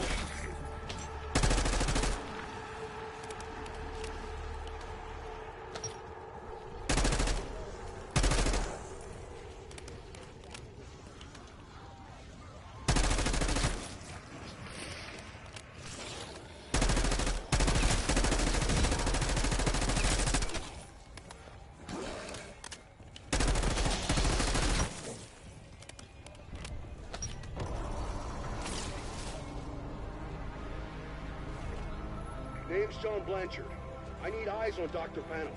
While he's on the loose, Director Richtofen is in grave danger. Really? You promise? Insta-kill.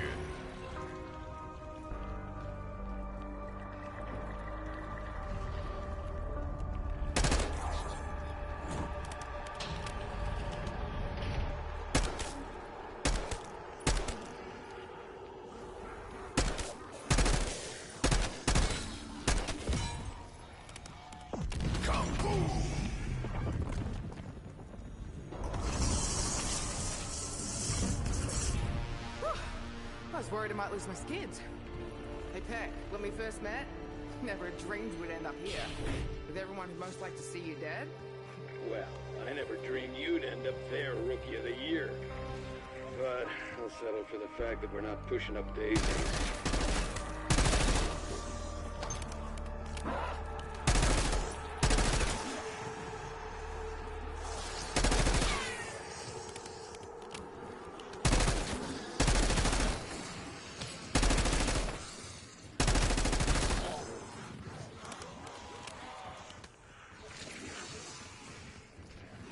You know, boss, you walk a really fine line between love and dark murders and rage. You want to be friends today? Is that it?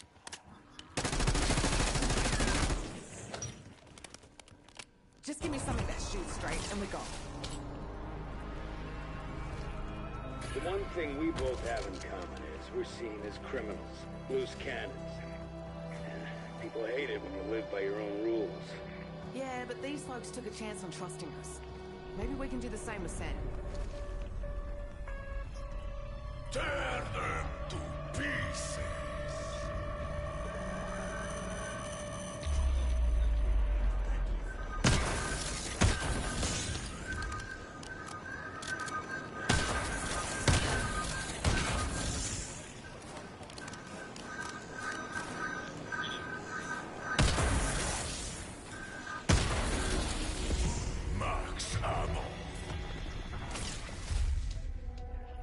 I don't know how, but it feels like the stupid box is smirking at me. That's your game plan? I'm just gonna pretend it's a side effect. The only thing I Longest trust notice. is science. And my God-given genius, of course. Fuck science. Half the walking corpses in this place have PhDs, and look what that got 'em.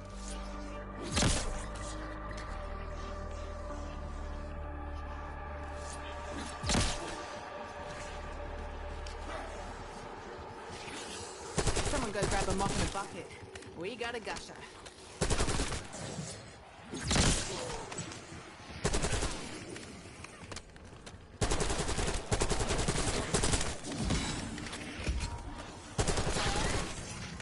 Double points.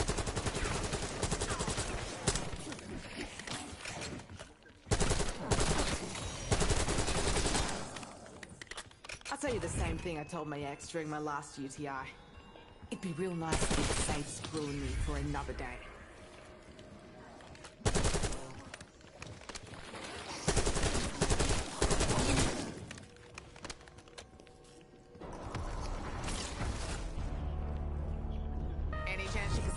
So our choices are helping a mass murderer or a machine that lied so it could get a life. Doesn't seem like it's not cool. Know your role, comrade. Easy choices are the ones that worry me most.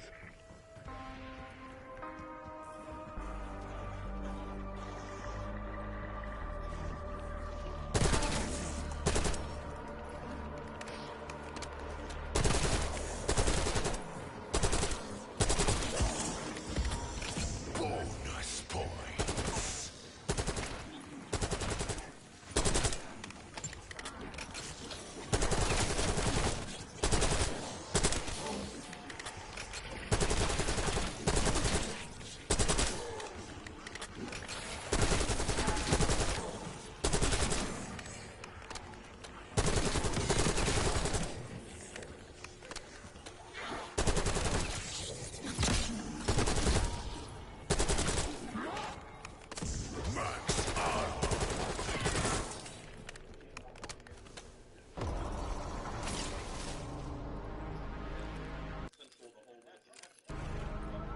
So I take it you will side with Sen, if it comes down to a choice.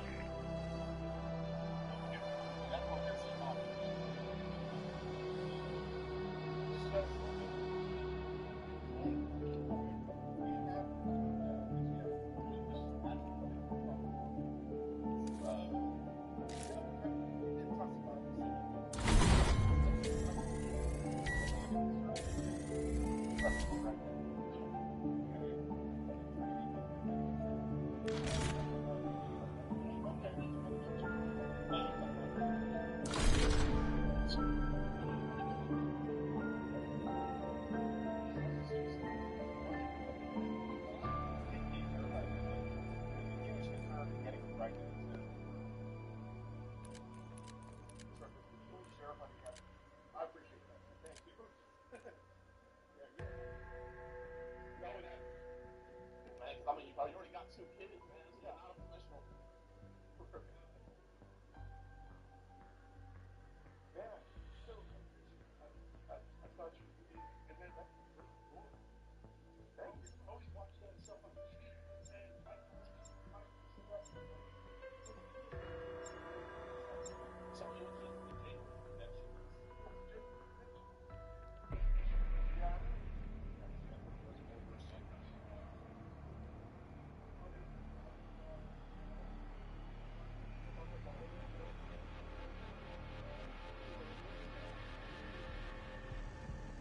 Sam, we have arrived. Let us put the Sentinel artifact to good use. I tracked your approach, and I indeed came along fair. Though you may find Totem Hall remaining somewhat ineffective.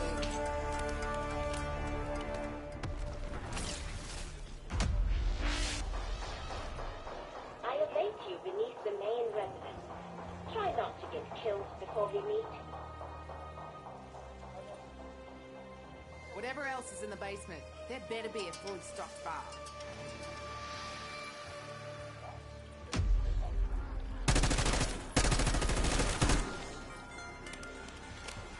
That's a better death than you deserve.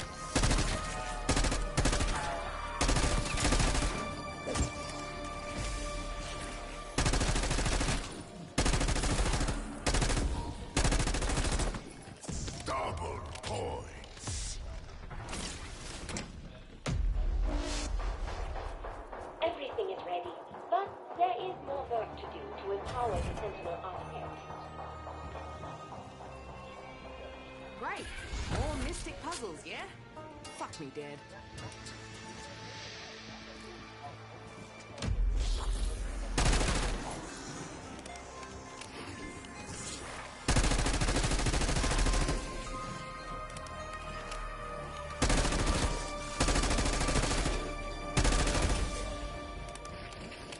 If this spews out a slingshot, I'm fucking done.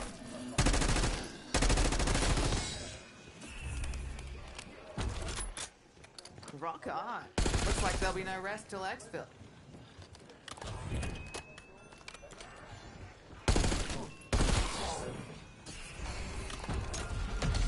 Hey there, friend.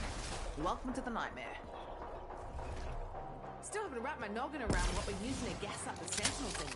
They call it prima materia. That's some bullshit alchemy term. We need something more scientific. Peck particles. Has a nice ring, don't you think?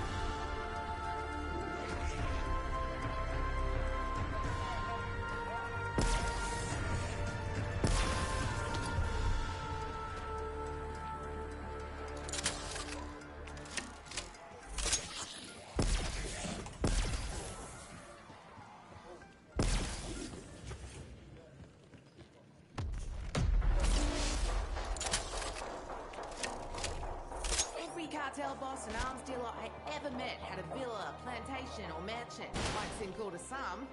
To me, a house like this screams trouble. What, the walking corpses weren't enough of a red flag?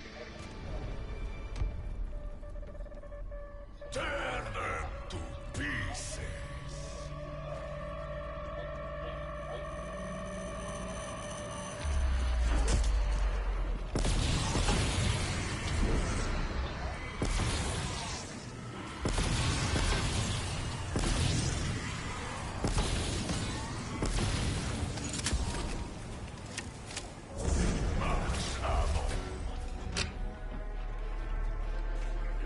Until today, the only reason I'd be caught dead in redneck territory is the barbecue. Ugh, stop right there. With all the dead meat around here, you'll put me off full talk forever. I'd give Weaver's left nut to get that fucking elevator working. Is it fun finding things? I think it is.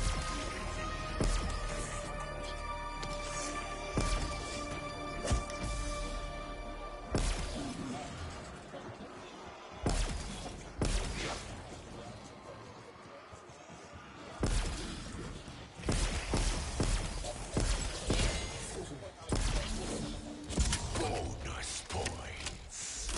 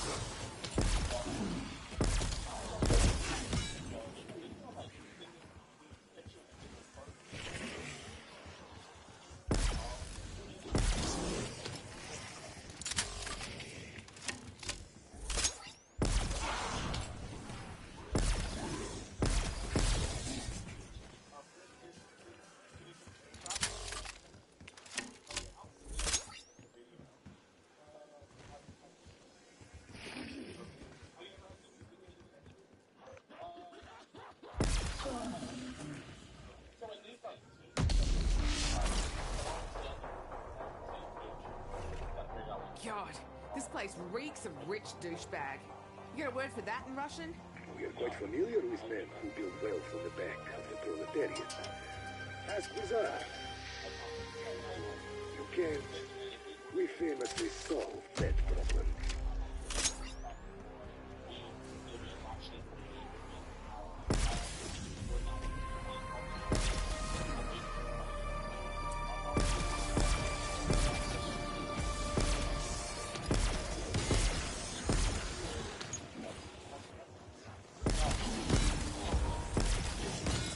Max armor.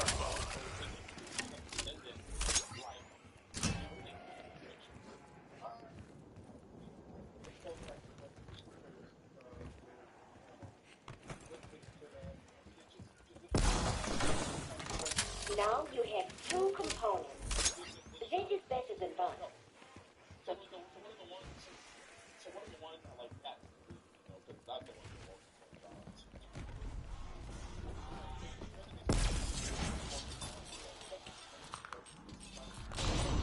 Easy peasy. Like lemon squeezy amounts of it.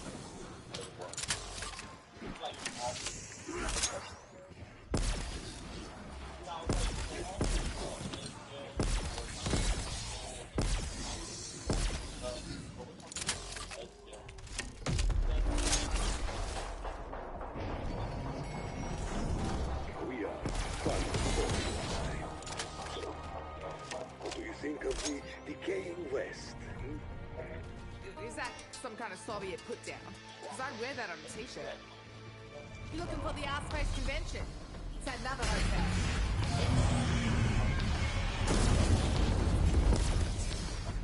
Insta-kill.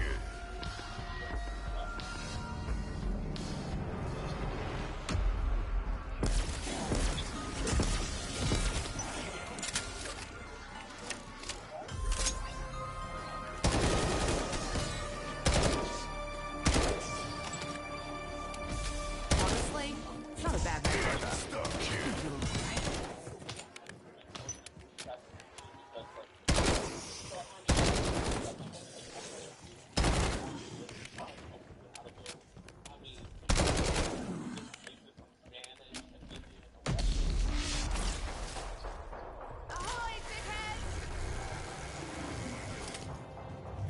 Greetings and salutations. You are stronger than I remember.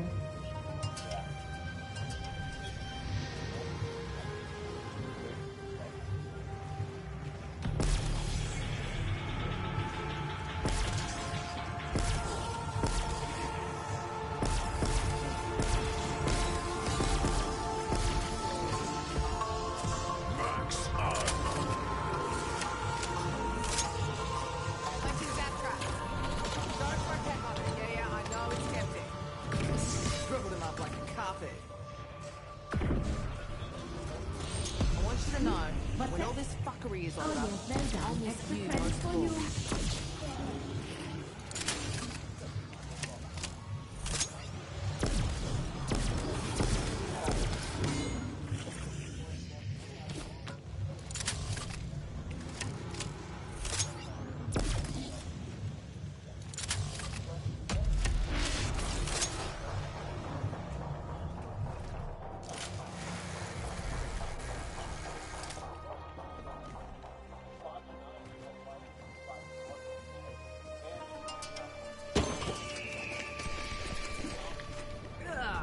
That is one grody ass fizzy drink. Tear them to pieces.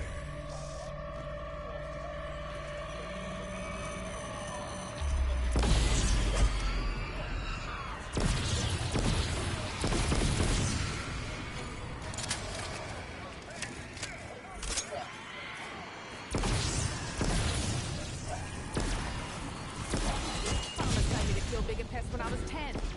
How about my first bike?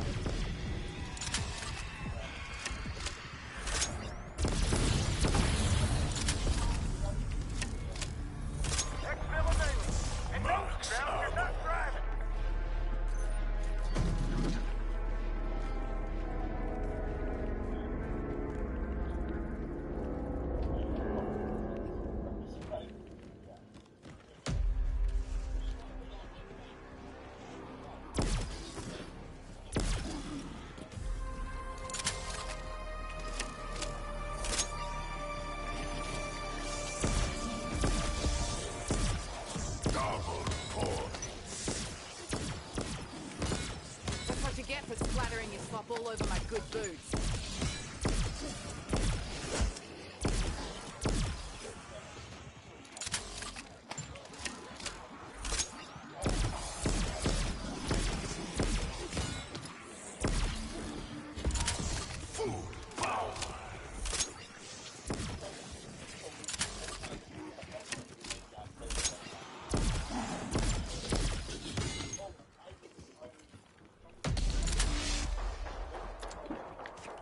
Anybody got mouthwash?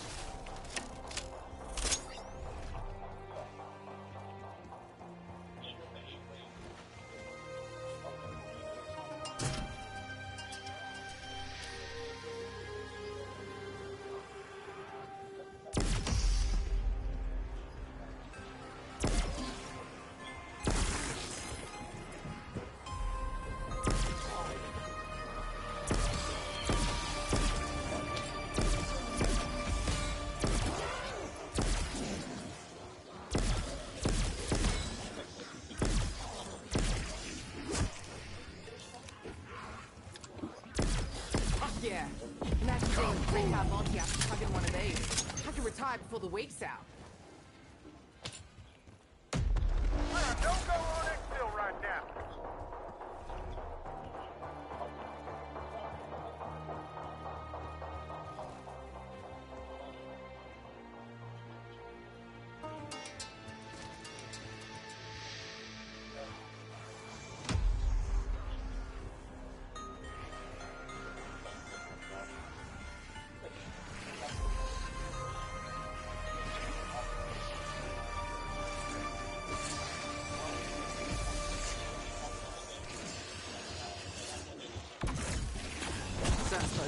And gives out medals for marksmanship.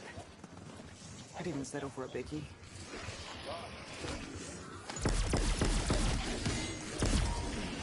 Bonus points.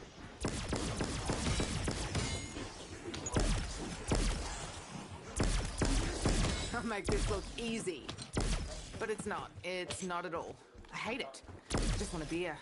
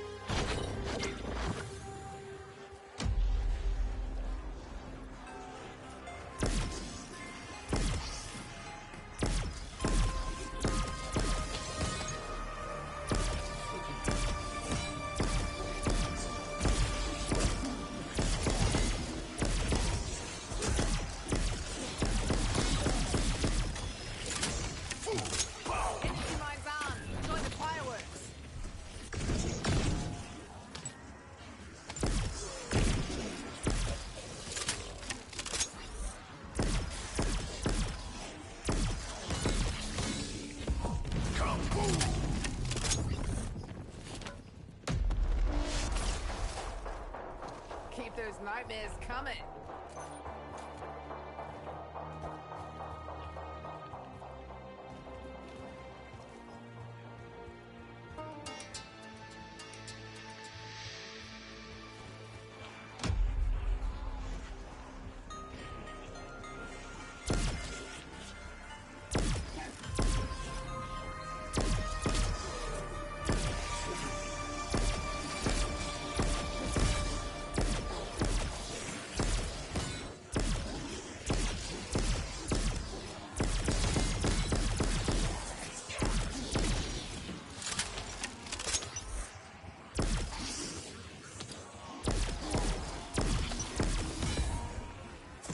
Max ammo. Sick. Look who's keeping up with you geezers.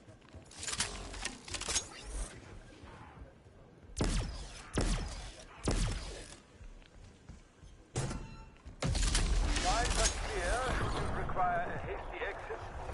I would be happy to pilot the operation. We're done with this home makeover. Give us a lift.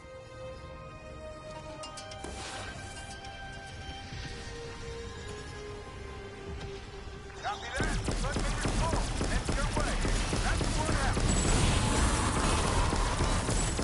People make business for corpses. You gotta make the move.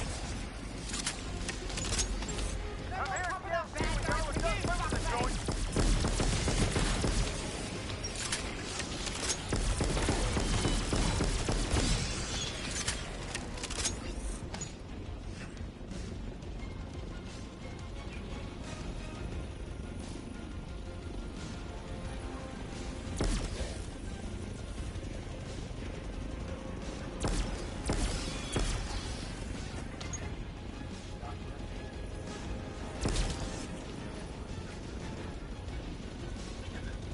We cannot stay here. You want to remain? Play the foyer? This is Raptor 1. Head home with full house. San Antonio? Wait, where are you staying at the time? I swear I recognize you from Corpus. Who was it? Chuck. No, wait a second. She was in 14 in like the early 2000s, right? 90s? What? Or, yeah. Oh my god. She was dude, I swear I met her once before one time. And when we come to these Latinas, you know, they get around the block. I mean, that's my grandma. And some of them, it was, well, that's so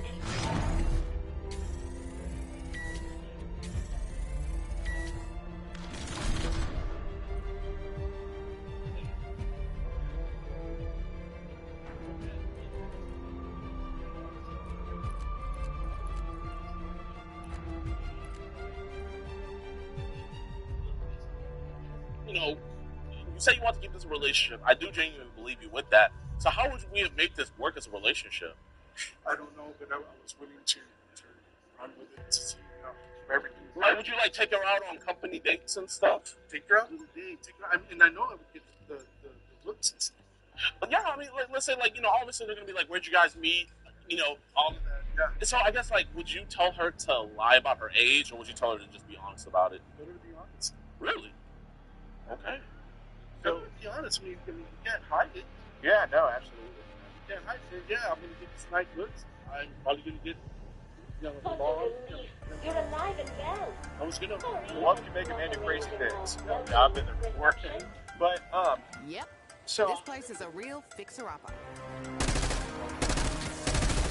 Quiet time. I'd have done worse.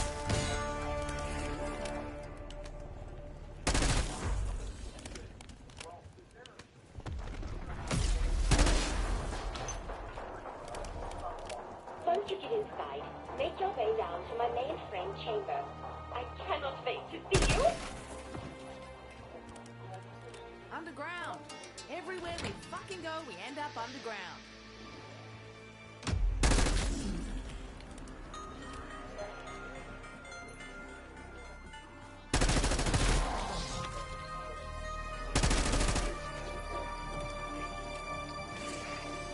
Better I gamble here than some dodgy warehouse poker game. Those fuckers cheat. Didn't skip on the silly, did they?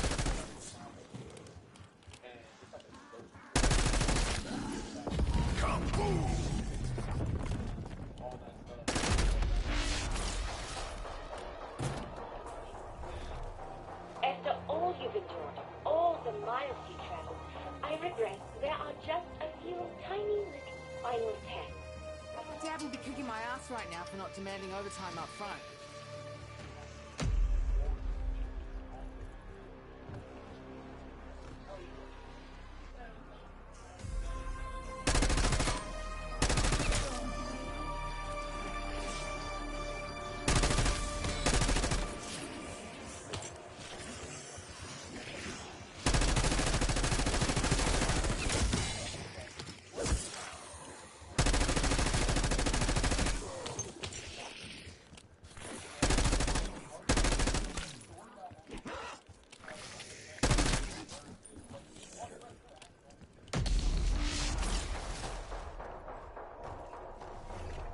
Still haven't wrapped my noggin around what we're using to gas up the Sentinel thingy. They call it prima materia. That's some bullshit alchemy term. We need something more scientific. Peck particles. Has a nice ring, don't you think?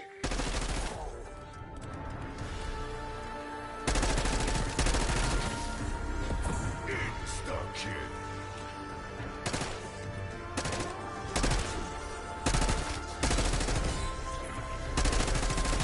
You like that?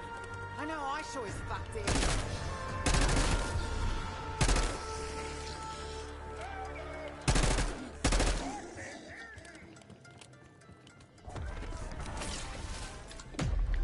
Time to bring the pain. Every cartel boss and arms dealer I ever met had a villa, plantation, or mansion. Might seem cool to some. To me, a house like this screams trouble. What, the walking corpses weren't enough of a red flag? Tear them to pieces.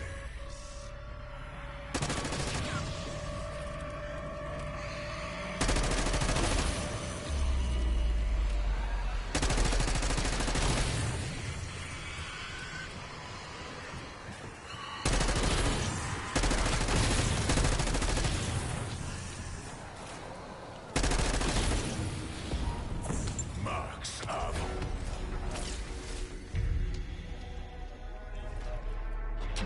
Until today, the only reason I'd be caught dead in redneck territory is the barbecue. Ugh, stop right there. With all the dead meat around here, you'll put me off pulled pork forever.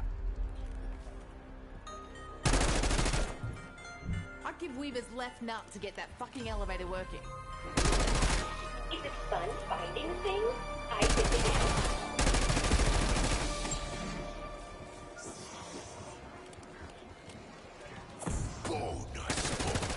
That's one for the folks of Liberty Falls.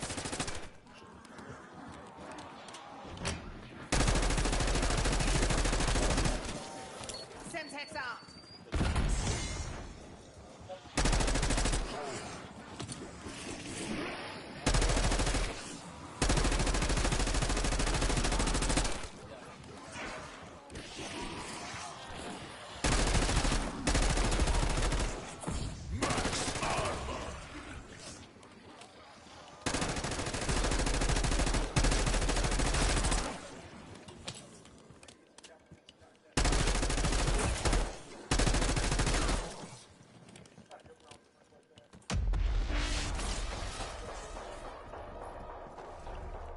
God, this place reeks of rich douchebag.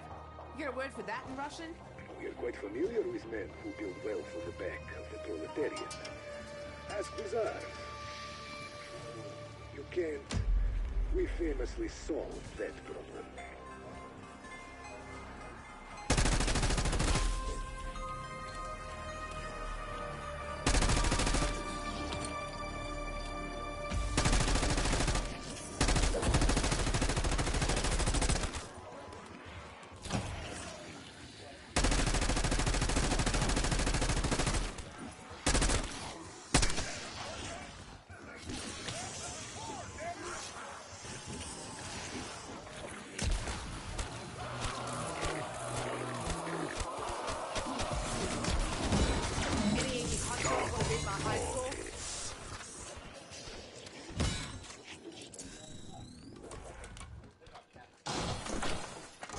Now you have 2 components. That is better than 1.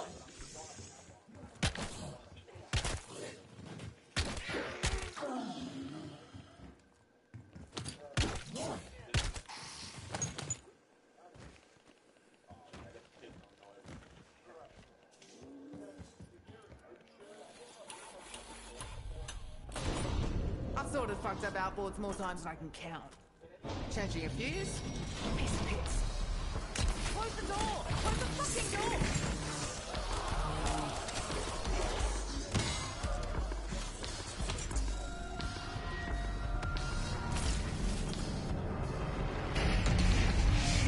We are far from home, you and I. So, what do you think of the decaying West? Is that some kind of Soviet put-down? Because I'd wear that on a t-shirt. Ahoy, dickheads! Who goes there? The kid. Come on in, take a load off.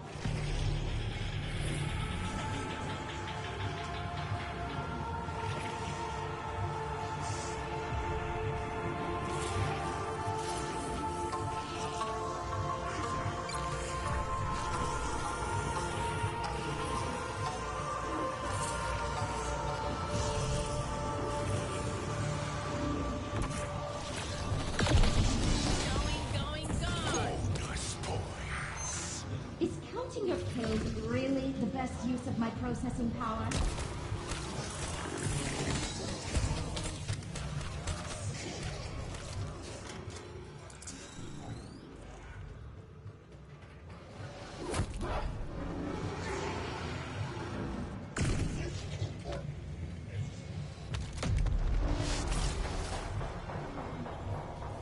Insta-kill.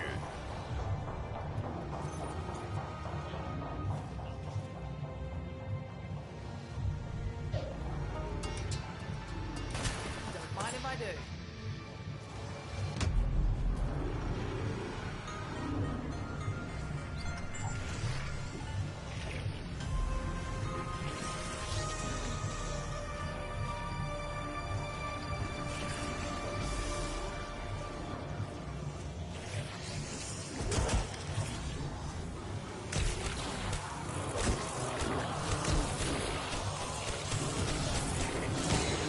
We saying the biz?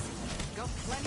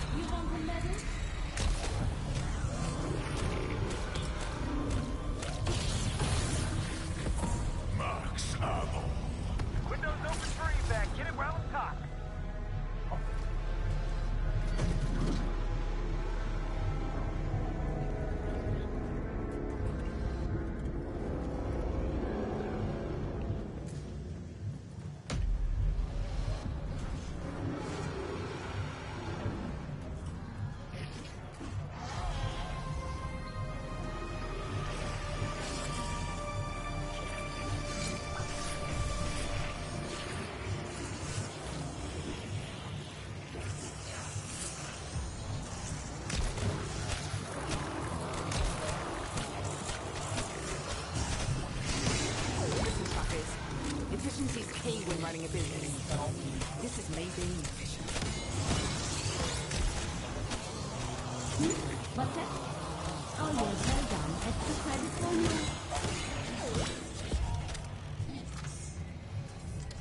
Double force. Max armor.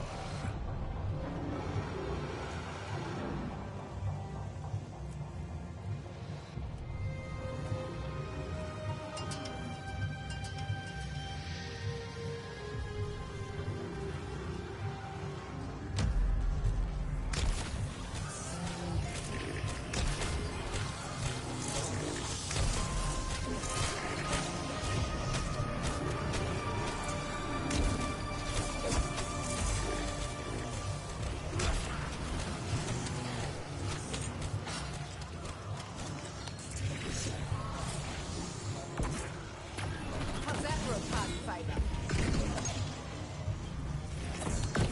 And it's quite decremented. Get that! Gonna fire some one style. We are running a diagnostic on the gearbox. I assure you, I did nothing wrong. Your efficiency has been noted.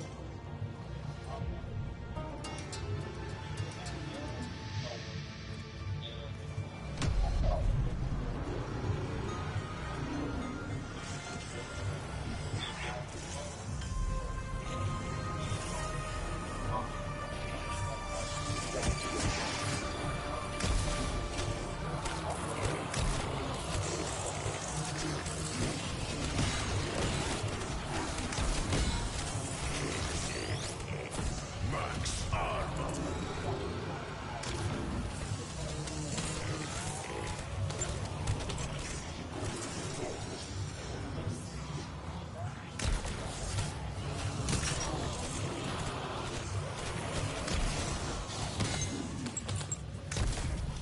Well done, your name. You're making their name look totally bad.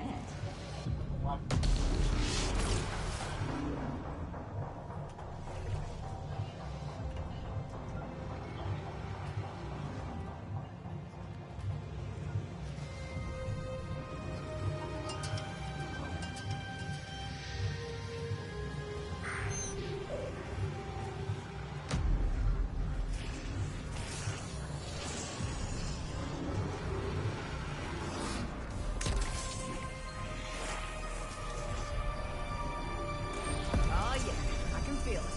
This one's gonna kick like a motherfucker. Make room, you rotted sausages. I'm coming through.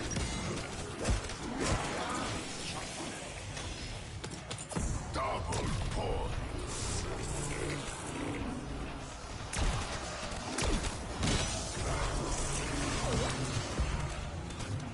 Again!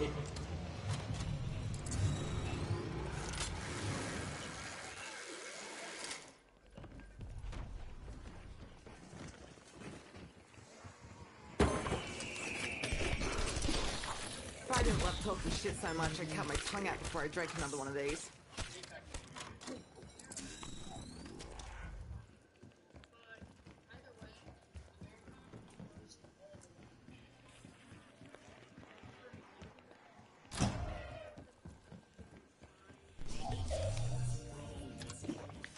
Right. Where's the ladder?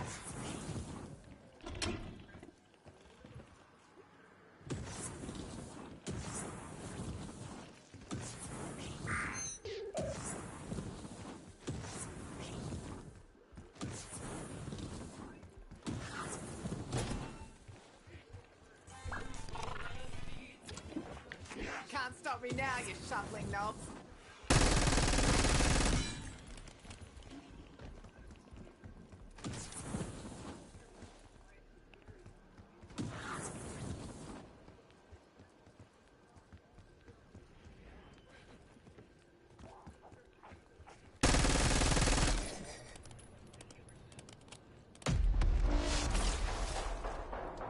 Something tells me we ain't ready to crack some brews and kick up our feet yet.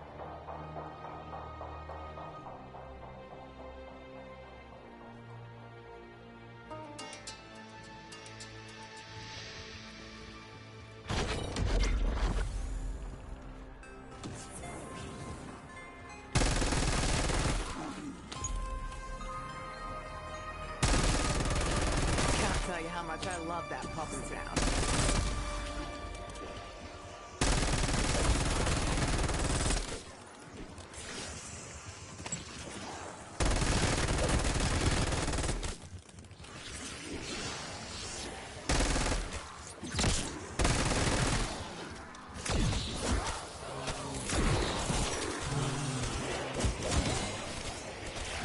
You nerds see that? I'm just warming up, baby.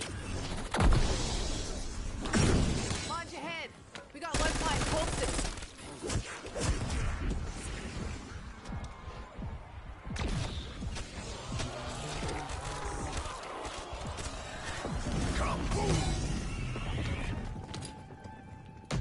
Accelerate!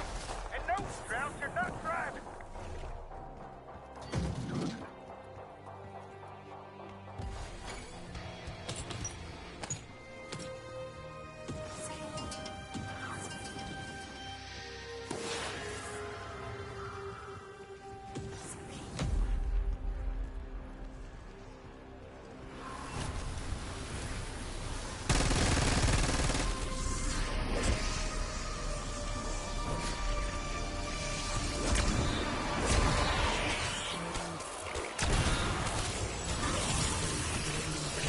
Nothing like that. Tearing axle.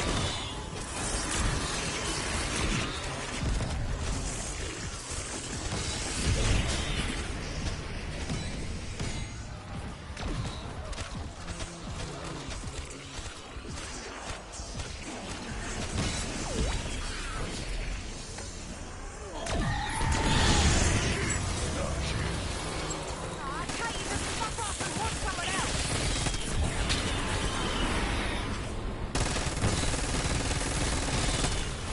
I'm sure I have one of those living in my first apartment.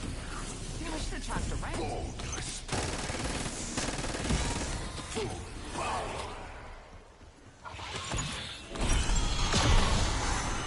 Don't beat the worms, dickhead.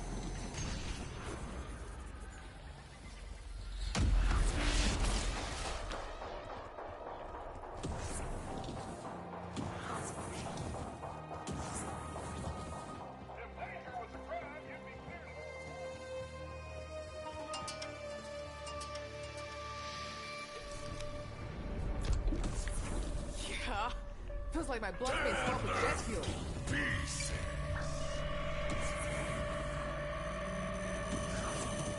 We got the ground transport nearby. Gonna lay low.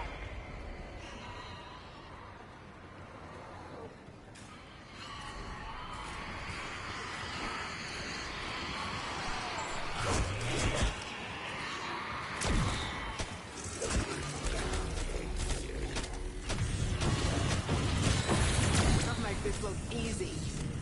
But it's not. It's not at all. I hate it. Just want a beer.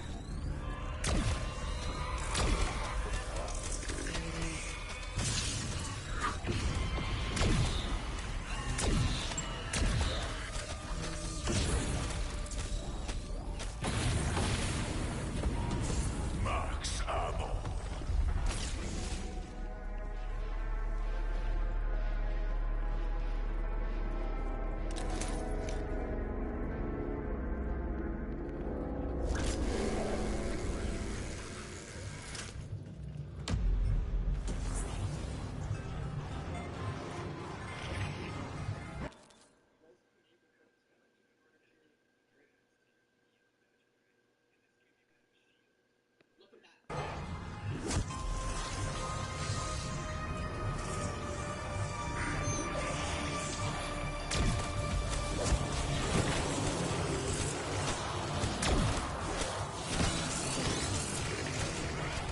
Is that sending out to her?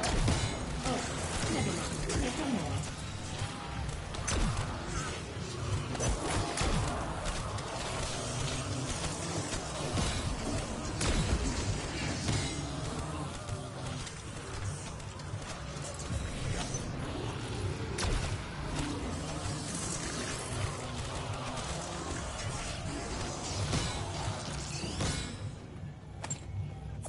Max armor.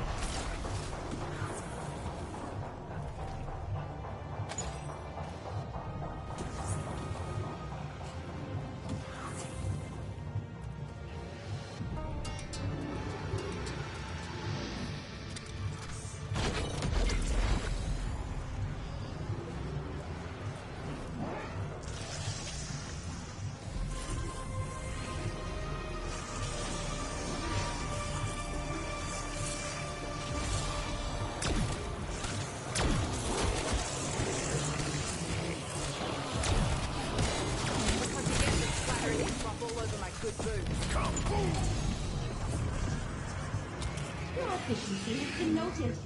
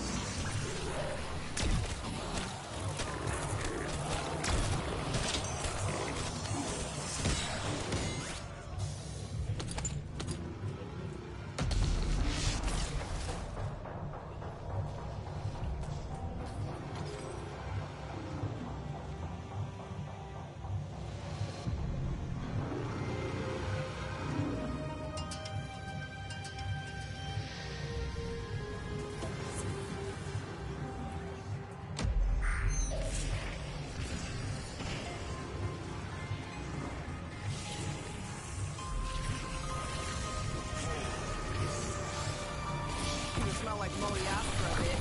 Results? Fucking crap. See? Can't be hungry if you don't have a head. Problem Well solved. done, your name. You're making their name look totally bad. Right into central processing unit.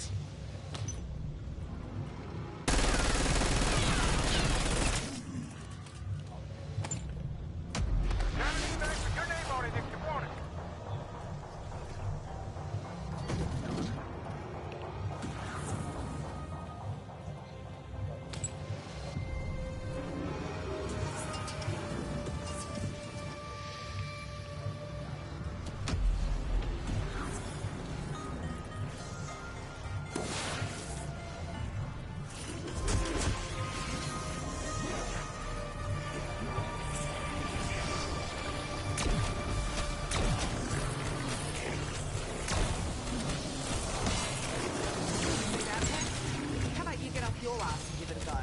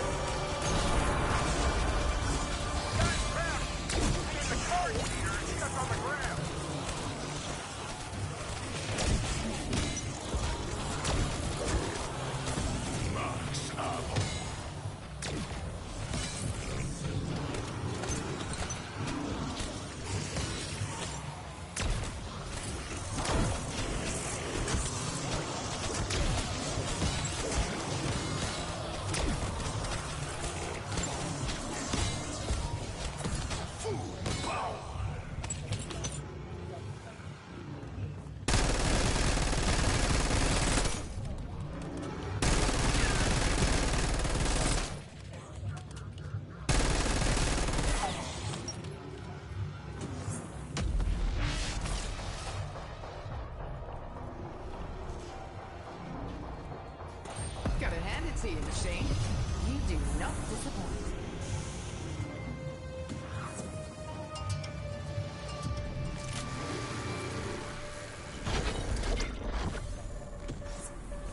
Tear them to pieces.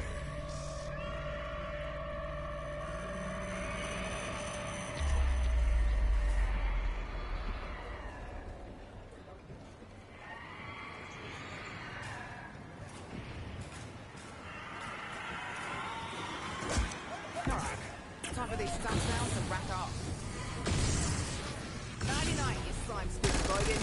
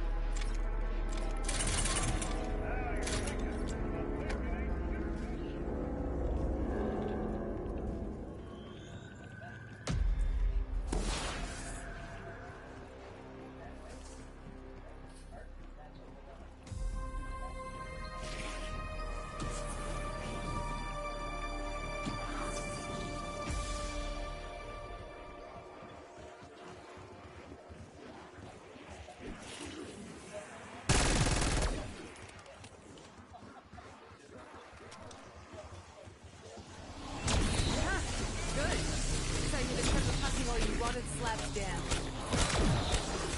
Nerds, see that? I'm just warming up, baby.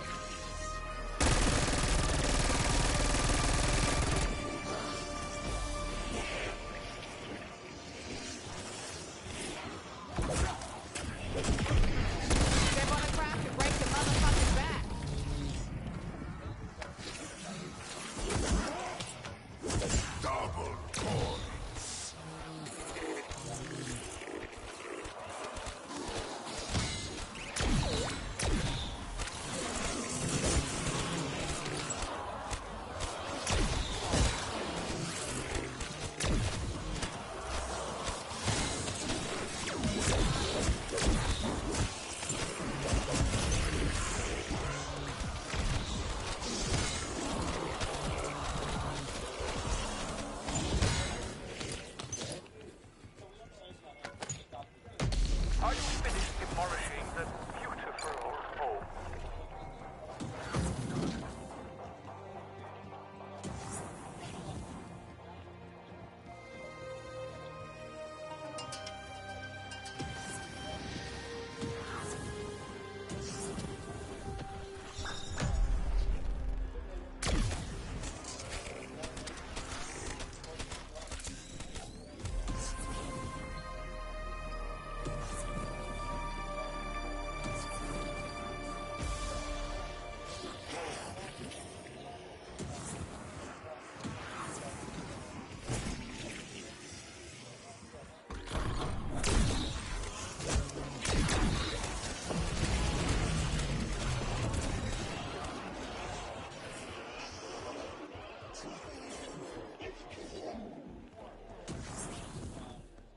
Last call, lightweights. Finish the pints, then pile in the camp.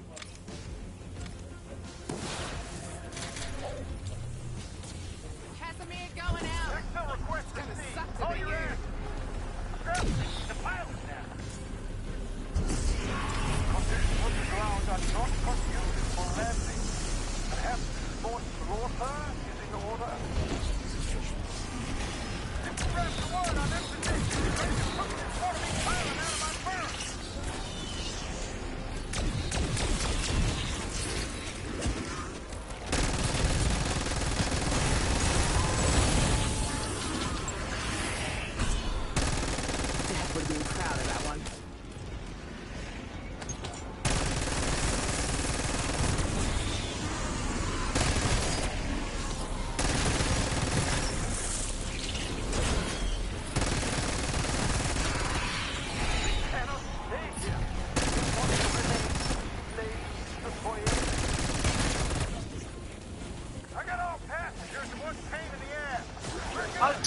So, well, the Muslims, you know, all the immigrants he brought in, he won the election. For me, quite honest, I don't think Trudeau was a good prime minister. He was full Canadian-Cuban. His father is Fidel Castro, no doubt in my mind they're twins. Which his mother doing with just the newborn baby in Cuba with Fidel Castro holding. She's standing beside him. Here's your son. Canada is an opening and welcoming society. These values have always defined who we are. Our system is strong, and we are working very, very hard to ensure that it remains so. Many of the immigrants who arrive in Hamilton find themselves having created war zones or encampments, drug markets. I didn't contact my family 17. Yes, 17.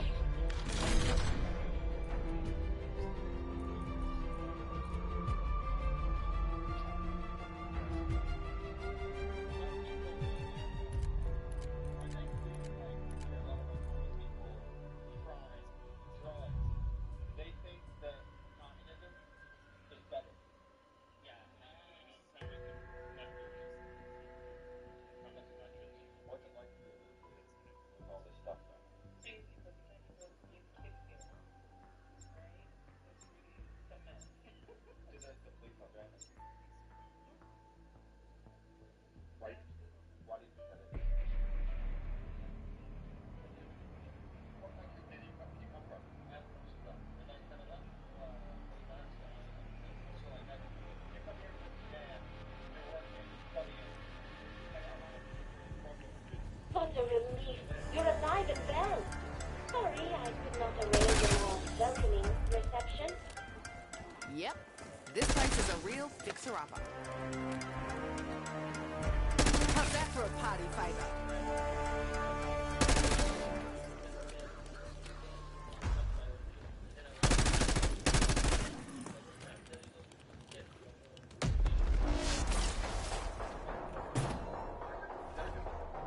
Once you get inside, make your way down to my mainframe chamber.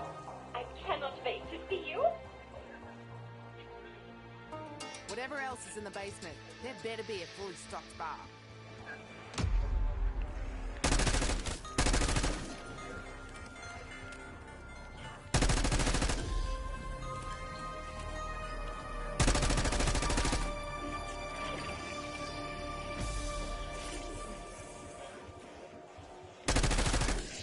It's gonna take everything I have and flip me the bird for my trouble, isn't it?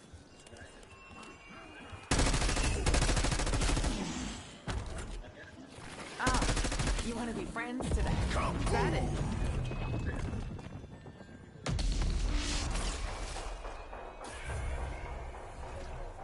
After all you've endured, all the miles you traveled, I regret there are just a few tiny little final tests. Dad will be kicking my ass right now for not demanding overtime up front.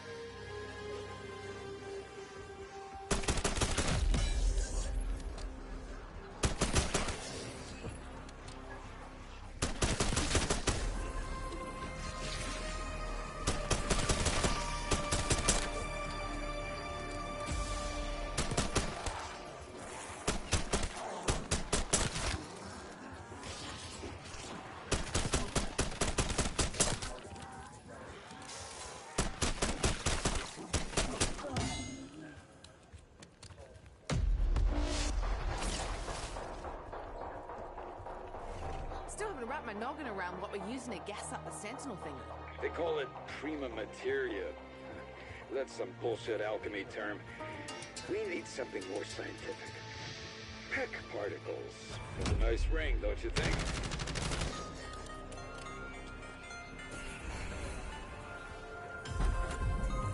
You know, Box, if you ever want a bunch of these moved, discreetly, I can make that happen.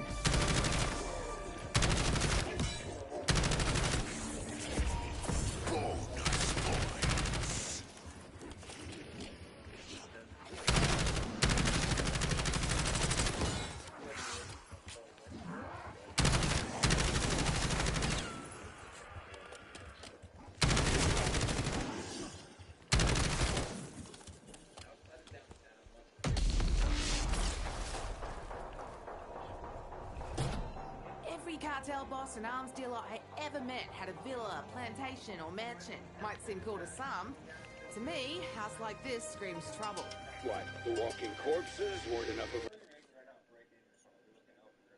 a very sort of communal, neighborhood type city, all the way across. There's no one area you can point to that's like ground zero for crime. So really, it seems like a really nice street, but it's very, very...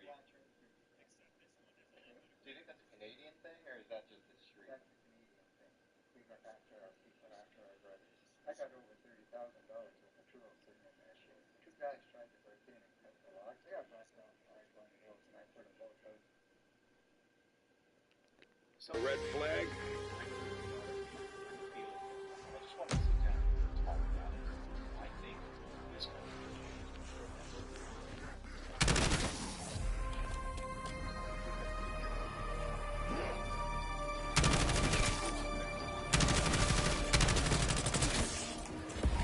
Max armor.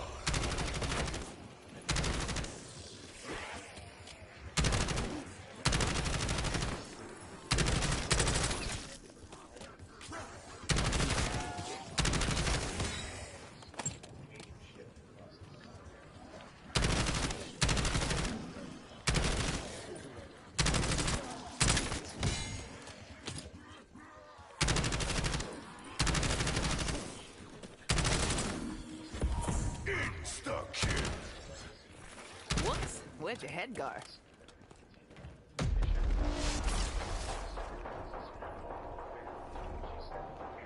Until today, the only reason I'd be caught dead in redneck territory is the barbecue. Ugh, stop right there. If all the dead meat around here, you'll put me off pulled pork forever. Tear them to pieces.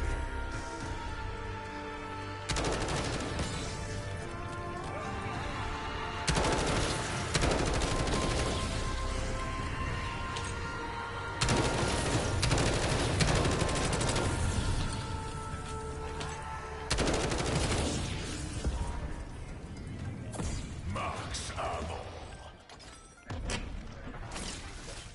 God, this place reeks of rich douchebag.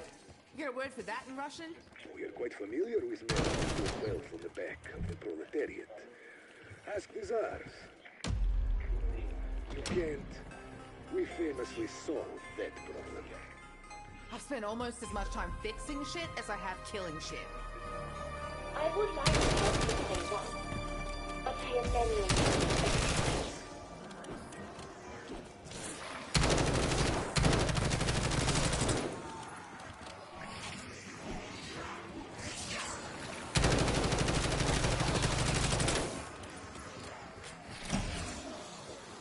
Talking sticky.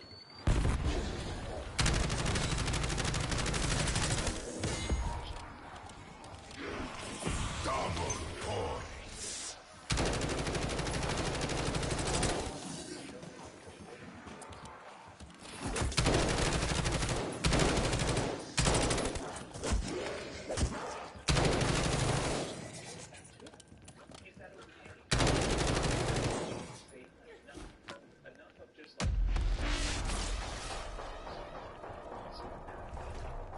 We are far from home, you and I. So, what do you think of the decaying West? Is that some kind of Soviet put-down? Because I'd wear that on a t-shirt. You're getting close. I can smell it. Not literally, of course.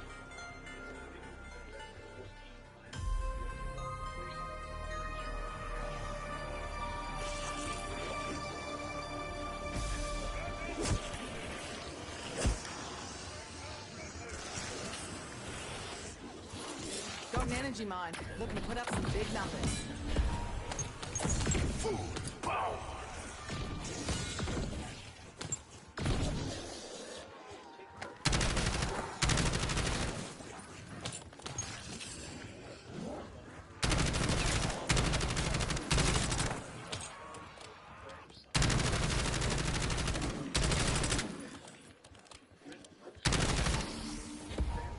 Double points.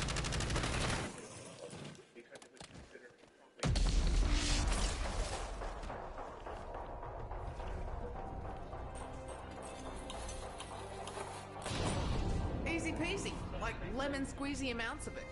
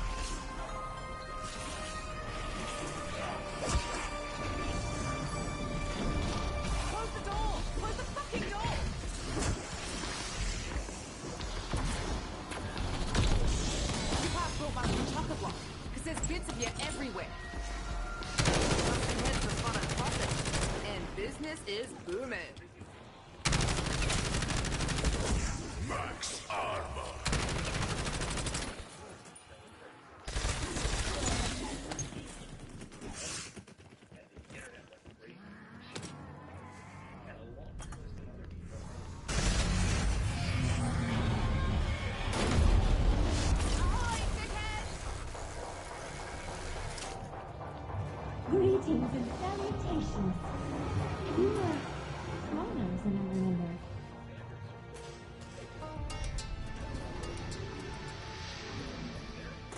Won't find this at the Suddy store.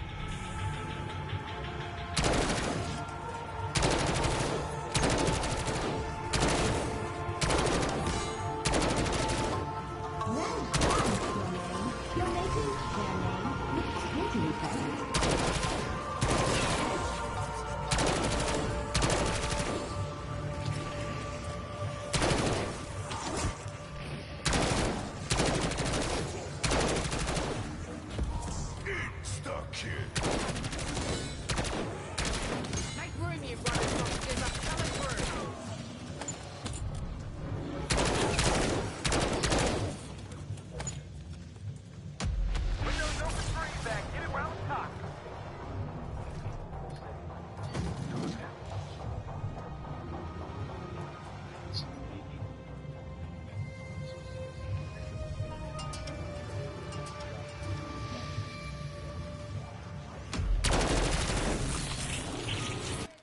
Being shoved next to a cliff on a hike, being called racist, people spit on me. I mean, like, it was insane because I had a MAGA hat on. I mean, people would just walk up to me and be like, I hope you fucking kill yourself. Or goes up to houses and tearing up Trump signs, or yelling at people in coffee shops because they're wearing a Make America Great Again shirt. I'm not a baby here with you. You're a disgusting, sick, fucking pussy weirdo.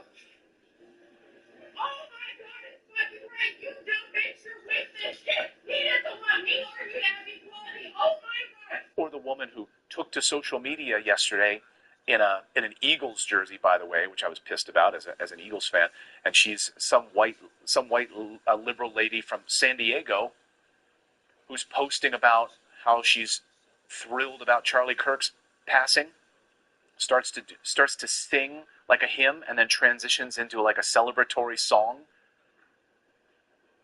and then the social media goes crazy and flips out at this woman. And guess what? Her husband runs an electrician's company in San Diego.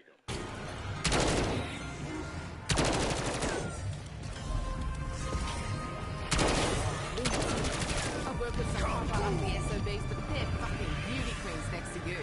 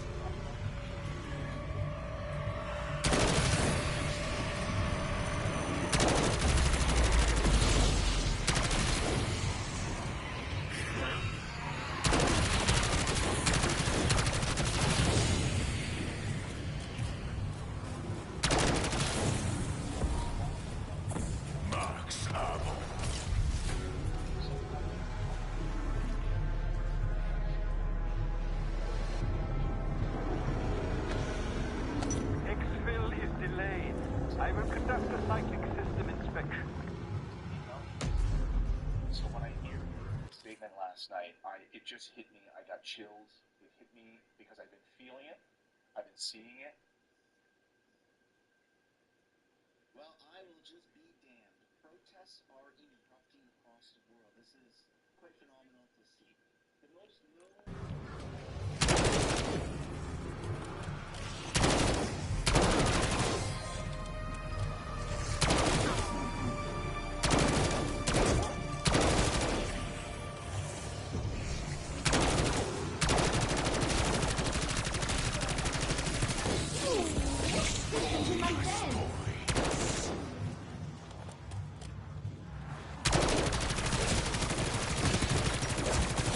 Listen, fuckers. Efficiency's key when running a business. This is me being... Can't we become our business leader? Right in that track. Don't throw tech on it. Yeah, I know it's tempting. Roll them up like a carpet.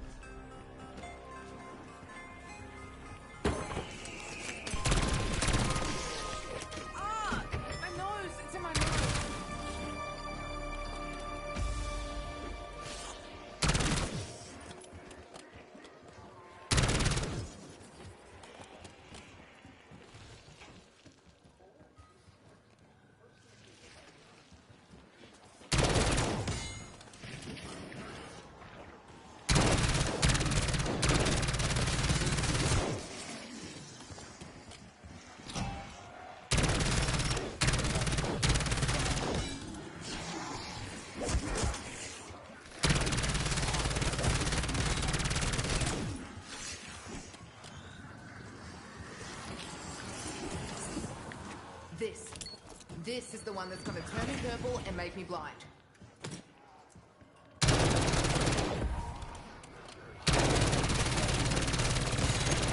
Max Armor.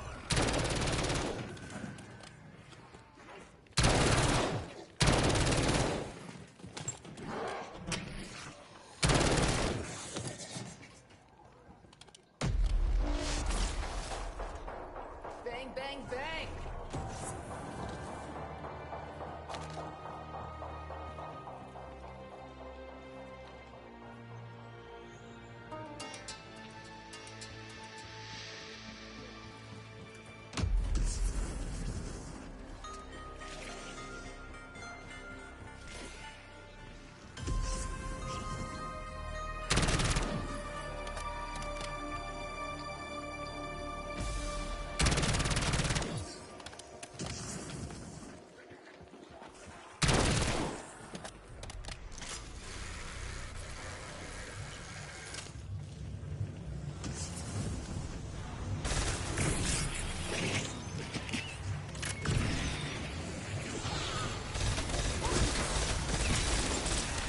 We say in the biz, got plenty more where that came from. Oh, yes, well done. I think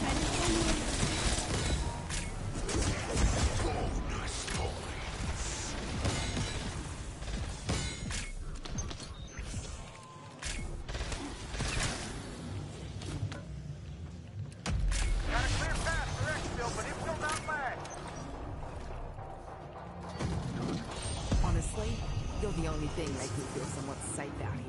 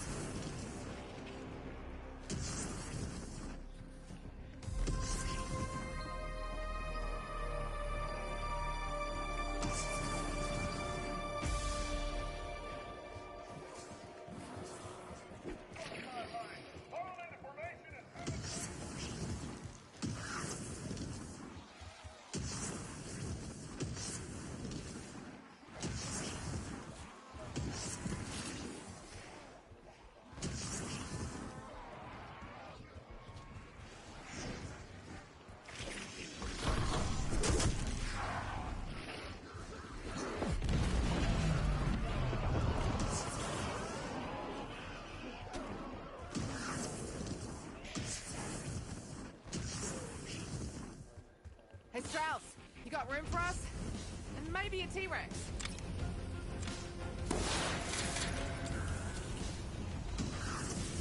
Copy that. Flood meter's full. Heading your way. Got you one out. Ammo makes sense to our corpse. You gotta make the proof. Don't be the worm, dickhead. And ready to push this wannabe pilot out of my fur.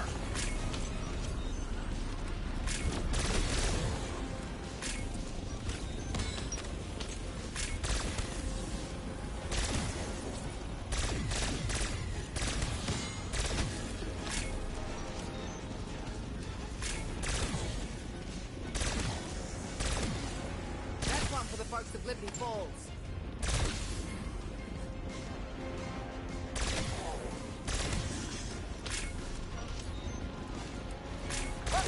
Now, I can see in the air.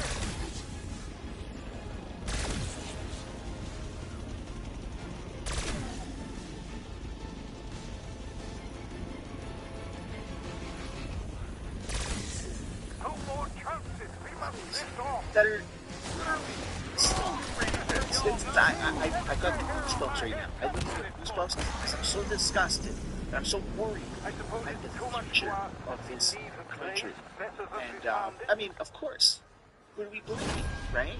We blame the fragile mental state of people that are more left-leaning politically? Or do we start to take a look at the serious root cause of this? The media. I mean, with Charlie Kirk, and I don't say any of this to disparage him, but was a controversial, polarizing figure, right? The provocations that these university tours, he's going to these campuses, you know, to sort of provocation and confrontation and debate and argument.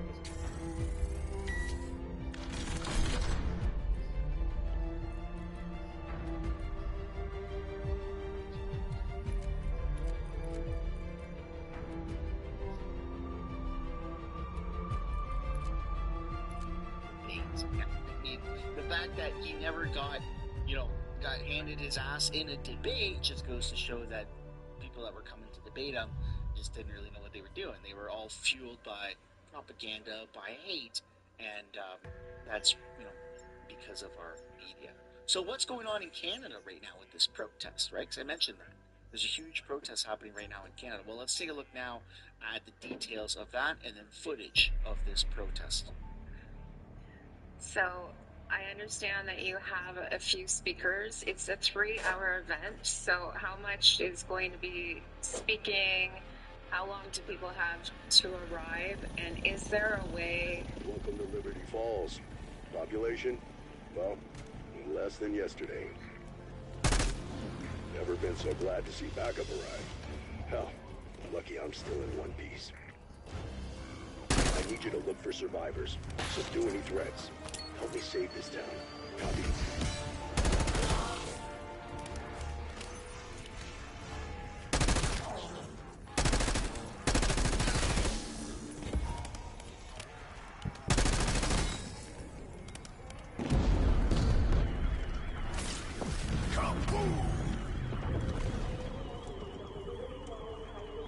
Alpha, search the area.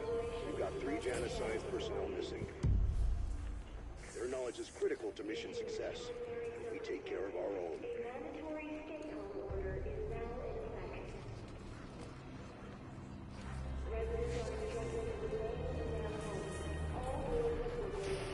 Wouldn't surprise me if this was the same one that Pandora chick got. Bang, motherfucker.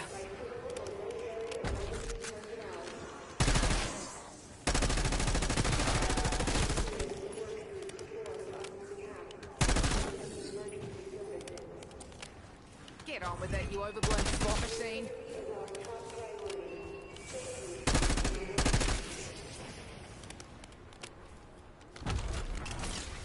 Stupid wooden rat bag's about as useful as a fart in a jar. Sorry you came here yet. Well, if anyone had to show up, I'm glad it was you.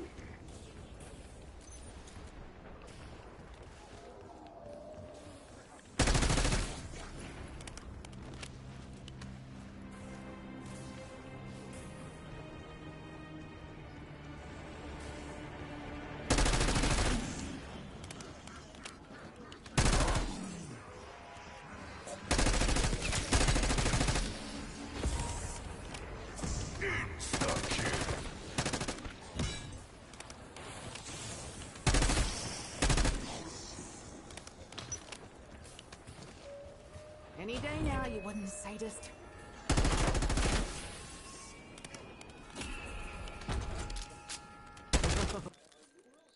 Fox, you know exactly what is going Percentages on. of this country. I can't believe it. It seems like it's too wild to be true. But that's unfortunately the reality of Canada. And Toronto Police said, we are aware of a planned rally and counter-rallies at Christie Pitts Park this Saturday. Our top priority is the safety and security of everyone. Police will be present to monitor and ensure public safety, and we will expect everyone in attendance to follow police instructions. Well, we're going to take a look now at some of the footage from this event. School Hill, Canada First, Patriot Rally. Today, I declare it Canadian.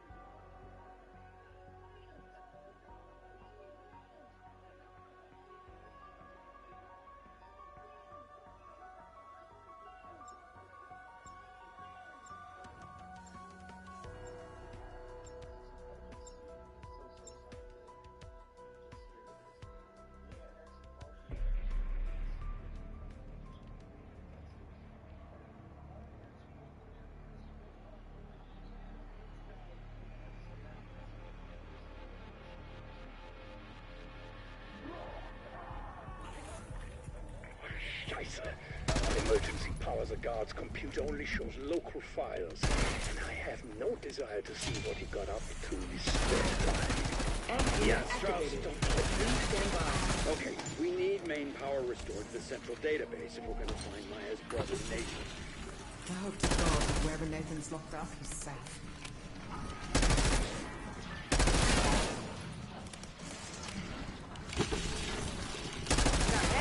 No worries. Full Aussie humour there.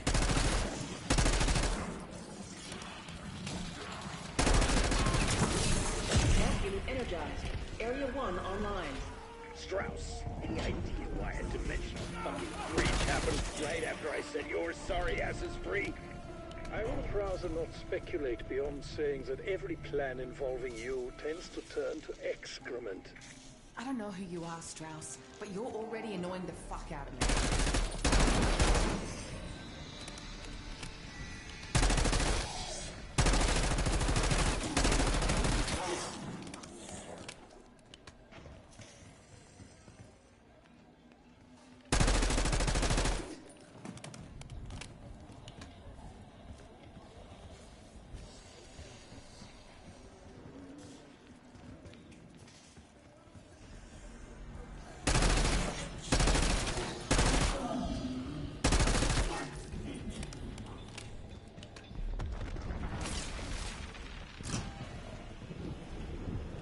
Security files list Dr. Ravity Modi as the head honcho here. That's Slightly alarming.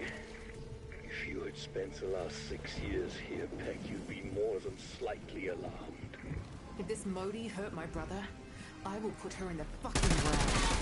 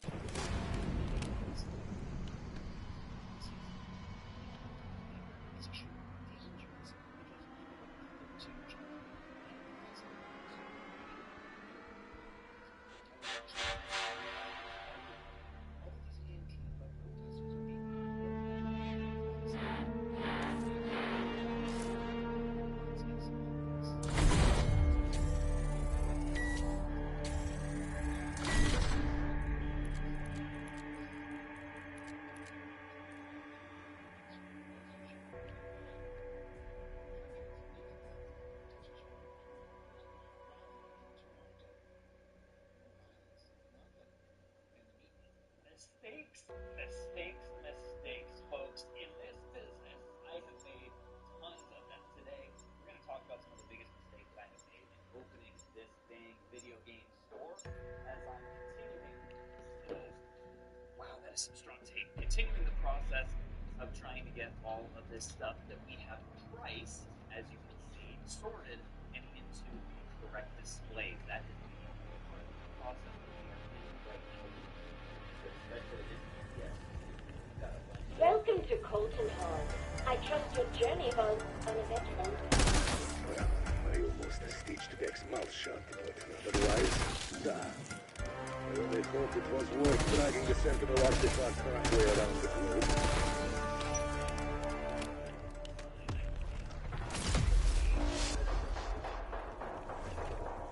I wish I could come greet you in person, but my physical form is... Well, you'll understand once you descend to my bunker. Underground. Everywhere we fucking go, we end up underground.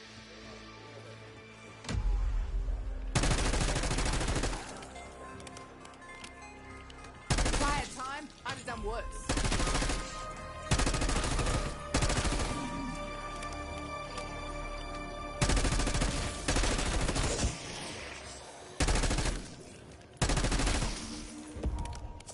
Max armor. Everything is ready, but there is more work to do to empower the Sentinel artifact. Great. More mystic puzzles, yeah? Fucking dead. For me? Really? What's the catch? Sorry, of course I have it.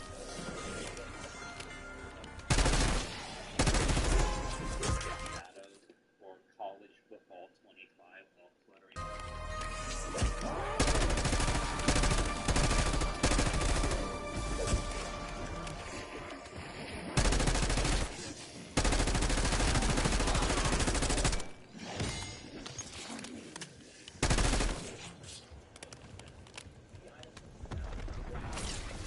At this point, I don't care if it shoots fucking acorns. Still haven't wrapped my noggin around what we're using to gas up the Sentinel thing.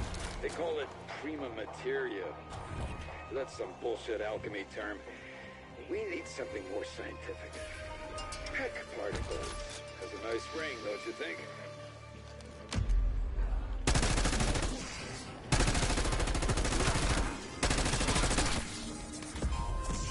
Insta-kill.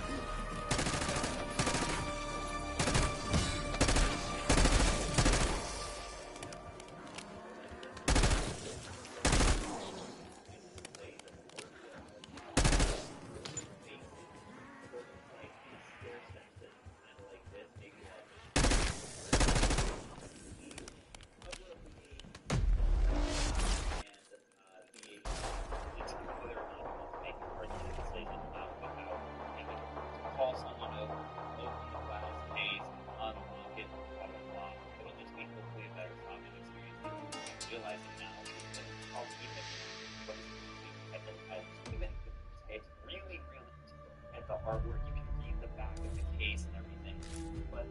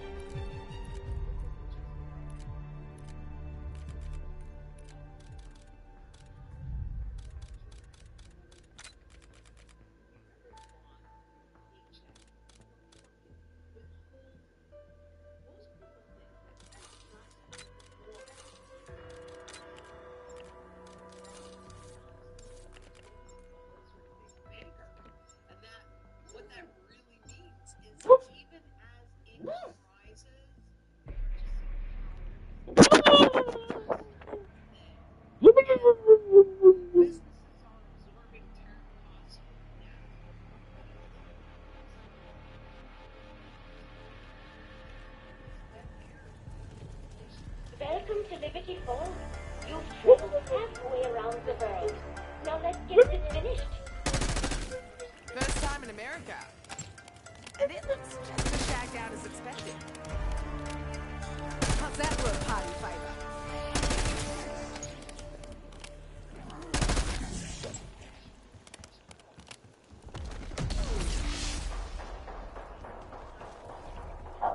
I wish I could come greet you in person, but my physical form is... Well, you'll understand once you descend to my bunker. Everywhere we fucking go, we end up underground.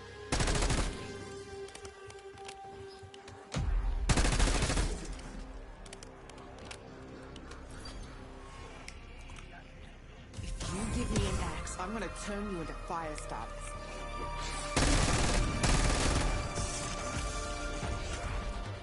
Sure, why not? Who am I to judge the state of reality these days?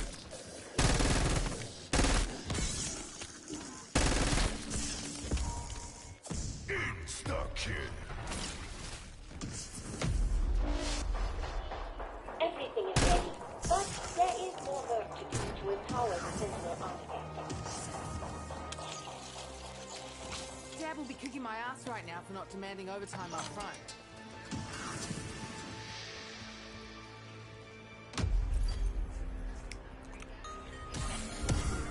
Crap. I think it just ripped out one of my fillings.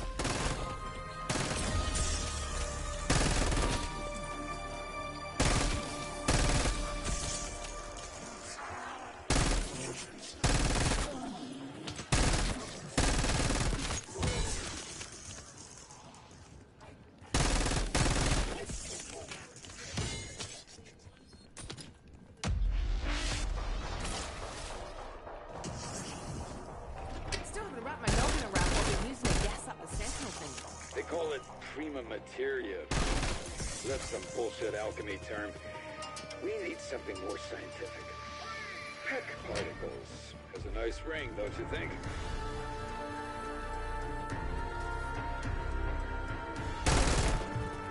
I've spent almost as much time fixing shit as I have killing shit. Excellent work. Good work, at least.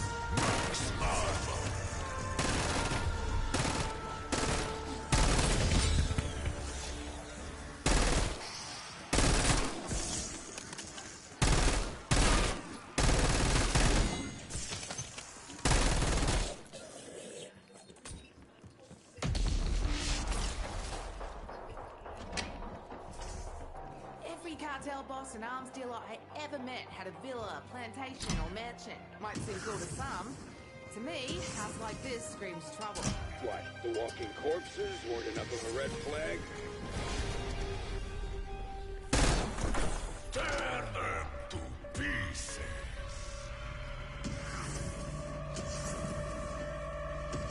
Now you have two components. The Egg is better than bun.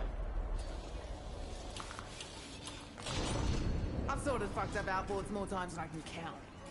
Champion dudes, piece of piss.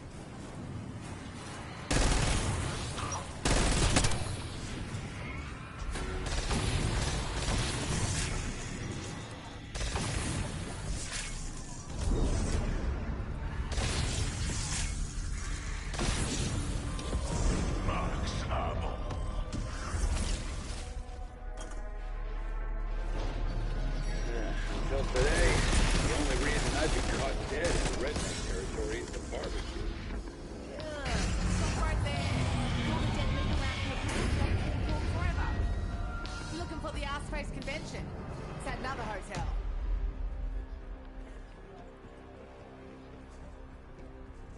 That hurt? Good.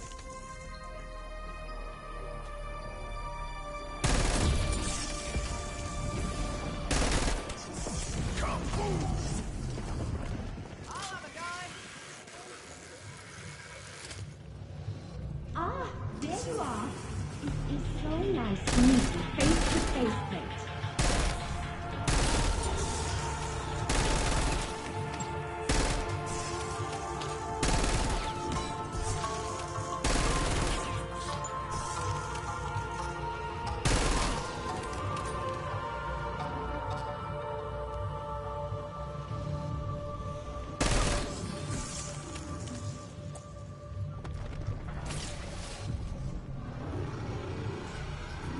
God, this place reeks of rich douchebag. You got a word for that in Russian? You're quite familiar with men who build wealth on the back of the proletariat. Ask Bazaars. You can't. We famously don't that, brother.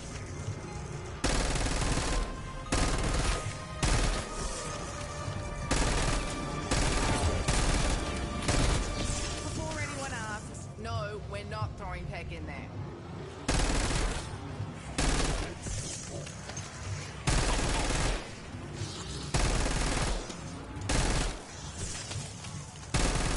That's pretty out to her.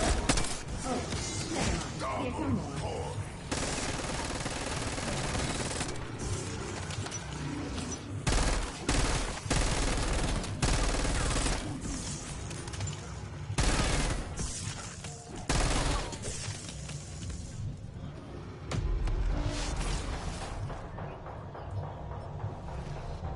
We are far from home, you and I.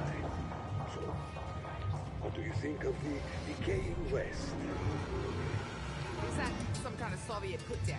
Because I'd wear that on a t-shirt.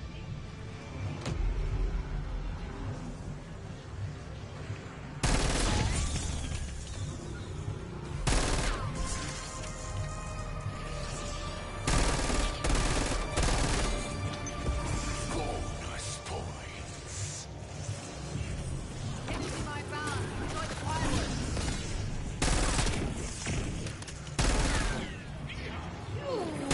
Listen to my band.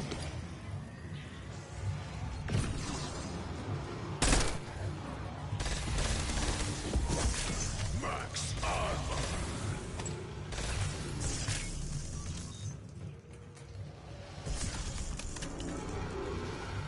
Dads with the sharking enough to know you fuckers are about to be chuffed.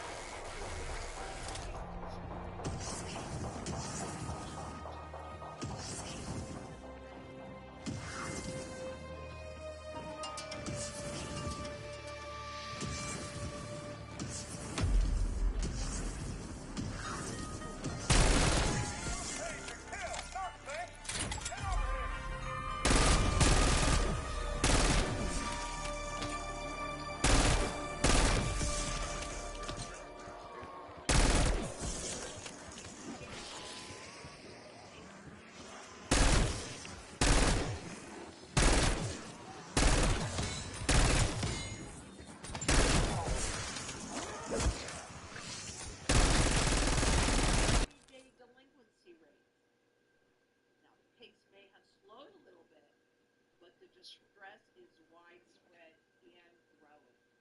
Delinquencies among upper-income Americans have jumped nearly 20% Double pull.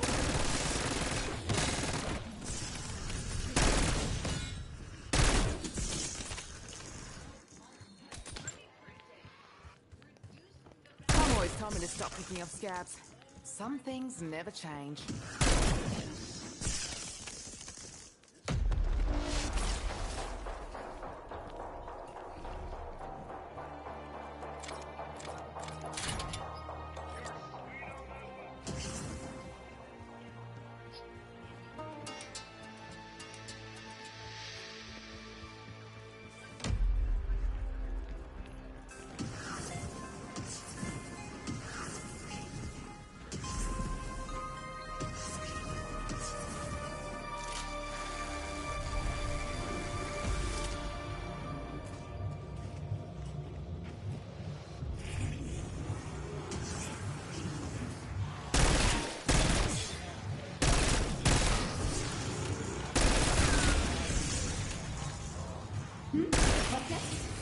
Oh yes, there's an extra credit for you.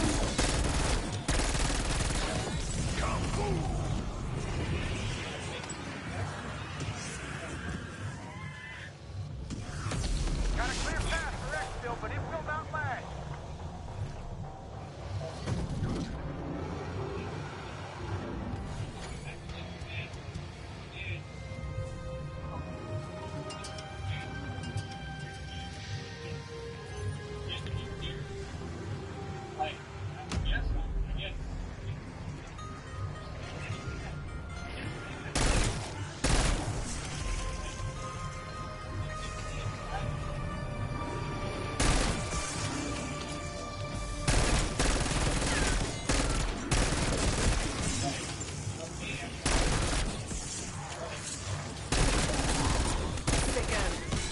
Ah, shit. Do I need to bribe you with Right, that's your name. You're making their name look totally bad. Any of you hot dogs want to beat my high score?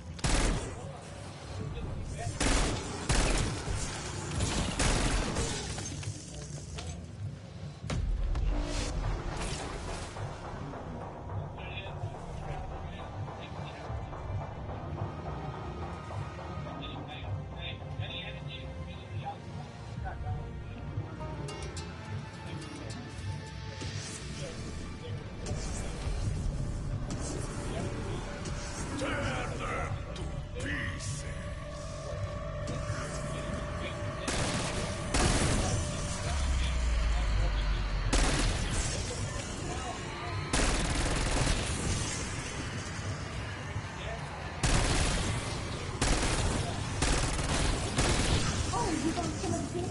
Do you? Do you? Max ammo.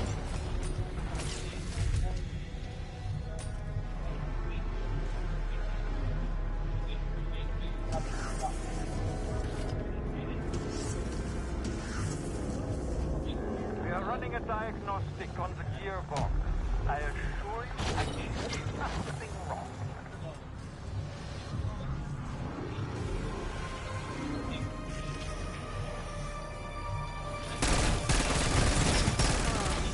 Deadlier than one of Dad's curry farts. What? You want a medal?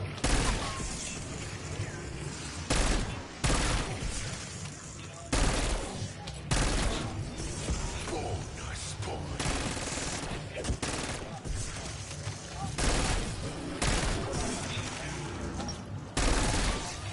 Get that! Gonna fire some corpses punch style.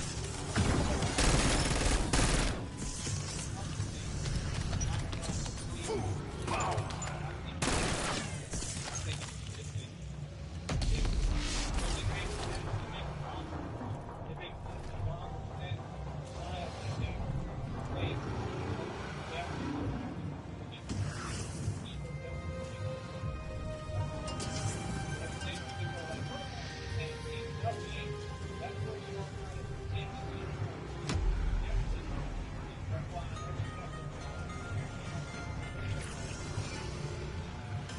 That's one for the folks at Liberty Falls.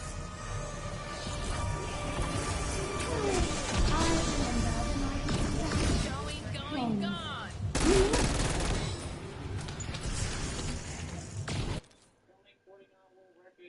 I did side reps today. I got 2 of them. I I'd like to do them a little bit cleaner on the next attempts, but it's hard when you've been doing the lifts all day. I call them lifts. They're very difficult, man. The hardest exercise you'll ever do is lifts. I called them that. So, you know, I didn't. Efficiency has been noted.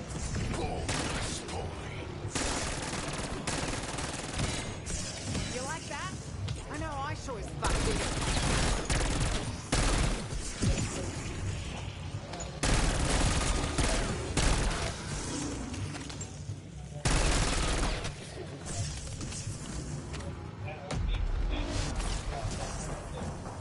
Fucking hell. Are we there yet?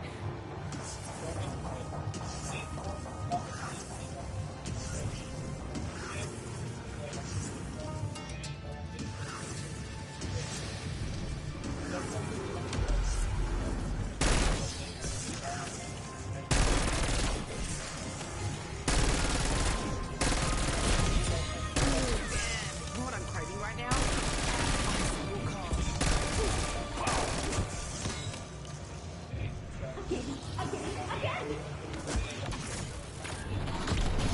Mind your head.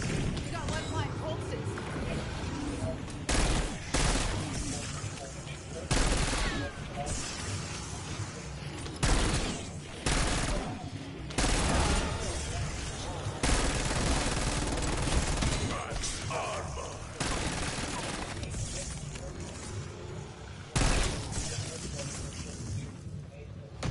We can extract you now. I checked the rotor shaft and skids myself.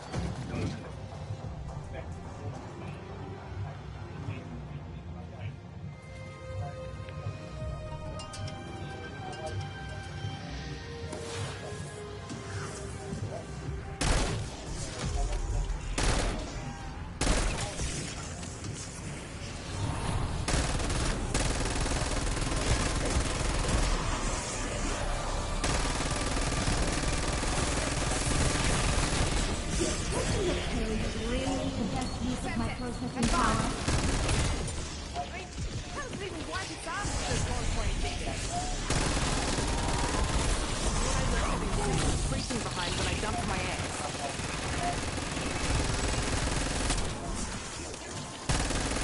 Go feed the worms, dickhead.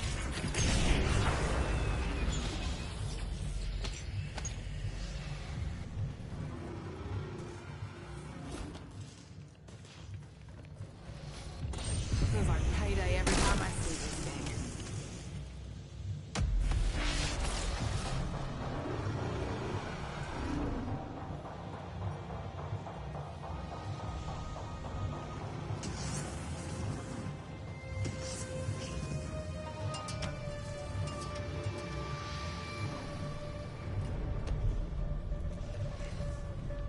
Tear them to pieces.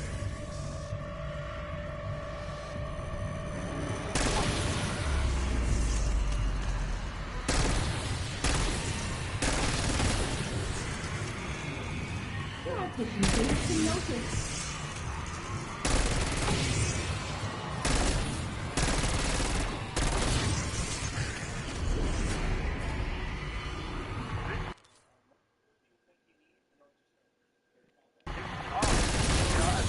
Possible fuel leak. Stand by. Did I sound like a pilot?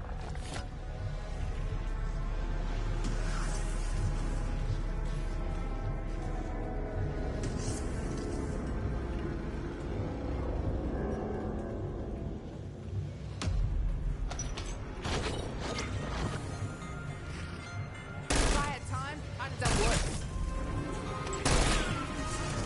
And just who is going to make that happen?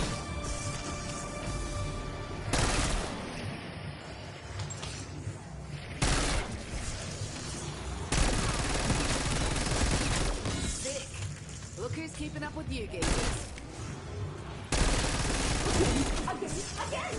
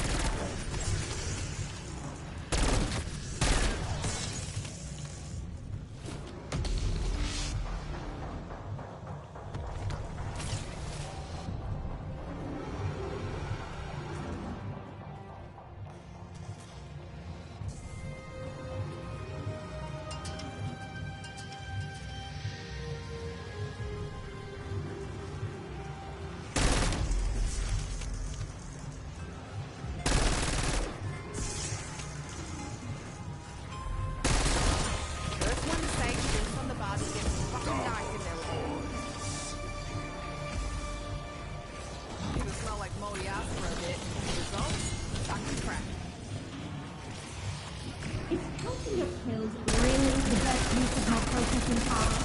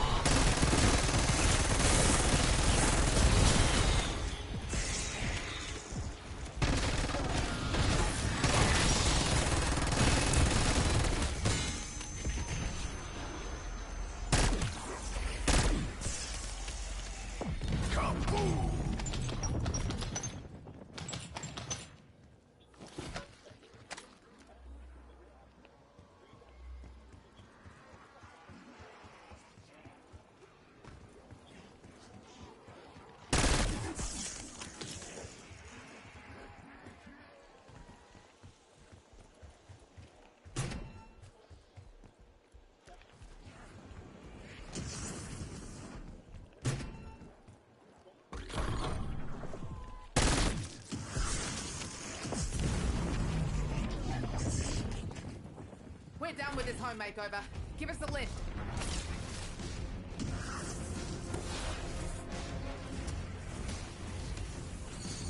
This is co-pilot Scott.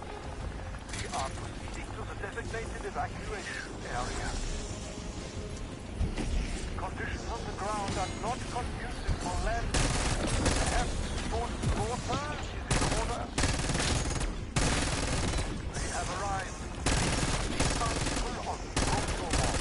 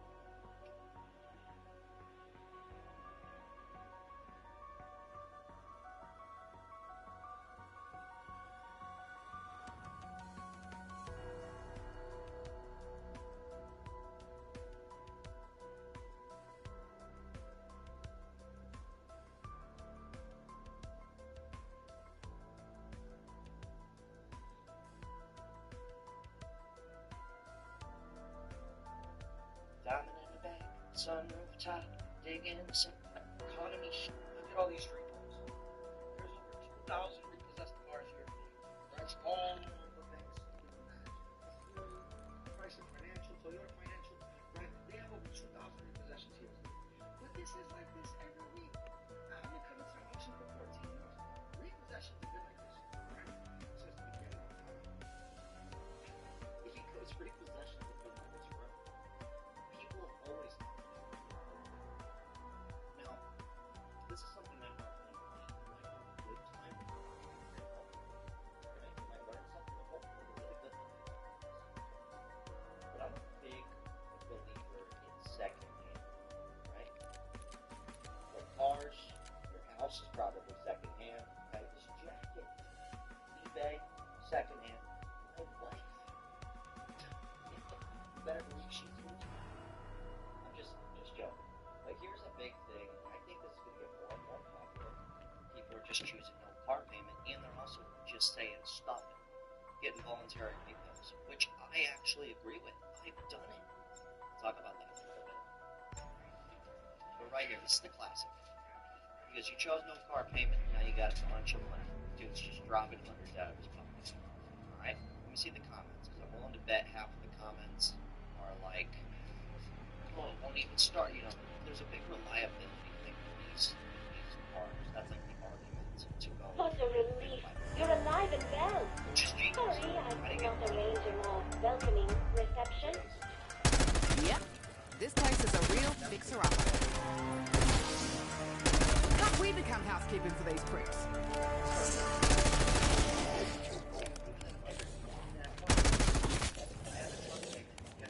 Guess what? Said truck doesn't run. Even new cars can have problems, guys. Get a Toyota. That's the classic. Yup, no car payment, no recalls either. Yeah, new cars get those recalls. It's kind of, I guess that's probably always happened. Roll those windows down. You'll be paying somebody else's car payment. Wait, that's enough money to buy a couple more square bodies. Hold on, let me see. See some good comments here. All that money is being saved for repairs instead of a payment. See, that's where people get things a little twisted. I'm someone who is always, most of these comments are going to say the same thing. It's going to be 50% of people, before we get into this one, another guy, this guy's doing a voluntary repo.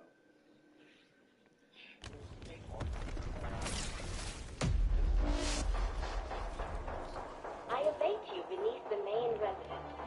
Try not to get killed before we meet. Whatever else is in the basement, there better be a fully stocked bar.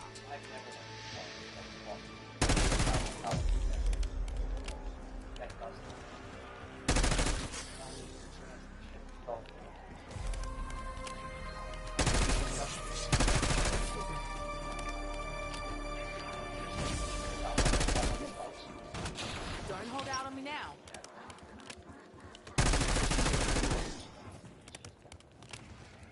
But I'm all for it, and I'm somebody who said, you know what? Come on, come on, come on.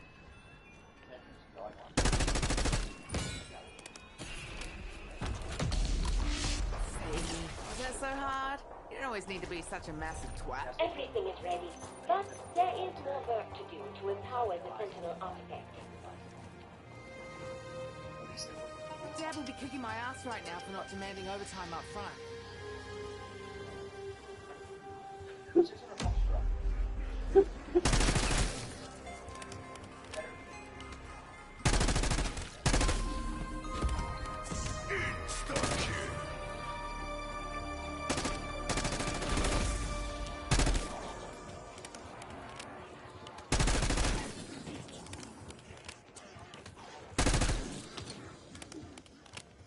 You know, boss, you walk a really fine line between love and dark, murderous fucking rage for me.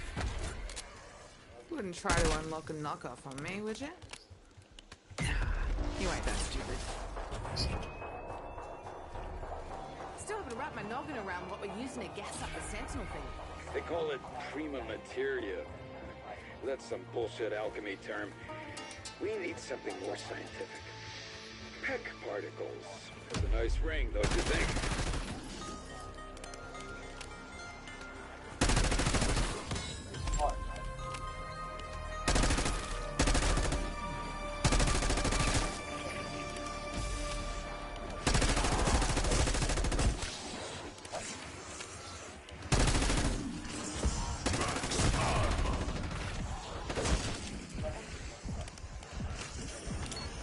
sticky.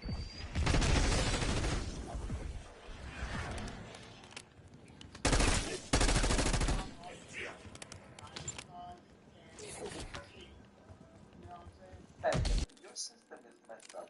I'm 100% convinced that 95% of the people you see balling is fake.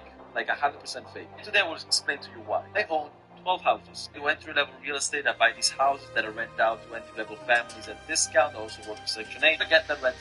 This year, in terms of income revenue, officially entered the top 2-3% of society. I don't know about you, but to me, if your car represents more than 5% of your wealth, you're doing something wrong. If you're getting a $100,000 car and you own less than $2 million in assets, it's hitting you financially. The same thing with houses. The guy a teenager that works at...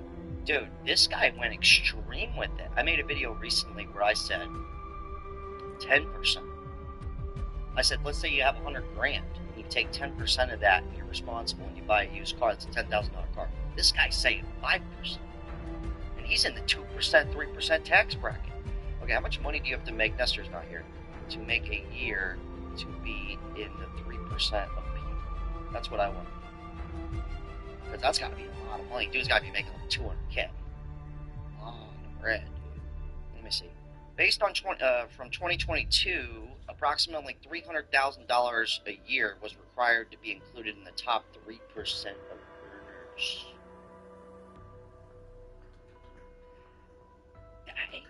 I didn't say it. The Italian man said it, okay? And I actually agree with him. I do, and I agree with the other black gentleman. Be a G, be a gangster. Buy it in cash. I don't care if it's a hoopty. That's what real players do. Or don't. Be a part of the 95% of people who can't afford a Kia. Do it. It's a good laugh on my end. I'm not like laughing at you, okay? I get it. Most of the time, it's not even your fault. It's like, why'd the chicken cross the road? Everyone else was doing it. Duh. It's kind of normalized to not even have $35,000, but you can get the $35,000. That's my favorite. You can't afford the $10,000 car, but you can afford the $35,000 car. Because the $10,000 car, you're not going to get finance on it, but you don't have $10,000. But you got $7,000, so you get the $35,000 car. It's actually kind of genius, and I don't blame most people. I think most people kind of got duped, and even me, I had to learn the hard way. They go, yeah, dude, here's the BMW, bro. You're 25. Come on, live a little. When I knew better. I fucking knew better.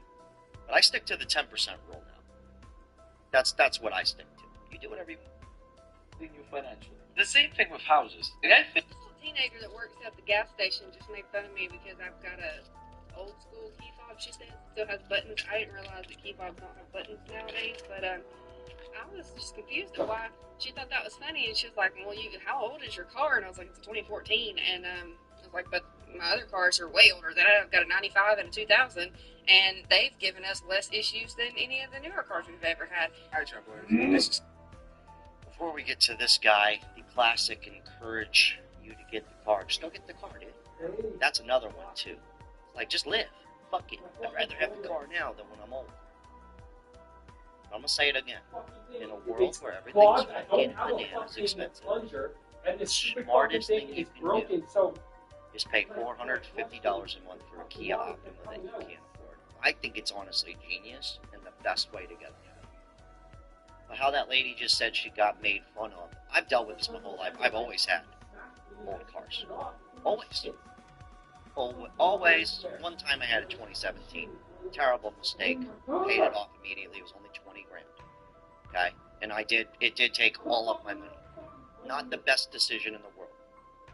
To just go, how many of you with $20,000 are going to go, I'm just going to go spend $20,000, all of my money on a car? It's not smart. I went broke because of it. Like, getting a car is supposed to move you forward. Well, it goes in reverse too, right? You can do donuts, even go in circles. But what I'm saying is, it's supposed to get you ahead. It's supposed to move you backwards. It's supposed to get you there, not keep you stuck. And that's the funniest part about the car. But I deal with this now. I drive a 2007. I personally love it. Grand Marquis, super reliable car. Okay, got it for $9,600. Triple chilling. Okay, a little less than 10% of my, well, not even including my house, just my liquid, right? I'm not like including like assets. People don't even fucking own assets. Forget about assets. All right, I'm talking liquid money. Okay. My point is this happens to me now, and this happens to a lot of younger people. I think there is like a shame on driving. What you drive matters. This perception of what you drive. You know, but the way I look at it is like if you drive a BMW, right? Does that make you successful, or do you just drive a BMW? Because nowadays anybody can get one. Anybody can get one. You don't even know what's what anymore. It's kind of where I'm getting. I just think it's kind of funny. But this is something you hear a lot too here. And I've been made fun of, guys, for these older cars. Alright? But the funniest part is I'm sitting here like, you know, I'm hood rich, right? But they don't know that. They look at me as if I make, like, it's so funny how the world works. And I think that is a big reason why so many people go and put themselves into this genius idea of exhausting all their finances that they don't have. I'm no financial expert, but I tend to never sweat. I don't sweat the bill as much as most people do. And I don't know. And I'm no genius. I didn't even go to college. That's the best. I'm buying jackets on eBay. It's a beautiful world. Anyways, get the whip, bro. Something that I feel very strong about. Just go get the fucking whip. Literally, like, fuck what everybody else is talking about. If you want the Scat Pack, the Hellcat, the Mustang, the Maro, the BMW, whatever it is, go get that shit. Why? Because most people are hiding from their dreams. Right? They have over 2,000 repossessions here today. Repossessions have been like this forever. The same people that's giving you advice are the same people that don't take their own advice. If somebody tells you that, you know, bro, that's impossible, you're not going to be able to do that, bro. That's how they feel about themselves, basically. Look, we already work our ass off. Every day we're working our ass off. You deserve to get what you want. Go get the whip, bro. I did do that, bro. I went and got the whip, and guess what it did? It fucked me in the ass. Because I couldn't actually afford it. And that's the truth for most people. And I'm willing to bet statistically, I'm not saying he can't afford his car, but how many people are really going to buy the Hellcat cash? I'd say, what, 7? 7 individuals in the greater United States? 7 people. What's the probability of him being one of them? But I do take my own advice. I buy the old car. I keep my money. I'm triple chilling. I am the dude who had the 2 jobs his whole life, but still managed to have more money than my friend who went to college. We live in a society now where even if you're making crazy money, right? What's the probability of you starting to make 20 grand a month, right? Let's say you start making $20,000 a month. I'm talking big money here. Most of you are like, $20,000. That's my point. Even if you're making 20 grand a month, you should not. Don't go buy the Hellcat. Wait until you're literally rich. What's 10%? Let's say you make $250,000 a year. What's 10%? $25,000. That's the car you should be driving. Right? When you see these old people with Porsches and shit and really nice cars, they are literally rich. That's only 5-10% of their portfolio. That's the difference, is kind of where I'm getting it. And I think it's funny. I think I advocate for you to keep your bills as low as possible. Like, I'd rather you drive the Hoopty, but have $15K cash chilling in the trunk of said Hoopty. You know what I'm saying? And there's more of us out here than you think. And I encourage it. I think it should become more and more normal. You know, we're going to go back to that Italian guy after this. But there's something about, you know, when people go, you know, when people are like, I'm going to go to another country. It's like they have so much more culture. And it's not just work. Yeah, well, you know what? They're not slaves to their Hellcat. You know what I'm saying? They're not slaves to their Hellcat. In these foreign countries, I've only been to Mexico and Costa Rica.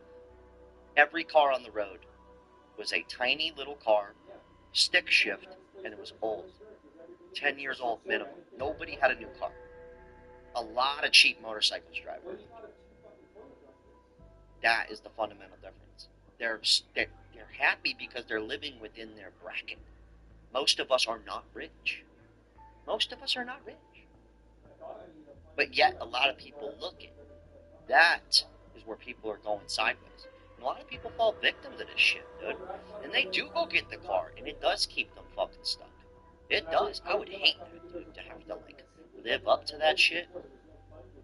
And just... I'm not saying you can't get rich. I'm not saying that, guys. I'm just saying it's, this is what's going on right here. I want to, bro, but I got 70K for this. Oh, I don't even know what that is. I don't even know. This comment section is looking real rough. Apparently, a lot of people are doing this. I got my Scat Pack 4 months ago, and I just sold it today. LOL. It's cool, but I realized Honda does the same thing as the Scat was doing. I could have been putting $800 in total expenses for the Scat to something else each month. That is what I'm getting. There you go. Smart. Really smart. Let's go to this really smart Italian man. Remember, everybody wants to leave America. They know culture. Well, let's listen to one of them for a second. Living a wealthy life. Right here. When Italians are broke, we are broke. But in America, you just get into debt. Classic, dude. I like this fucking guy. What's his name? The Yashi Project. I'll leave a link to him down below. Lifestyle on money you don't have. It's a second question. What is the age of your car? Here's the thing. I have 12 houses. I still drive my 2001 BMW M3. Bought that car for less than the average used car. It was 10. He's got 12 houses. Casually, he's like, I got 12 I got 12 houses, dude. I drive a 2001. That's the best, dude. That's the best. But, and remember, this is the guy a lot of Americans want to go live. You see what I'm saying? They want to go live like said gentlemen. That's the funniest part. If you were to hear this out of most people's mouth, it'd go, I own 0 houses and I don't even own my car, but it's really nice. That's the best. That's the best. That's the fucking best. He's right. I think most of it's bullshit. I really do. Like, I don't trust the way somebody, I cannot look at somebody and even have a gauge. I can't believe any of it anymore. There's no, like, looking at somebody pulling up in the new Camaro and being like, that guy does really well for himself. No, it's impossible now. I can't even, that's how far gone shit is. And Grant, let me work on that thing myself because I love cars. If I did not love cars, I would have had a Toyota hybrid from the same years. Yeah, old BMWs are pricey to fix. Guilty. I've done it. 2007 335i. Look great. But be prepared for $2,000 every time you bring it into the shop, which will be a few times a year. Just throwing that out there. I'm fucking with the Toyota and the Ford. Yeah. Toyotas, Fords, you guys know that. It's a true story. People don't just say it at a coincidence. Just saying. If your car is less than 5 years old, you're broke because of consumption and not because of society. Please don't tell me, yeah, but old cars are unreliable. My BMW M3 has 250,000 miles. The Volkswagen diesel I have back in Europe has 400,000 miles. It's life choices, not society. Pay off all your debt, buy your cars in cash like a G. It's awesome. That's my favorite, though, man. I've only driven old cars, and, dude, for the amount your car payment is, I could go buy a $7,000 car every year. One every year, and still have less than most people's car payments a year. So, like, this notion of all your money is going to go to repairs is just the dumbest thing I've ever heard. I think it, in, like, 100,000 miles, it's a lot. Every car I've had, $250,000. My last Mercury Grand Marquis, 300,000. Drove that bitch all the way, dude. All the way. Repairs, come on. What, $1,000 once a year? The water doesn't flush, it just keeps Come pumping on, more water. do the math. Alright, we're just trying to have fun here and encourage you guys, okay? If you do have a car payment and you're regretting it, good. Good. Take an L on your credit. Go fucking turn that piece of shit in. fuck it. What, were you gonna buy a house? Are you? This is financial advice. You're already fucked. Get unfucked. eBay. Used women. Secondhand. From your lady to your car. All of it. You want to live like the fucking Europeans, dude? Not the Europeans. You want to live this other country lifestyle, work isn't all that important? There's water in it. This is how they do it. Goes back up to a certain water I'm level no in the genius. back part. But Just some jamoke on the push internet water who down, seem to figure it the- out with all no the real plunger skills things in or the back college part. education. I barely went to school. I mentally dropped out of school in the 8th grade. I still went. You get my point. I said I learned enough here. Life, I think people are making life a lot harder on themselves. I really do. And I'm just here to tell you, you are. You're fucking up. I blame your parents. Just kidding. Having a paid-off Corolla is not a flex. I would argue otherwise. On the internet, it said a paid-off Corolla is not a flex. 2009 Toyota Corolla is the first brand new car I had when I was able to pay off. And I flexed it until it was no longer flexible. Okay? You could ask me what time is it. I don't know when that Corolla paid off. You understand me? What you want for dinner, Deb? That Corolla paid off, so you can make whatever you want. Let me help you also understand and add some flexibility in your budget. Y'all worrying about the wrong flex. This comes from a person who had a paid off Corolla at the same time as I had a leased Maserati. Let me tell you what was a better flex. That paid off Corolla. That Maserati, dog, oil change is $900. I would say the least Maserati, but here's the funniest part, right? I got dogged recently. I have an old school 1985 Cadillac. And I don't drive it all the time. I got it for $9,000 on a bartender's salary with a secondary stream of income at the time, 5 years ago, way before YouTube money. Now I've got internet. Not just a little bit of internet, a lot of internet. I still drive the 2007, and I got the cool old paid-off car. But here's something people don't understand. This was his secondary vehicle, right? So Monday through Friday, he's driving to work in the Corolla. People looking at him like, he's regular. But on the weekends, they're like, oh, damn, okay, what does he do for a living? But a lot of people want to skip the old Toyota Corolla stage before they get to the dope black on black stage, which I'm guilty of. I've tried this, guys. It fucks you up.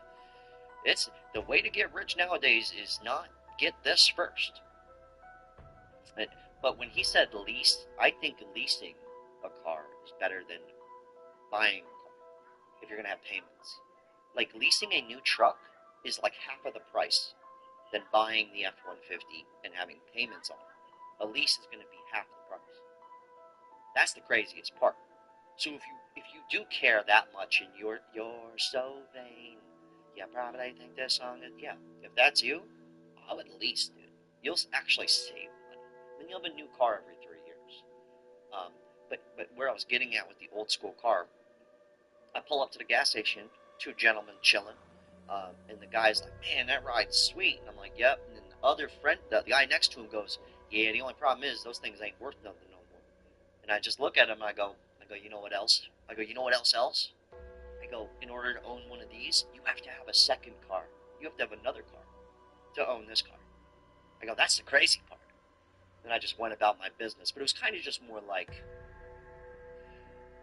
even when you do have the nice car, and you think people are going to judge you, they're always going to judge you. Whether it's paid off, how it looks, that shit ain't worth nothing.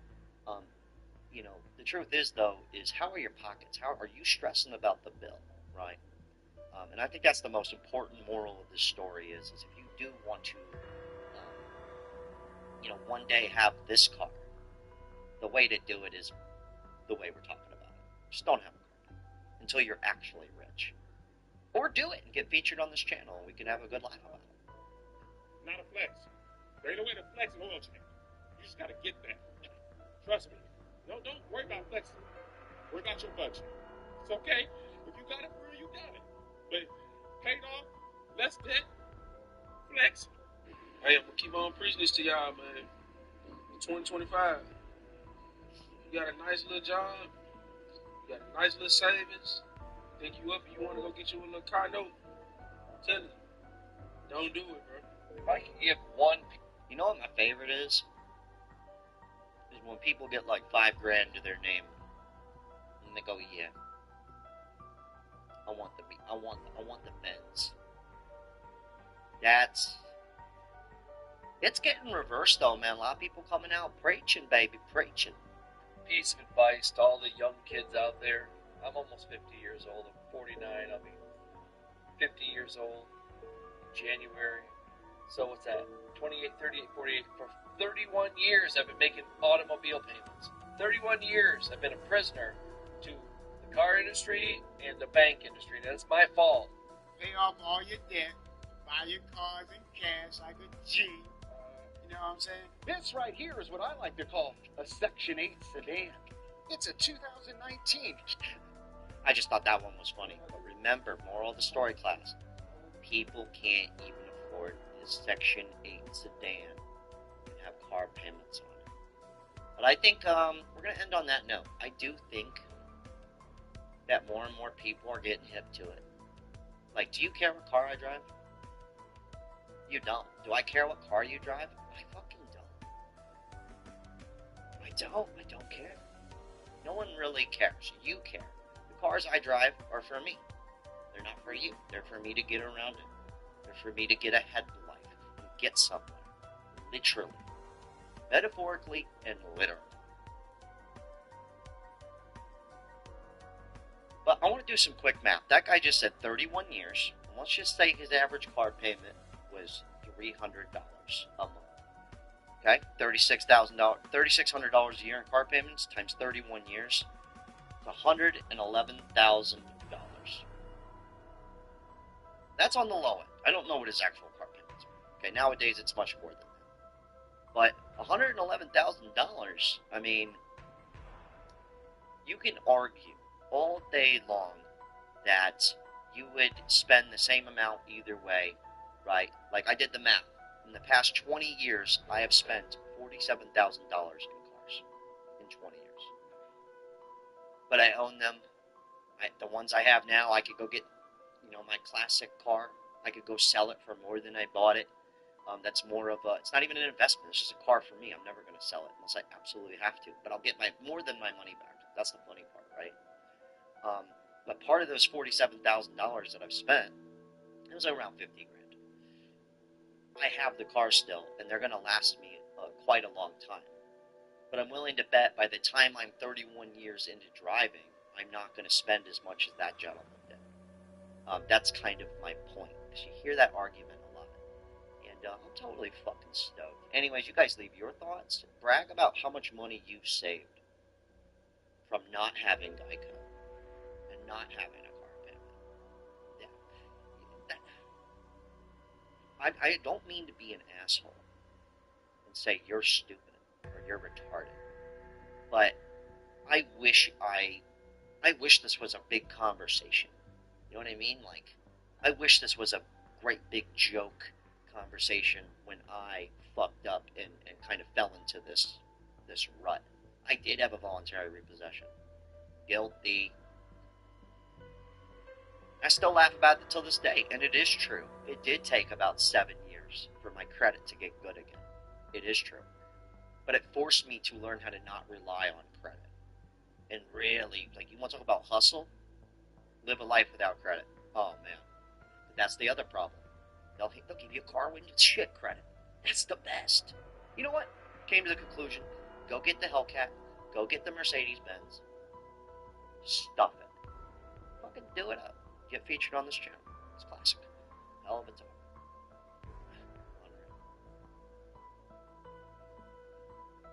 He's sitting right now. So I'll show you here. Yeah, he is. This is his perspective. He's more in the front. This one right here? Right there? Yeah, he's definitely on this side, close to, you see where it says pickup right there? I see that. He might have moved though, who knows? Yeah, he probably is in a white vehicle. Whatever that is. Like a van. It's like a van. Yeah, we got a good view on the front of the store. What? We got a good view on the front of the store. We'll see him walk in. Okay, so he's got Yeah, Just make sure he's in here. Where are you? I thought you were coming inside. I thought you were meeting me inside. Yeah. Well, are you gonna come in and meet me? Are you coming inside? Why? No, you said you would meet me inside. Well, can you meet me? Well, can you? Well, can you? Why? Because I just don't want to just like run out there and jump in your car. I just want to meet you first. If that's okay. Yeah. Why don't you just set this, I'll be there in a little bit, because, A little bit. you know, to get something here, I gotta order them. I know you're at Walmart. Yeah, right here in the parking lot by Walmart. So you're not gonna come in?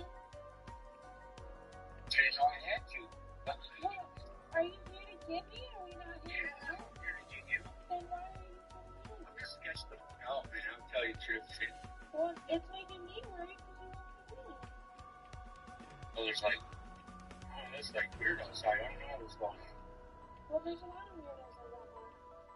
Well, yeah, why you want to go here? It's the easiest place. Maybe I'm going Culver's. I need some to eat. I'd rather just stay at Walmart. We do the Culver's is right there. But yeah, let's just be at Walmart and then we can go get something to eat. Yeah? What are you hungry for? I mean, I don't know. Are you hungry? Yeah. Kind of. Well, we can just like walk around Walmart and then figure out what we want to do. And then, yeah, we could do that. Yeah, let's go bowling. Yeah. So you want me like in the shoes? Yeah, I'll find you. Your shirt, you said? Yeah, but what are you gonna be wearing? So I don't walk up to the wrong person. Well, what are you wearing so it's not like weird? Black shirt. Okay. Just meet me like, we'll just meet in the shoes so I don't have to like look around everywhere. The shoes? Yeah, are you getting out now? A little bit. I'm coming. You're coming. Yes, I was at Culver's. You weren't eating without me? No, I was going to get something, but if you were taking so long, I didn't know where you were at. Okay, I'm gonna run to the bathroom and I'll meet you in the shoes. Wait, who's this? Is this him? Black shirt? Oh, this is him. Yeah, the goatee, right? Is he walking? Yeah, like heavy set, dude. Pretty sure it's. Wait, call him right now. I see him. He's like right in front of us. Call him right now.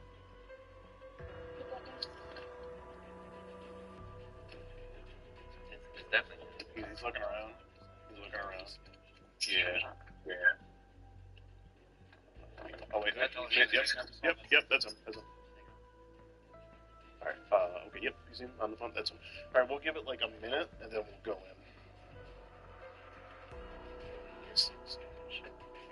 Can you hear me? We should probably look up our address or we so I can...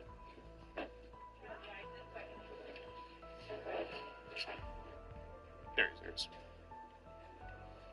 Alright, we're just gonna jump in front of him here. As for predatory investigation unit, is your name Joe? Joe? What are you doing in the store, sir? Shopping. Okay, we have the police on standby. You have any And feedback? would this be your picture here, sir? Yes, sir. How do you think we got this picture? The person was talking on the phone. Who were you talking to on the phone? Oh. Was it a girl that told you she was... No. No? No. Well, let's see here.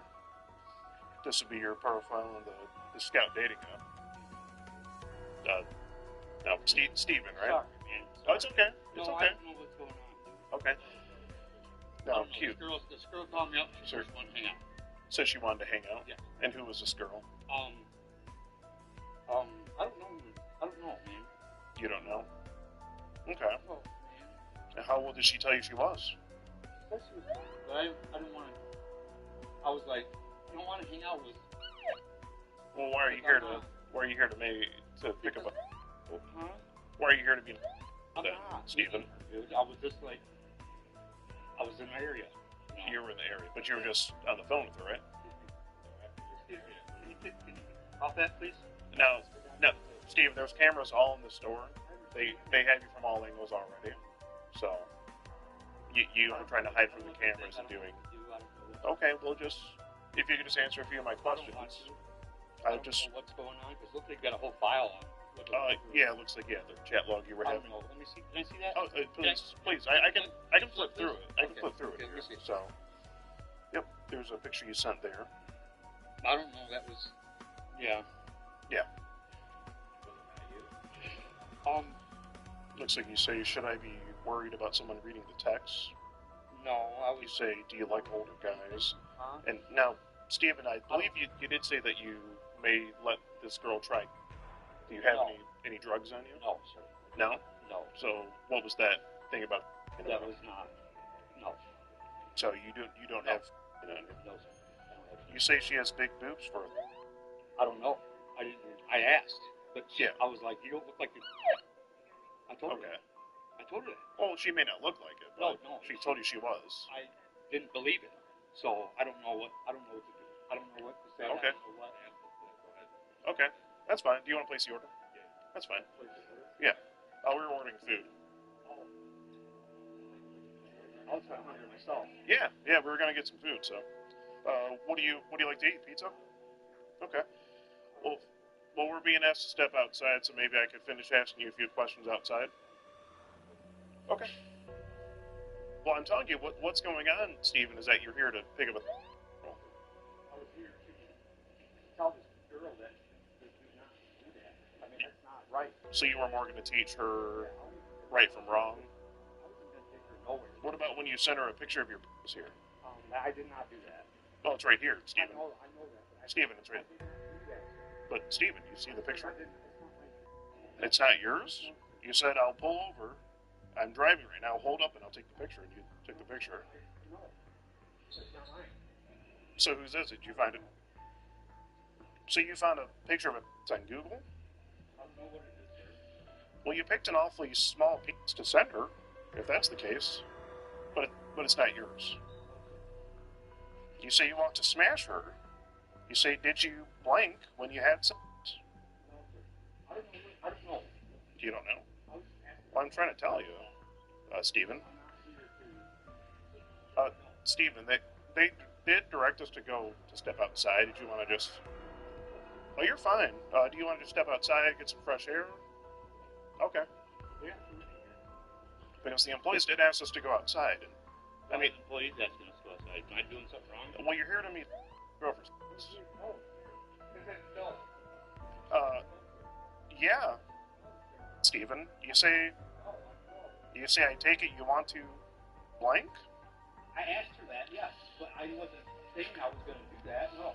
You asked it, and then you asked her if she likes penis, but you used another word. I'm not going to repeat it. You asked her if she came when she had sex, and you even asked her for naked pictures, Stephen. No, I didn't. I asked her for pictures of herself. I want to know who she was. Well, it's right here. So I asked for naked pictures so I could see you. It's right there, right under the picture of your. Okay. Well, Stephen, do you want to... So on your phone right now, you don't have these messages. Can you prove that to me? Because if you can prove that, that would make, yeah, we can head outside. I mean, you probably already deleted it, I'm sure. What's the last, or how about this? If you could pull up your recent call history, what's the last number you were on the phone with? That would help. Excuse us, sir. Sir, well, please just let us in. Yeah. Yeah. Okay. Oh, no, we don't either. We're waiting on the police right now. We have police on the way, though. But thank you for your concern. No, sir. No, sir. As a matter of fact, I wasn't going to do nothing with this girl. From the chat log, it seemed like it. From what I have here, it seemed like it. You say, well, I think if you wanted to blank me, you would make it happen. We've been trying to get him to go outside for the last few minutes. You're not what, Steve? You're not like that? Okay. But, I mean, you sent a picture of your penis to her. It's not yours. So it's a penis that you sent. Okay. You say, baby girl, I would love to fuck you silly.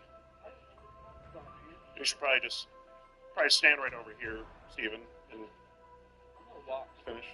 You can, but the police are on their way, so we should probably remain stationary. Well, Because this is illegal.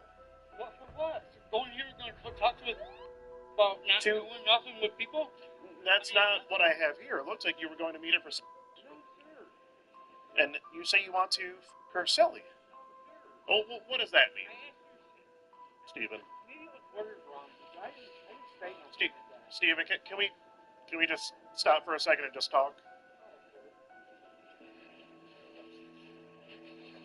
Hey. You say, so that first breath you take, so that first time you put it in, and you take that, I can't even read this. Oh, so that first time when you put it in, it's got that take your breath feeling is what you say. See, but we should really just... Well, you should stop and answer a few questions here. Okay. Well, you're going to have to answer to the police. I'm going to jail, obviously. Well, that's why we should just calm down here and talk it out. I'm good, guys. Well, no one said you're going to jail. I don't understand what's going on. I'm just asking you a few questions. It's like, oh, I'm going to meet you in here. I was like, no. Well, Steven. I just want to talk to you. But Steven, from what I have here, it just looks like you want to do more than talk.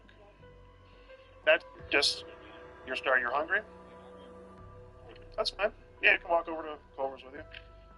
We were getting pizza, though. You didn't want pizza? Okay. Are you hungry for a butter burger?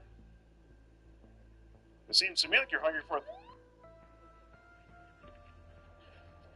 You say, well, maybe we can see if this big will fit.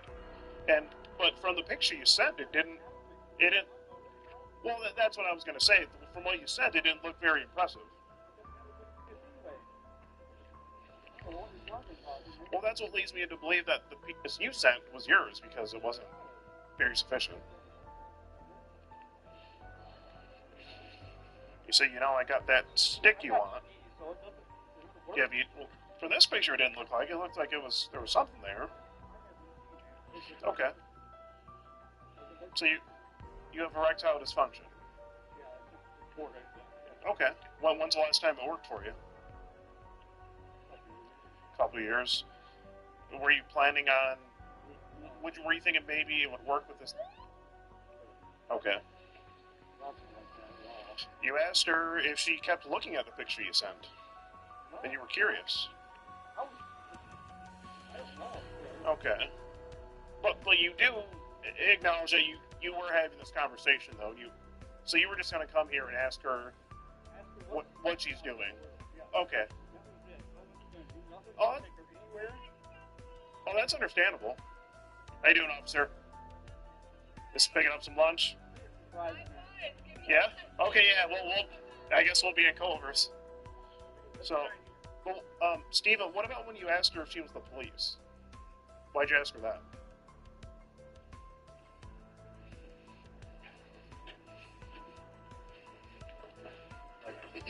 Oh, thank you. Can you answer that, Steven? Why'd you ask her if she was the police? This is... Steven, make it count. This is going to be the last time you have Culver's for a while.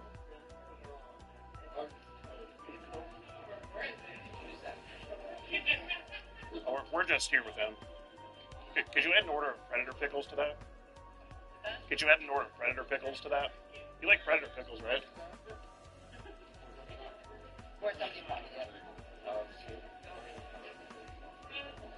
I mean, you even say you would like to see a naked picture of her. Steven, she told you she... It's illegal. You weren't going to get the Predator Dr. Pepper? You weren't going to get the Predator Dr. Pepper? You didn't mix spray with Fanta? I mean, I know it's a bit stressful, but... So, Steve, are you really just going to keep dodging the questions here? Well, what did you even order? A small fry?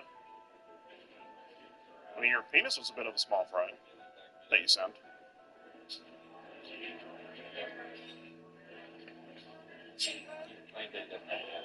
I didn't say that. Maybe you don't want. Oh, I didn't. Oh, I got an idea. Oh, you have an idea. Okay. But did you also mention that he may be in possession of narcotics? I did. Okay. Yeah, well, that's what you talked about. I have it, well, please don't wave your hand in my face, Steve. Well, get the camera out. It's a bit... the camera's over there. Yeah, well, It's a bit... I don't need to talk to you, man. I don't know who you are or nothing. Skeet Hansen, Predatory Investigation. Yeah. I told you that when we first met a few minutes ago in Walmart. I don't know what this is about, man, but the girl that I was talking to was a woman. That's just like older than you. Okay. She sent me pictures that was older than you. So I don't know what this is all about. She said that she was. But I know she wasn't. Does that look older than you? Keep going, buddy. Keep going. She sent me all the pictures. Okay. Oh, I'll keep going. Okay. Okay. Just, and then she said right there she's 13. So. But I didn't introduce myself to her. I didn't do nothing. I don't know who she is, where she at, nothing like that. So I don't. Oh, here's the other picture. And I mean, I was talk about this outside. I got. That's fine. We can just talk about that. Yep. We can do food later. You guys aren't gonna report a criminal investigation. That's what I'm talking about, man. Okay, that's fine. I don't know what this is about, so I don't know. I mean, no. Sir, can I speak with you? Sure. Is your microphone on you? I do. You have a microphone on your person? I do. Okay. Can you take your microphone and hand it to them so we can conduct a criminal investigation? Yeah, sure. Here, just keep that on. Yeah. What's going on? I'm familiar with this. Oh, you can. Oh, yeah.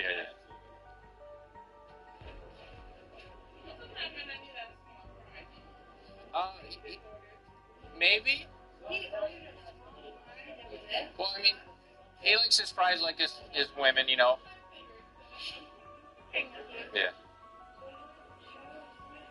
So we have a YouTube channel. He goes by Skeeter Gene. Yeah. Individuals will reach out to decoys. Skeeter Gene. Yeah. Go outside, I gotta make some phone calls and get some information around, and I'll be back. Okay. Appreciate it. Sounds good. We'll be here. I've never been asked to remove my mic. Appreciate it, guys. Yeah, the heavyset guy in the black shirt and shorts. Yeah. Yep, that's the guy. Yeah, y'all literally catching us like. They know. You recording? What's that? You recording? Yeah. Yeah? Yeah. Yes. You try to meet a girl here? No, at Walmart, and then he walks all the way over here. Yeah, he got hungry, I guess. All the way across the park? I mean, you got fun. Yes. Yeah, pretty much. He lost count. Pretty much. Yeah.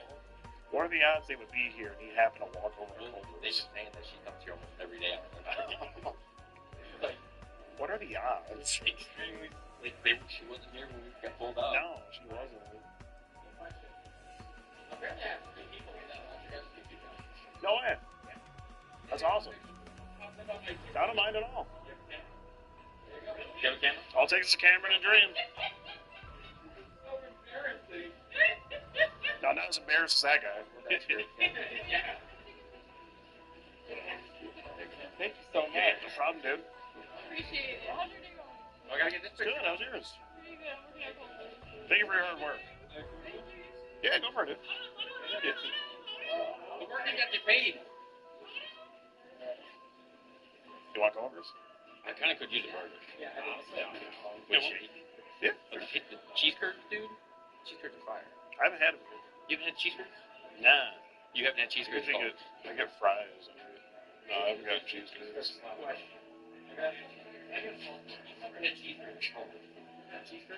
No, are they good? Cheese curds and cheese curds. I was getting burger and fries. I don't know. It's flat. It's not flat. How? Where are you from? I don't know. We're from Detroit. I like marinara.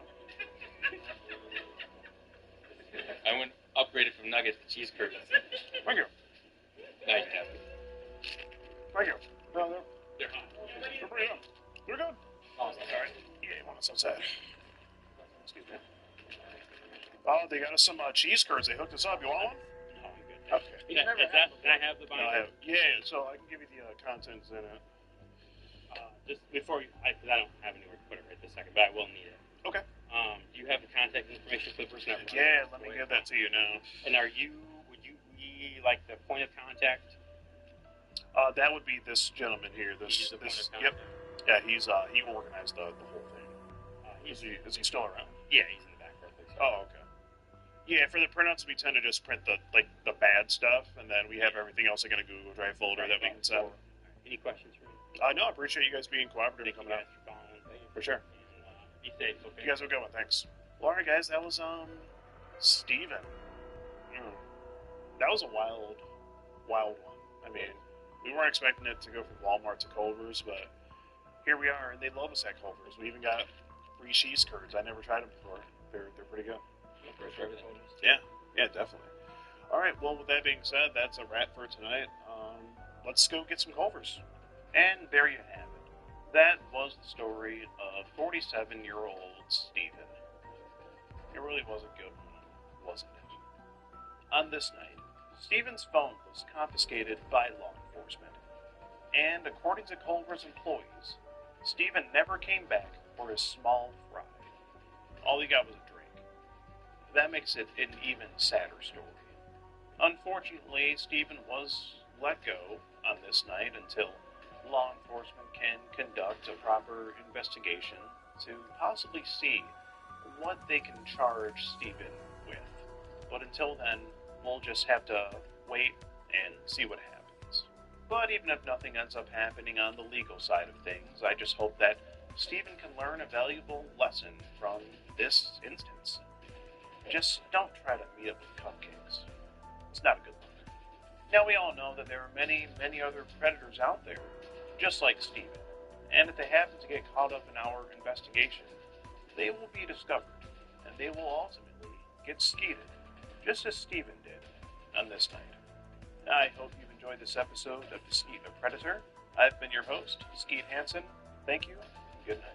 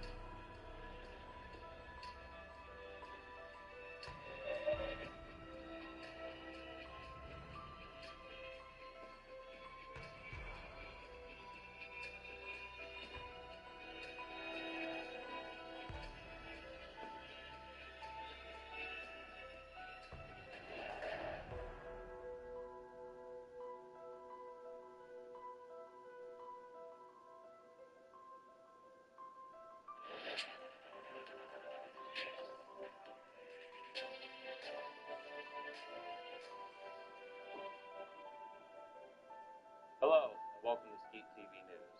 I'm your host, Hugh Burgundy. Tonight's top story, the reign of Dr. Disrespect continues as more and more victims come forward with damning allegations against them. Later on in tonight's broadcast, a victim will come on Skeet TV News and give their side of the story. Meanwhile, big-time YouTuber Cody Ko has not addressed the allegations against him, despite being pressed by his massive social media fan base. The situation has absolutely exploded ever since Charlie made a video discussing the topic. We'll touch more on that story as it develops. In other news, the woman who was thrown out of the Detroit Zoo for being promiscuous with various different animals in a number of different exhibits has reportedly just given birth to a baby panda bear. Experts are dumbfounded.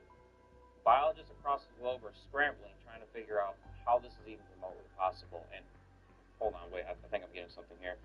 I have breaking news from our reporter, Skeeter Jean, who's currently in the field. Apparently, there is a man going to a Walmart supercenter to get a cupcake? Skeeter, could you fill us in on what is going on? That's right, Q. I am outside of a Walmart supercenter right now where most people might come in to grab some sporting goods or maybe hit the grocery section and get a nice big zucchini for some delicious zucchini bread that they're making. But today is a little different because today we have a man coming to this very Walmart to get a cupcake. Now, a lot of people know what that means, but for those of our viewers who don't, you can refer back to the EDP situation that happened a few years back. You know, really just nasty, nasty stuff. You know, and lately, all kinds of big-name influencers and celebrities have also had allegations brought against them where they were trying to get cupcakes, so they say. I mean, you've got Drake, Diddy, Dr. Disrespect, as of recently. The list really just goes on, and it's a terrible thing that these people are doing. We're just doing a story about the men who come into stores like this trying to meet maybe have you heard of that happening? Yes. Well, what's your input on that? I think it's sick. It is really sick, man. Have you had it happen in this store specifically? Yes. How many times has that happened? 1 time.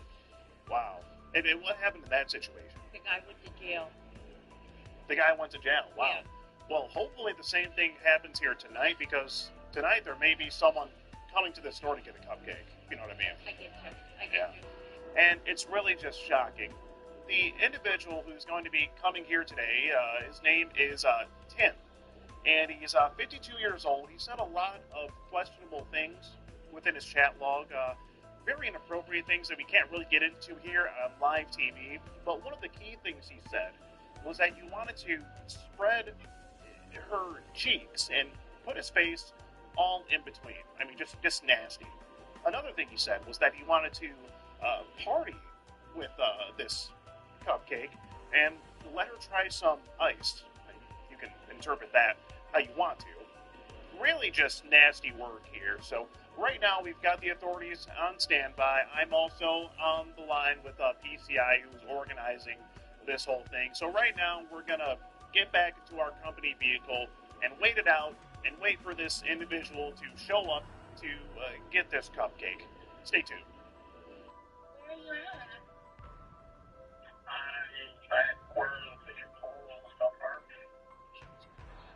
I think I know where that is. Yeah, as well.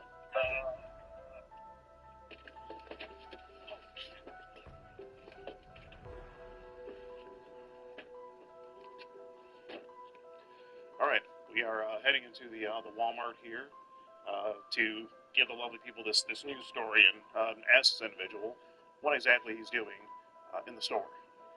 He's wearing a black t-shirt, green shorts. He's by the shoes right now. He's there. He's in the shoes.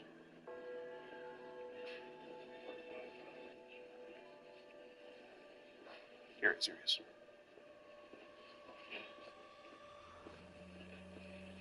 That's right. We're live on Skate TV News right now.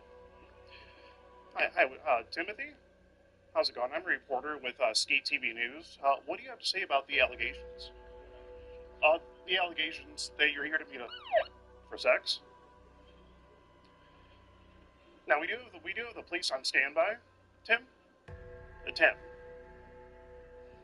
if you could just answer a couple questions for me. No, Tim. Now, Tim, we are live on the air right now. Now, just so you know, I mean, you did say that you, Tim, you did say that you wanted to eat her ass, I believe it was.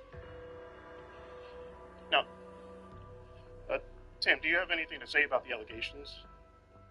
If we could we just wanted to get a statement from you. Just a few words, Tim. So this would be your picture, right? Well, we do have the police on standby. If we could just have a word with you. I just want to ask you a couple questions, if that's okay. Okay. Well, why did you say that yours would be the biggest that she's ever had, Tim? You even asked if she's going to have the cops waiting. Tim, if you just speak into the microphone first, we just can't hear you totally. Yeah. Can you speak a little louder, Tim? You say you do have a big, thick, Tim. Tim, do you have anything to say here? Tim, I don't want to go to prison. could you talk into the mic, please? I don't want to go to jail. I f***ed up, okay? Why would you go to jail, Tim? Because I'm eating okay? So you admit that. And why? I mean, what was going through your head? What made you? I don't know. I've never done this before. Okay, this is your first time. Tim, where do we go from? I don't want to do From here. I don't want to do this. Okay. Well, let's just talk through it. You said you already said enough to go to jail in the chat log here, and then you go further. You take it a step further and send a picture of your. Yeah. I'm stupid. I'm stupid. Fucking stupid. Okay. But you realize this is illegal, Tim. What you're here doing. Okay. Go over this IBM scene. Yeah, we can go like around the corner or something. That's fine. We don't want everyone knowing right now. Just right here in the ladies' underwear section should be fine. Okay.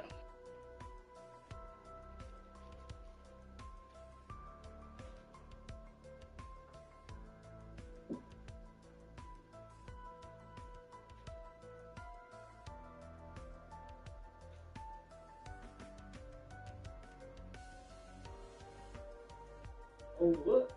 What's this? I got some dairy. Oh, we got those fries there. And we got a burger.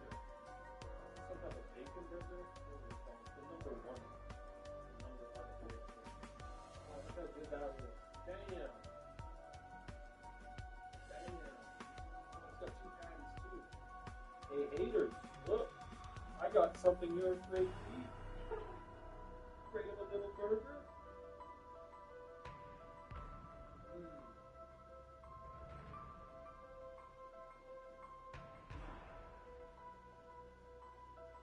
That's where it's at. It's got a really good sauce.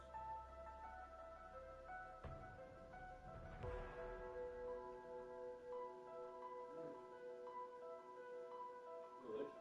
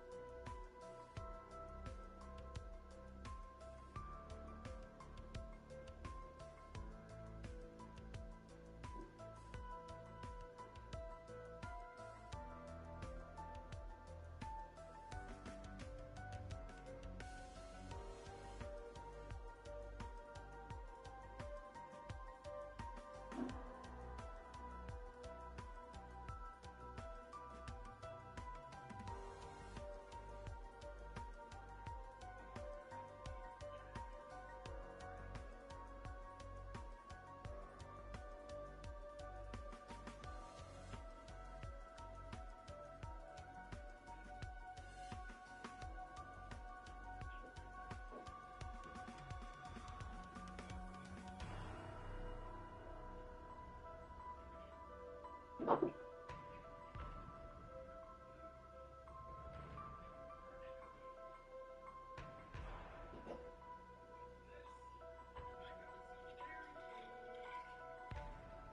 got those fries there.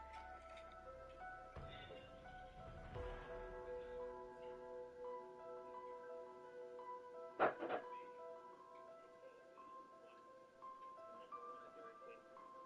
look how good that looks. Damn.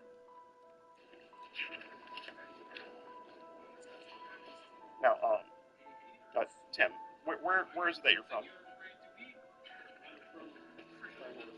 Is it Albion? Yeah.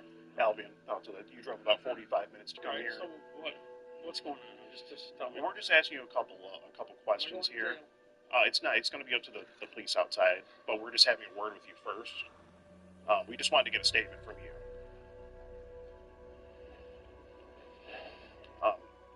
You know, Tim, it's just really what I have here is just not a good look. You even talk about partying with her. I know. Well, Tim, I'm stupid, dude. I'm stupid. Right. Okay. My life's. You mentioned now, Tim. I don't want to say it too loud, but you did mention you mentioned Smith. Essential things to her. Yeah, but aside from that, you mentioned What? you mentioned before. Yes, I mentioned that to her. Is that you're not in possession of anything right now? Okay. Okay. Okay. But you just proposing the idea of to someone that's yeah. My life's ruined now. It's just really not a good look, Tim. 10-4, do we have anything on your end? Anything else in the chat log that we need to go over? Okay. I hear you loud and clear there, Eric.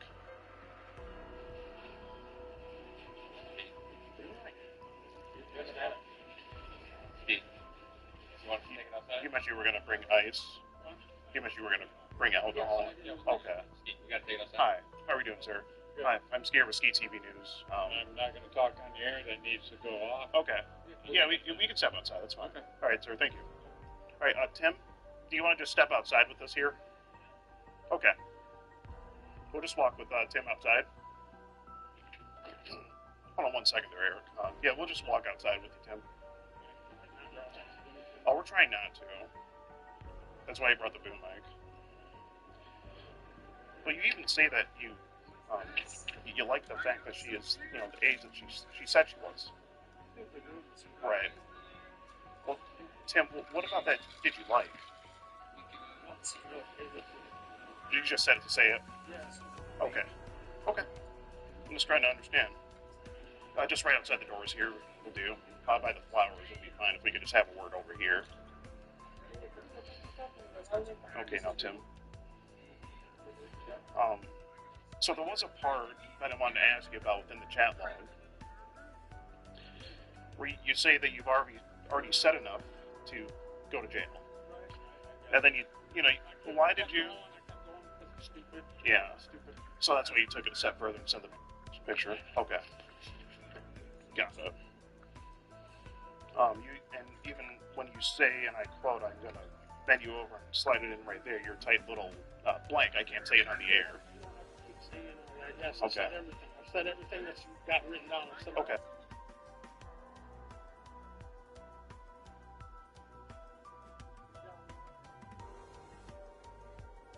You be like John Rocker. I believe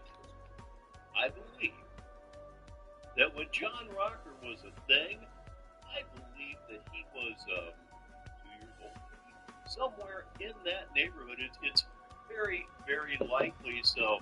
Hello again, Stateville. I'm Rich Baritone, and Negative 43 TV is live with Saturday Madness for Saturday, September 13th, 2025. We're just basically waiting for Tyree to go live at this point on Negative 43 TV. Yeah, Fallout says, if I had a bat around Joey, it couldn't be trusted. I know. The feeling Vladimir Putin is here, as well as King Lazy, disenfranchised Canadian. Welcome to Negative 43 TV, he says, and I hope everybody does feel welcome on this Saturday. So as I said, what we are going to do right now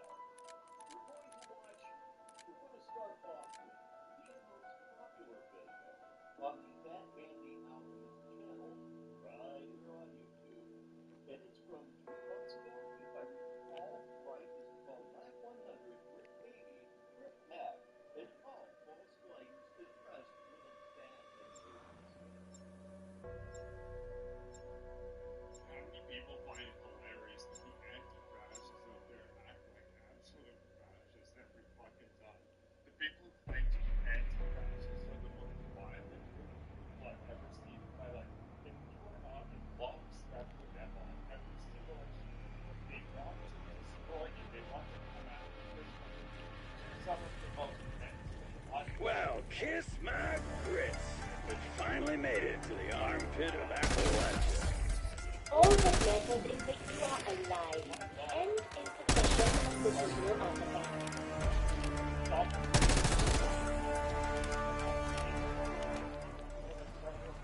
That's a better death than you deserve.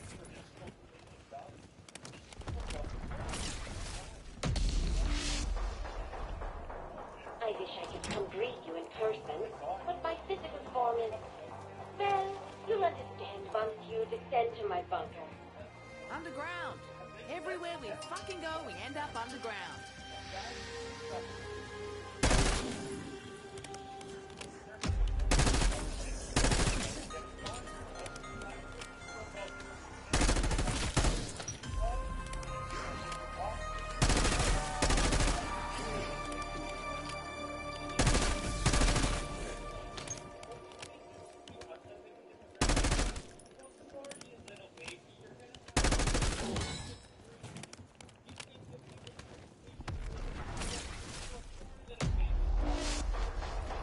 After all you've endured, all the miles you traveled, I regret there are just a few tiny little final tests. Great. More mystic puzzles, yeah? Fuck me dead.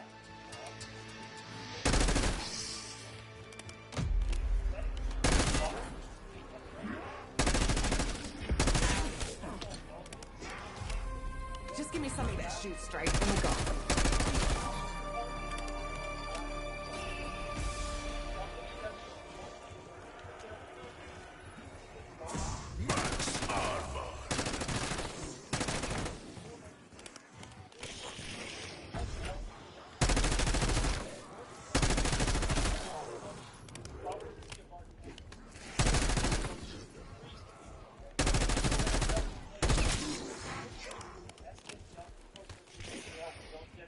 I don't know how, but it feels like the stupid box is smirking at me.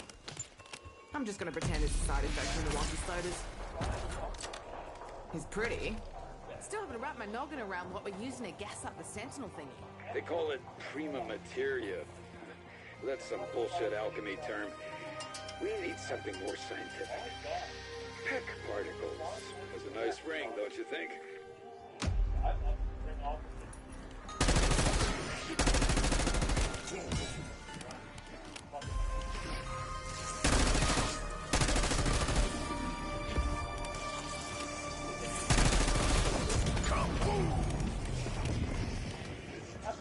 I'll tell you the same thing I told my ex during my last UTI.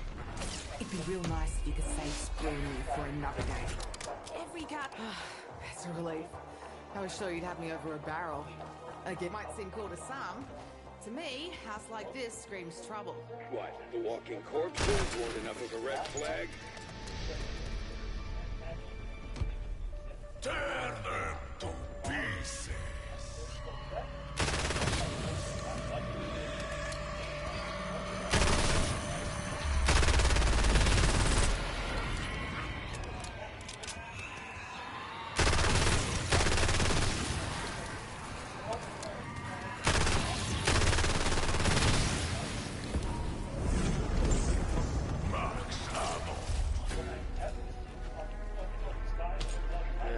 Until today, the only reason I'd be caught dead in redneck territory is the barbecue. Stop right there. With all the dead meat around here, you'll put me off pulled pork forever.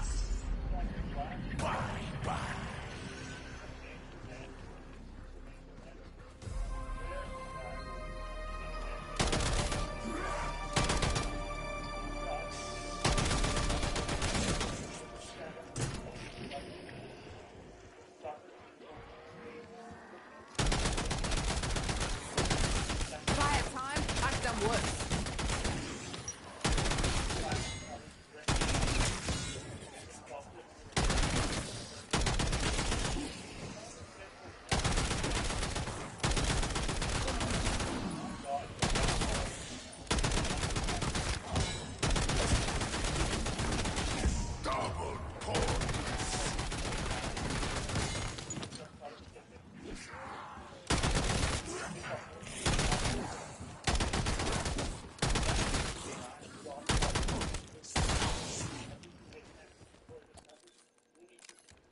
fighting. Keep spreading the message.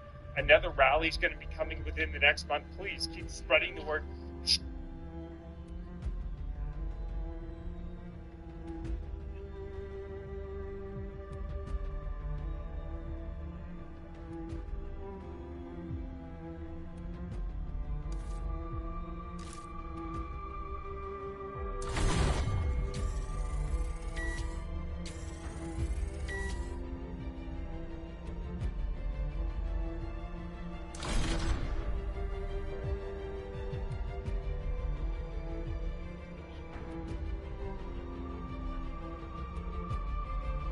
Guys, don't you hate when you wake up in the morning and you realize you are in the middle of Bangkok, Thailand? It's just a couple of silver coins that you need to sell to get by for the next few days. Hate when that happens. So I'm going to try to sell these silver coins for a decent price and then see what I can buy around Bangkok for the money that I got for these. And it kind of gives you an idea of if you think silver is overpriced, underpriced, or just about right based on the kinds of things that I can buy with the money I get from this. So let's go try to sell this. Try to play this building like got a bunch of old and some notes and stuff. But I showed them the coins and look, these are only Thai coins. So I'm really interested to see what else we got. There's a place right here, stamps and coins.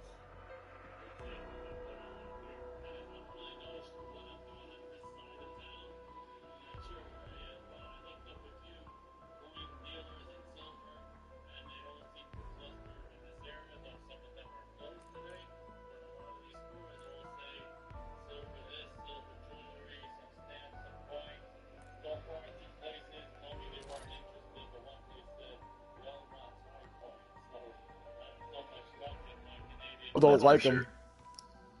Yo, what up, King? I'm like, Oh, that shit, shit was what's up? hilarious. I ain't seen that dude in a minute, bro. What's up? What's going dude? on, Blazy? Yo, it's been a while, Jay Cook. Yeah, man. I didn't know if you done got Don't forget violated. about Bulldog over here. No, I'm good.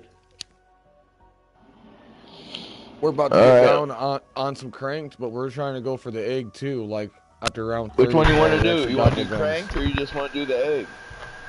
Let's do cranked. I mean,